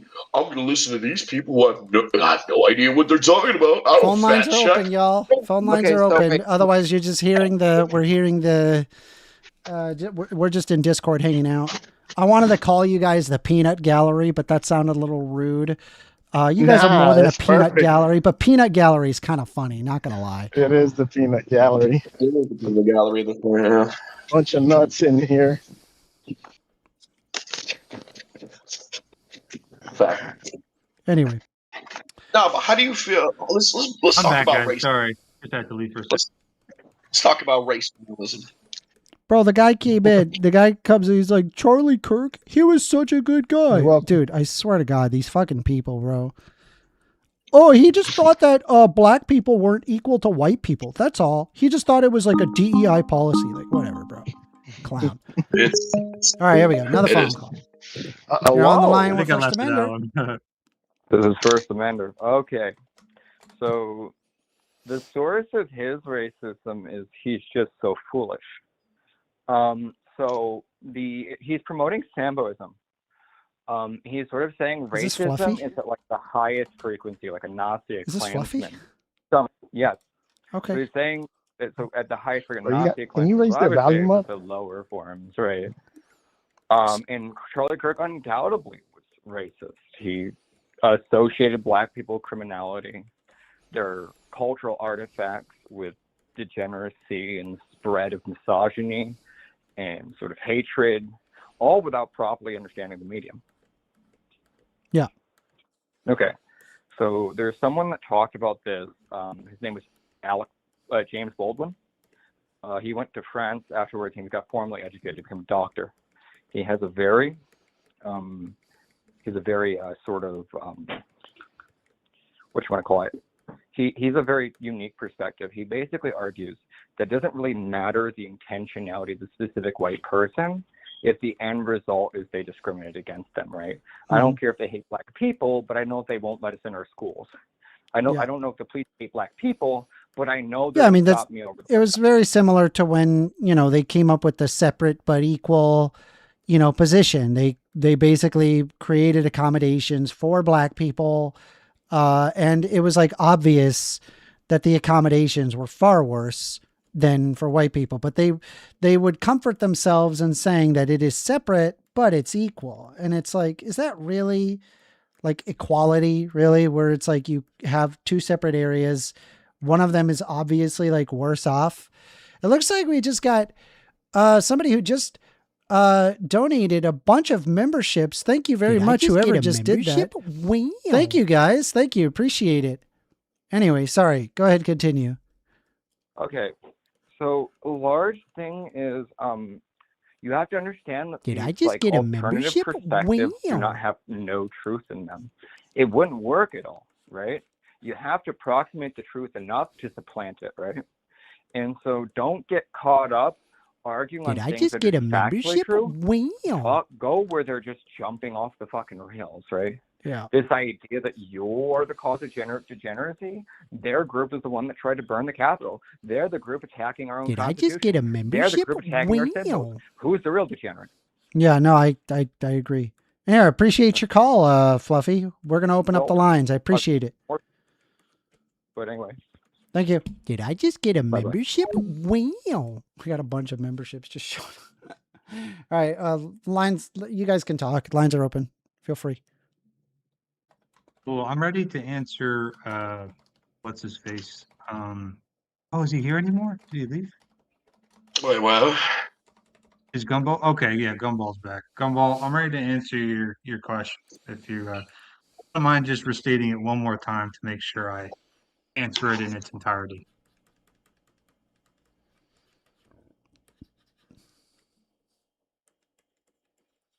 Gumball, you're still on mute, so I can't hear you. Yeah, he's saying, why do Americans only want to work in office jobs? Oh, well, it's not only want to, it's that we don't get enough people that select for the other things. And it seems rising wages doesn't actually motivate people to do it, right? Like in the chat there, Biodrug showed that the rising NEET population of his country, which means this assumption that if we just raise wages, we'll get people into those slots, doesn't seem to hold true, because it seems youngsters are just holding out for the job they want. Okay, so what was the question you asked me before? Because I said explain the phenomenon, but I'm not willing to have a conversation. 1 in 6 youngsters are NEETs in England, so that doesn't really answer the question. I said the thing is there's two things. Like one, if this is true, then your assumption about human behavior is wrong, so I don't have to continue. And two, I don't think you're operating in good faith, so I don't want to have a conversation anymore. Okay, give me 1 sec. Why can't you just ask the question you asked before, and then I'll answer it? I said I don't want to have a conversation with you. That's why. Okay, look, if you can't handle the heat, get out of the kitchen. I get it. No, it's not that I can't handle the heat. It's that like you I thought you asked didn't want to speak to me anymore. 3 questions you asked me. I answered what I'm saying, which shows you're not listening to me. And the issue is I defeated your argument. You're not doing a great job explaining. So what I did was I don't have to explain it. I don't have to prove you. No, you actually do have to explain it to show how your position is true. I don't have to convince you of anything. That's actually how it works. I just have to offer an argument, and you're supposed to give a rebuttal. You can't just sandbag the comment. Do you want me to answer your question or not? You can't just sandbag and hold us in place. It's your move on the checkerboard, and you refuse to take your turn. Yeah, I know, and I'm trying to ask you to restate your question. So do it, and then I could take my move on the checkerboard. No, I just don't think you're operating in good faith, so I don't have it. Bye-bye. Just let it go, bro.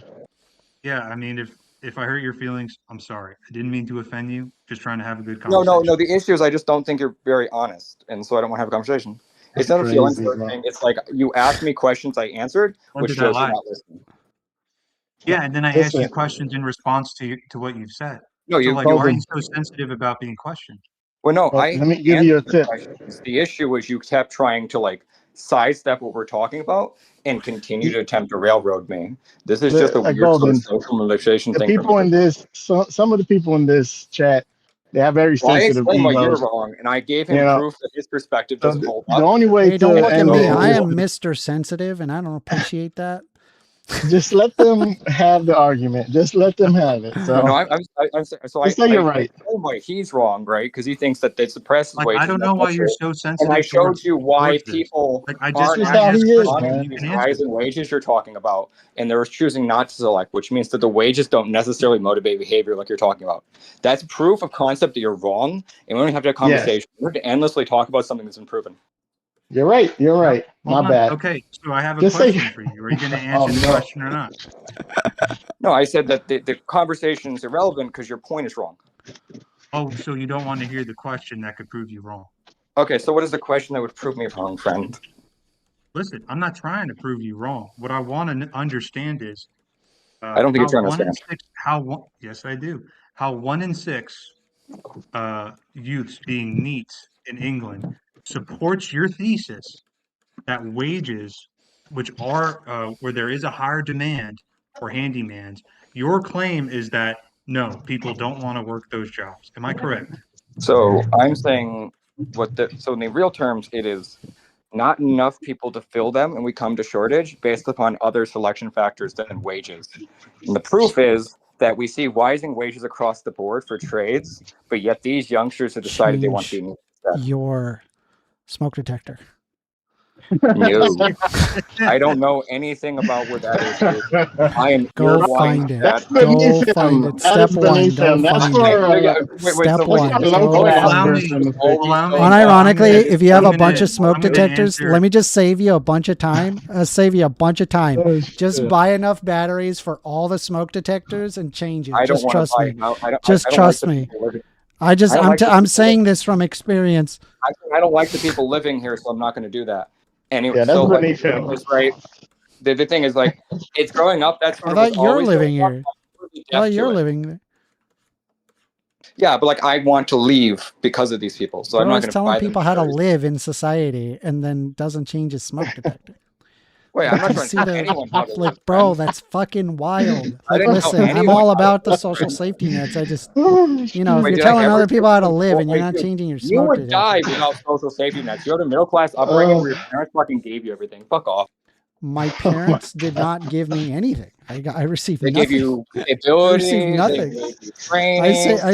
I received nothing from my parents. They gave you values. Man, if only you knew my parents. My parents were broke as shit. They didn't have anything to give me. They were like, "Good luck, kid. We ain't got anything." Wait, they have like double income. No, both of my parents came from Chile. My mom was like trying to learn English, let alone fucking trying to help me out. Like she did her best, but yo puedo hablar castellano también. Yeah, but you guys. But like, but just FYI. Yeah, so you're attacking me. I can go and turn that back. I'm just saying, you're saying like I'm middle class. I wasn't middle class, bro. You definitely were. Dude, let me tell you a story, right? You guys want to hear a funny story? This is a funny story. Maybe other people. Story time. Yeah, here's a good story, okay? So there was one thing, I got to leave for now, but hopefully I'll be back later. But thanks. This is a good all right, brother. Take care, man. So get this, right? When I was very young, my mom and my dad, hey, AWOL, you're hot, Mike. You have to server mute him. I gotta server mute him. We gotta teach AWOL how to turn on crisp. Anyway, so as a kid, I had my parents, they didn't have a lot of money. They just had no money. Like they couldn't afford hardly anything. And my dad, he was looking for a job. He couldn't really find it. But, in the interim, my mom, she still had to feed us, me and my brother. And my mom, they just had nothing, like literally nothing in the cupboards. However, they did have one box of instant pancakes. And they open it up. And there's just enough to make like, I don't know, two, maybe three pancakes. And so my mom is like, oh, score. This is, we can at least get them one meal. We can go to the grocery store. We're going to get it, figured out. And so my mom, she started making it and she actually made a mistake where she accidentally did not, flip it in time.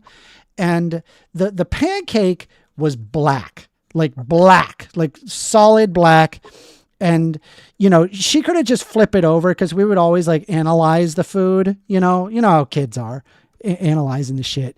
And so my mom is just like, she's like crying to my dad. She's crying because she's like, we have no food for these kids. Like, holy shit, this is awful.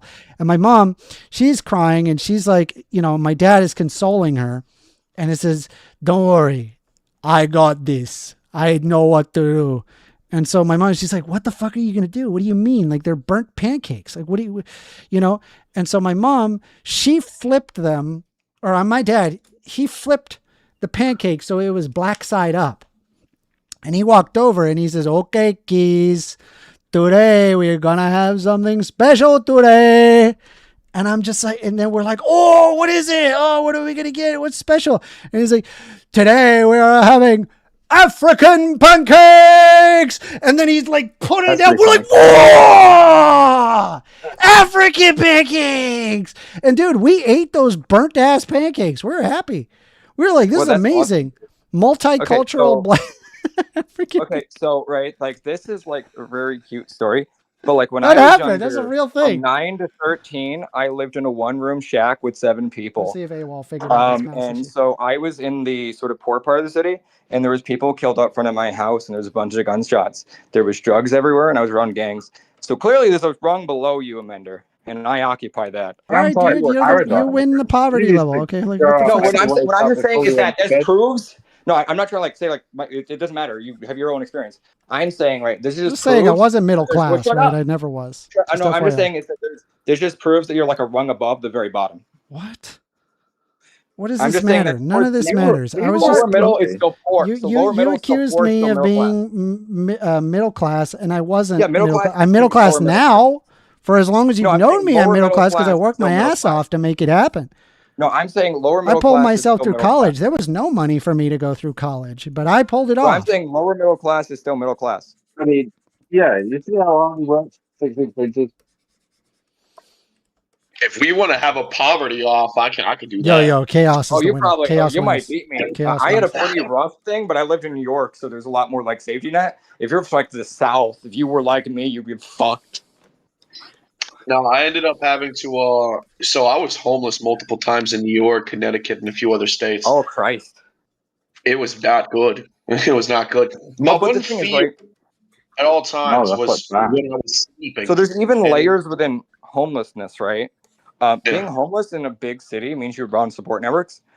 We were like kicked out of places and evicted a lot, largely because of my brother's behavior. So we were like couch surfing with like 3 people and 4 people in like an rural Appalachian town towards like PA, Ohio and New York, with like the average family made like $23,000 a year, right? So you don't actually have a way out after that if you get stuck there because there's just not enough resources in the system. And if you don't have a car, you're boned. Also, here's the thing: it depends, like, at what age. Because if you know you have the resources, you're able to. Right? I didn't know shit. I was literally just sleeping on a street corner, sometimes underneath bridges, and mad people just getting me fucked up and giving me drugs. I think this could be like summed up is like when you say age, what really happens isn't like they're older, it's that they're disabled now. So they can't work, so they get trapped there, right? So it's disability plus homelessness that sort of sums up that conversation together. And I agree with that. I was just saying it's like, okay, you can be like, if being homeless in like Denver is like heaven compared to be like in the sticks and homeless, because then you're just fucking boned. Yeah, no, it was bad here. I'm not saying it's always horrible to be homeless. Don't get me wrong, Doug. Yeah, like there was no like here's the issue. Like every time that I went to sleep, I had to pray that I wasn't either gonna get raped or fucking jumped. All right, chill with that word. Chill with that word. Holy crap. Okay, so like I don't know, crap. like I did Holy like cannoli. Yeah. I We don't are on know. YouTube, FYI, guys. So where I grew up, right? Like where I grew up, there was like gunshots a lot, and like people got killed out right in my house, right in the backyard, because we live in a housing project and there's a park there, and someone shot to death, right? And I didn't realize how weird this was until I was in a Twitch chat. I was like, God damn, the gunshots again. And everyone's like, are you okay? I'm like, what are you talking about? Right? This is gunshots, right? Anyway, so when I was at school, like I had knives pulled on me in this place, right? So I'm like pretty desensitized to that stuff, and I have like specific like vocational police training, right? And like I had a NIM certified, and I did like combat sports. So like in like extreme crisis situations, I don't really have very much fear response. I'm pretty like blank the entire time. It doesn't even faze me, right? Like somebody tried to mug me, and I just like kind of walk towards them calmly. It's white noise at a certain point. Like I remember I was walking down one time. It was like 3:00 in the morning, walking down back to my clinic, and I hear like an assault rifle just go off, and I'm like, and this like I could hear like the echoes, and I'm like, oh, the police are gonna pull up in a minute, and I'm walking like down Jamaica, the Strip, and I just see 6 police cars zoom past me. I'm like, yeah, that tracks. Okay, so like this is like a thing that like someone did with me, right? When I was a kid, I was like, "There's gunshots." I go, "Are they shooting at you?" And it's like, "No." Okay, so like then they probably won't hit you, yeah. But like they could get a stray bullet. Well, if that happens, you can't do anything to stop the gunfight. So what's the point in worrying about it? Exactly. It does suck that sometimes you can't catch a stray, which I mean, that's what happens when you live in neighborhoods that just have poverty in them. It is what it is. Well, like, it's less poverty, inequality, and it's like gang pressures. But the big thing that happens is like, oh god, the horror stories, right? Like in the my teacher Jerry O'Brien, he was like super desensitized, and he got a giggle about all this stuff. He was like telling a story, and he's like laughing and he's smiling. He's talking about how he got shot in his belt loop, and he almost got fucking killed if it wasn't for his belt buckle, right? Anyway, so we're talking about this, and he tells us like this one cop, he's like shook up because he's in a gunfight, and one of the stray rounds smoked a little girl who's from like. So what happened is like she's from like the white suburban area. And she was visiting her friend who was black in the poor part of the neighborhood, and she didn't know to get down. That's bad, fucked up, and it's sad because he like did he know she was visiting? Well, no. The issue is like he was just this gangster shit. Like he was like this is a fucking car stop, right? And obviously gangsters have like shit on them, so they can't exactly like let them search him. So the best response from the gangster is to pull out your fucking Mac and start spraying, right? Literally what happens. That's why they do it. My teacher was showing us like these videos. He was trying to teach us the most dangerous thing is like a car stop, and he's going to show us how quickly things go south. Right? There's a cops walking to. We blink, and somebody has a fucking Uzi out, and he's spitting at this guy. So there are times when I was younger where I physically had to tell people, don't take the J train to come to my house. Take the E train and then walk. And then I've told people like, okay, it's like we're like walking. It's like I got to go home to stop or something. It's like, I'm gonna come with you. So, no, you're not. Right? Like you're gonna stay outside, dog. Yeah. How about you just don't come in, right? Exactly. He was one of the craziest ones. Like one of my personal favorites too. I'm deep in Jamaica. Like I'm talking deep. Where there's those guys are tough motherfuckers. And I go there to record music, right? So I'm like the only white person there. They're like, "Oh shit, yeah, we got you." We pull up to like this gas station, and then underground is like a small little place where you can record. And this dude that just showed up, he's like, "Yeah, it was good. I'm the engineer." Daps me up, daps everybody up, and he's like, "Yo, you guys want to see something cool?" And we're like, "Yeah, sure." He pulls out a fucking micro Uzi, and I'm staring at that joint like, nice. And then we go into the studio, start recording a track, and I'm like, "Yeah, there you go. That's life."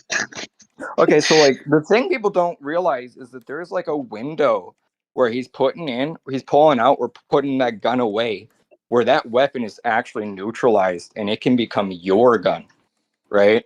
And so what happens is like you come up to them as they're trying to pull it out, you smack him in the face or something, and then you start wrestling, bite his hand, poke his eyes, kick him, right? Get that shit, and then fucking pick the click out and you throw the gun away, right? That's how you deal with that. And then you wake up in heaven. Well, no, you're gonna die because the gun. He didn't get the gun; it was yours. You know how to wrestle. Okay. He doesn't. He's a pushy. He let you have the gun. It always depends on what the situation is. If somebody's trying to set you up, if someone's trying to line you up, somebody's doing something, there's going to be signs beforehand, right? If you're just doing some shit and everybody's like, chill, you're calm, you're marinating. Just understand this. He's got a gun. So if something does pop off, you need to run. Maybe. No, so if you know it's a gun, right? And you know it's going south, right? You just pick up something, you smack him in the face with it, right? Dude, that's the worst advice. Bike, right? I'm not trying to get involved in whatever he's doing. I'm trying to get in there to record a song. That's all I'm trying to do. Get the fuck out of here. If you just like respond first, I'll be honest, man. If I hear a gunshot, I'm leaving. Wait, no, I'm not saying fight him. I'm saying like once that gun out, you're fucked. I'm saying you get him before he can point that gun. No, you get out the way before you can find him. I'm just going home. I mean, like, I'm not John Wick and nothing, dude. I'm going home. Yeah. I'm going home. That's probably the best option for most people. I'm saying I've home. Dealt with people pulling knives on me, and that's kind of how you deal with that, right? You go 2-on-1, smack his elbow up, bite him. Right? Dude, you sound like all the kung fu people on TikTok. No, it's not kung fu. It's just self-defense. The tappy. Self-defense. I love the John Wick enthusiasm. I really do. But like, I don't have any John Wick, right? That guy has like actual martial arts. All you got to do is make one wrong move, and you're dead. Like, why would you even risk it? Like, bro, I'm going home. Because he's shaking, doesn't know how to do it, and he doesn't know what he's doing. But I'm not doing like How do you know that? How do you know that? This is just like basic self-defense stuff. Oh my god. Basic self-defense. It's just Yeah, no, it is like, Commander, dude, you gotta risk it for the defense biscuit. course, I'll do this for you. This is like literally accessible for like $60 for he took Bro, it's a $60 scam. an hour class, and he's No, I did John Wick now. vocational school that covered self-defense. Yeah, now It's a he's scam, John bro. Wick. You got scammed. Yeah, you got Well, it's not scammed, a bro. Got it scam. solved. I know how to do everything except like drive and shoot a gun. He knows everything. No, I just know how to do fucking police work, jackass. That's the funniest part. That's what I know how to do. So I know how to run against you, but I have no idea how to do any self-defense worth anything. Why wouldn't you do that? You should like know how to do that. Everyone should know some kind of self-defense. I mean, like, when we say self-defense, what I think of self-defense is me trying to punch the dog shit out of somebody and trying to, like, grapple something to, knock them out. That's my definition. I don't know, like, my dad taught me how to fight from young, and he taught me, like, philosophy through fighting. It was, like, really weird. He kind of taught me, like, a bunch of, like, responses when I was little. I did wrestling for, like, 6 years. I did kickboxing and the police thing. I did, like, NIMS, which is National Institute of Management. Lesson and I've 1, been, like, Krav the ground floor Maga. for a crisis. Yeah. Lesson 2, Hegelian dialectic. Well, Bubblegum. no, Hegelian dialectic. Have you ever touched grass before, Bubblegum? Have you ever seen the outside? I mean, no, wait. What do you mean? I've been outside. You're gonna die, bro. Hold on me. Do you think it's happening at my own house, dude? You have defended yourself against a knife with your Krav Maga? Yeah. Oh my god. Wait, what happens is like imagine like this, like they're just shaking the entire time. They pull the knife because they're scared. You just wait for them to go like to put it away because they're not going to do shit because you're in a public area. And what are you going to do with that knife, jackass? Right? And then you kind of like pop them in the face. I'm gonna stab you. I They're gonna stab you. This never happened. Never That is happened. exactly what They happened. stabbed me, Your Honor. I've got a lot of stories about illegal. You're not but I legal to like can't. somebody pulled a just knife live on you and streaming you're like hit right with a now. knife. I'm The not gonna problem get isn't caught the up. legality. Like, That's not the problem. The problem. Wait, I'm not worried about the legality here.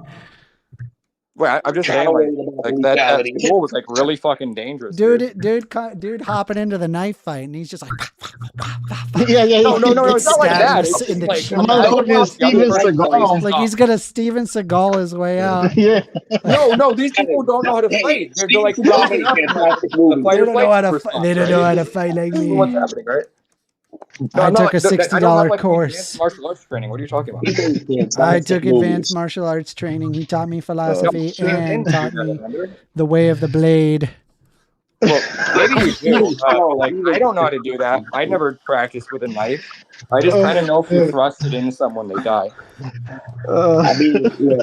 I've had moments when I'm in the studio. There are gunshots outside, but I'm like, yo, I need to finish this song, and this needs to get mixed right now. So exactly, dude. Like there's gunshots. You got work to do. They're not shooting at you. Shit.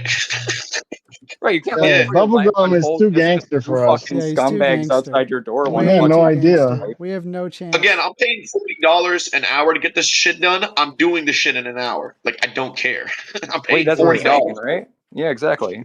That's the real response. You can just like turn those feelings off. And tell me again, what level on RuneScape are you? I don't you play like? RuneScape. Oh, you know. I think like level 62 right now. You feel me? I do got my giant. Wait. That's a pretty impressive level. I don't think How's that's this, probably more brag worthy than anything I've said. How's this drawing, guys? How's this? Wait, no, Amender has high level RuneScape. I think I'm about done. Amander's got me beat. He's I got think me I'm beat. I think I'm about done. I think I'm yeah, done. so like I don't know what else to add. Like, do you guys anyway, think I should add anything to this? Like, how does it look? Let's take a look. Let's take a look. Zooming tool. Let's take a look. Let us see. Let us leave. Let us leave.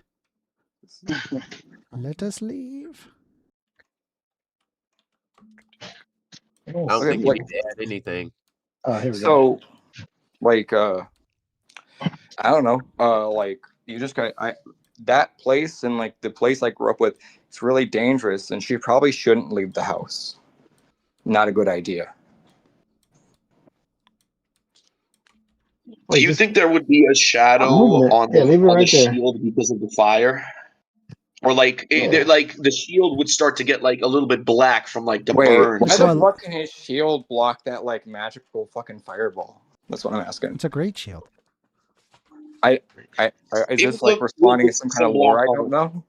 Wait, where's his other leg? Oh, I see it. I see it. I know it's like a great shield, but it's like a magic fireball. I imagine it just breaks the metal, right? Or is it a magic shield? Yeah, it looks good, man. No, it looks good. Like if it's a regular shield, it's definitely going to get charcoaled like a little bit, like here and there. If it's a magical shield, that's it looks like it's completely melting.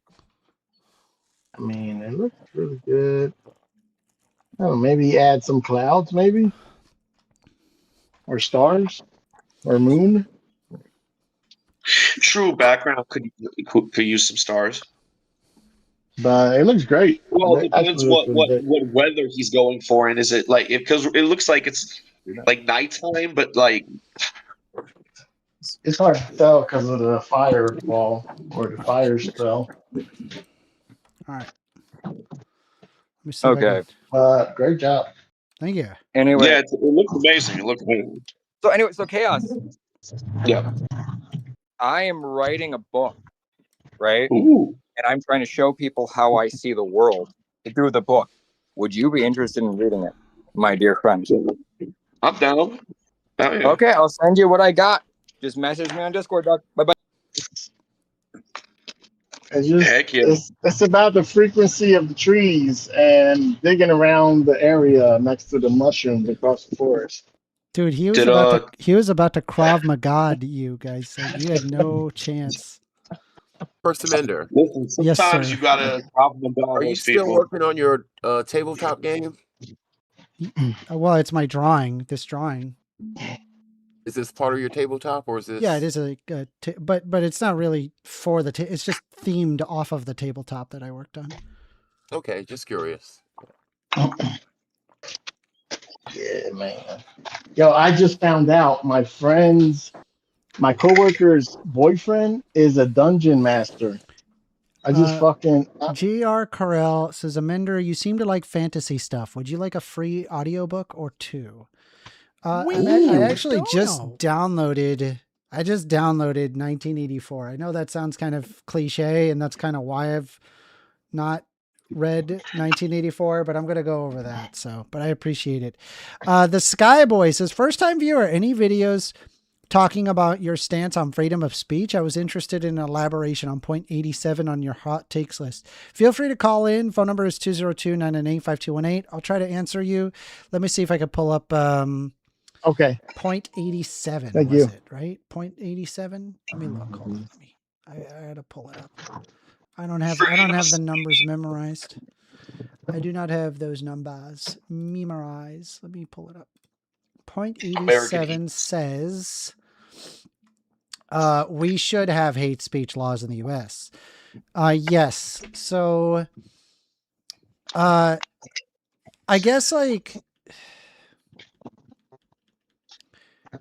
when I'm thinking about it further, I'm probably thinking closer to like if you could define it accurately as stochastic terrorism, something along those lines. I would probably consider to be like, yeah, that should be illegal.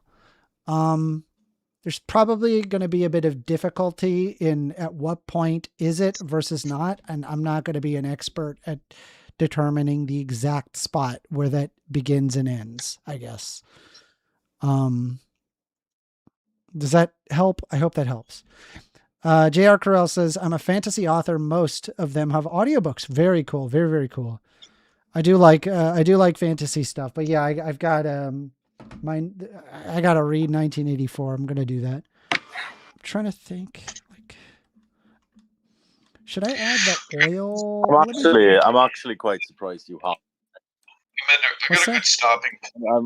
I was just saying, I'm quite surprised you haven't actually read any of George Orwell's books. I have not. Like, yeah. it's Isn't that weird? Yeah, I'll tell you another one, right? When you finish with that, you need to read Brave New World as well. Like, because it's like in a similar sort of category, but I think it's more detailed than 1984. Yeah, they're both really good. Yeah. Amender, have you played The Outer Worlds? The Outer Worlds? It's basically from the same people that made Fallout New Vegas. Yeah, it's from Obsidian. No. It's amazing. And there's a second one now, too. It's literally like Fallout New Vegas, except space. Except space. Space. Hate you. We got that space. I got a good line that we can draw for the free speech argument. It's basically like when you start inciting violence. Like when you start inciting violence, that should be the cutoff. Like for example, if you tell I don't think that's enough. Because if you tell somebody specifically, yo, I want you, a group of you people, to kill this group of people, that's you incentivizing and inciting violence towards a group of people. Yeah, it has to be explicit. I just don't think that's enough. But what if I'm like a boxing promoter and I'm like, yo, I want you to beat him up, you know? That's incentivizing violence. No, the idea is it's based off of someone's immutable characteristics, not just. I think like you have to quantifiably show like the stochastic terrorism. I guess is my thought process on this. Define stochastic again for me. So basically, you have a big giant audience, and you insinuate violence or you insinuate a type of hate speech. And while statistically improbable that an individual would act upon it, there will be a collection of people who end up deciding to act upon it, like inevitably based on the size of your audience. I don't know. Why does the size of the audience matter? But I'm trying to think. Because it creates the statistically improbable action a statistically probable one. The problem is I think there's a level of responsibility that has to be garnered on behalf of like the person who's saying the speech. Like, and I'm talking like your Joe Rogans of the world, right? Like I think when he said ivermectin works, right? I think he quantifiably harmed a lot of people by saying that. Sure, but you can't trial. That's crazy. There's no incitement there. You can't trial. There is, right? Because what he did was that he had people do that, or he suggested that, which caused people to go, okay, I'm going to do that. Okay, that's the problem. I think it's more in the vein of like calling Donald Trump Hitler. You know what I mean? And saying there's no place for Hitler and stuff like that. You think? I think that's more. You think that's you're giving everyone the reason to do a bad thing, but you don't explicitly say to do the bad thing. Exactly. Yeah. Yeah, but you can't trial people for insinuations. Like I'm just going to be standing on that. Like you can't trial them for that. You can't be like, listen, just because this dude insinuated something, because that just opens up an entire can of worms to pretty much all of politics. No matter any politician, they've all said something, so that means they've insinuated something, which means certain people took heart to that. Yeah, I mean, I guess like it comes into a question on where the exact policy should be, and I don't know the exact line where that's at, but I think it should be addressed in some way. Yeah, but it becomes difficult. It becomes quite difficult with like incitement or encouragement and everything, particularly within like legal framework, because they have to decide, what standard are we really using here? I understand. So it does become very messy and everything, particularly in like a court case. I understand. Yeah. If you knew it was false and you were telling all your neighbors that your next door neighbor was holding children in his basement, and you kept on that for months and months and months, and then finally someone broke in their house and killed them trying to free children, would you consider that a bad thing? Yeah. On the person who spread the rumors? Well, the court can prove if the guy's known to done that and then been arrested for it, then of course if they get enough evidence in court, he's going down for that. Guaranteed. Yes, that's good. That's good. Because the guy could be wrong. He could just really believe it, and be wrong. But if it was like say Alex Jones, like there was no, he's full of shit. You know what I mean? He's been got a phone number. Oh, okay. All right, go ahead. Yeah. It can Hold be on, difficult. phone call. Oh, okay. You're on the line with First Amender. Howdy, it's Rachel. I haven't called in quite a while. Hey, Rachel.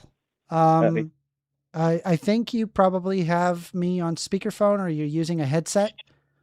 No, but I can put it on. I'm sorry. Hold on. Yeah, just let me have check. like a regular phone, just as if it's a regular phone call, because it causes a scratchiness on my end, and it's very shrill and rough on listeners. Let me try putting my earbuds on, because usually that works. Okay.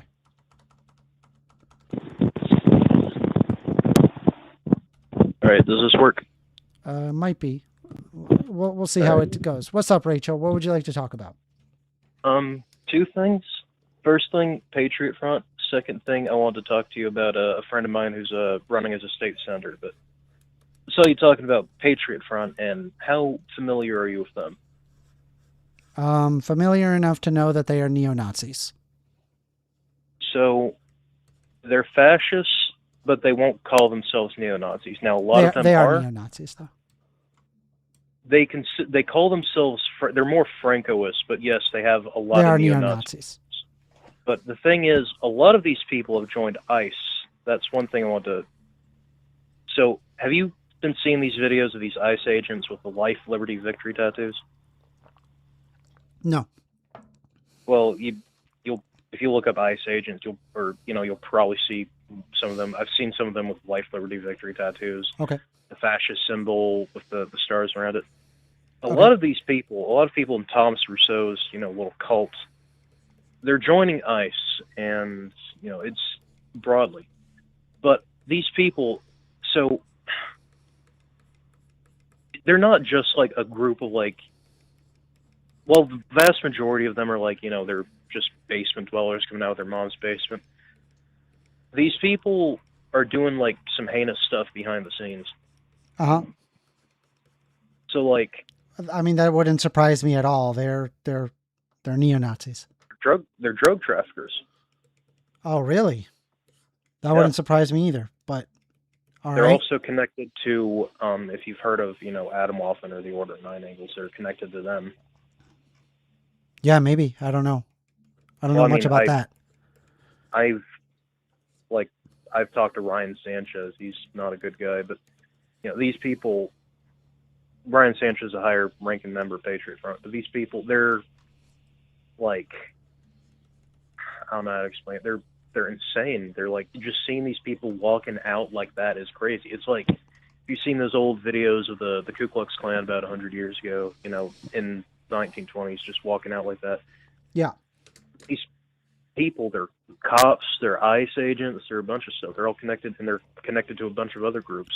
So I'm just going to say, you should look into these people more, and because it's, not a lot of people are talking about these people. They're just talking about that one event, not the actual group and what they're doing behind the scenes and stuff. Well, it's a good thing that at least as of right now, I believe in minorities' right to the Second Amendment. Yep, I agree with you. Have fun, guys. Anyway, I appreciate your call, Rachel. Thank you. Wait, one more thing. I wanted to talk to you about, the main thing I wanted to see is, would you be willing to speak to a friend of mine who is she's going to be running as a state senator for Huntsville in Alabama. I'd love to. So her name's Allison Montgomery. When you get time, check out her website or things. It's I think her website's Your Ally in Bama or something. Nice. Stuff's yeah, I mean, feel free to have them call in whenever they like. All right. I was going to send her the link to your channel and everything. But perfect. Yeah, I appreciate you. Thank you. All right. Hope you have a great day. You have a great day. Bye-bye. We're open floor again, guys. You guys can talk.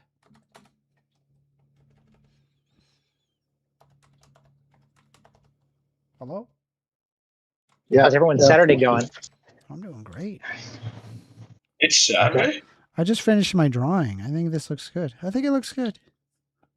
It's I'm amazing, trying to think bro. what else I can do to it, but I don't know. I'm drawing a blank.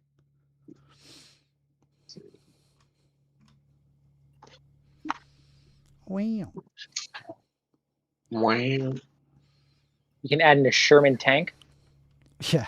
Let's put a Sherman tank. Yeah. Give him Oh, a wait. giant cock. I thought I saw a mistake. Can you zoom out again? Well, maybe you wanted it to be like that. You see where the great shield goes up towards and the shadow continues even past the sky? Mm-hmm. Is that how you wanted it to be?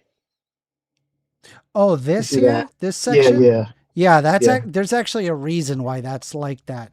So the land that they're on, it's actually on it's a jewel. It's actually a giant jewel. So when they look up at the sky, the facets of the jewel will show up in the sky. Yeah. Oh, okay. Yeah, that's why Gotcha. that's like that. Makes sense. Isn't that cool? That is Another cool. cool concept. See a big I horizontal like it. line, you're like, what the fuck is that?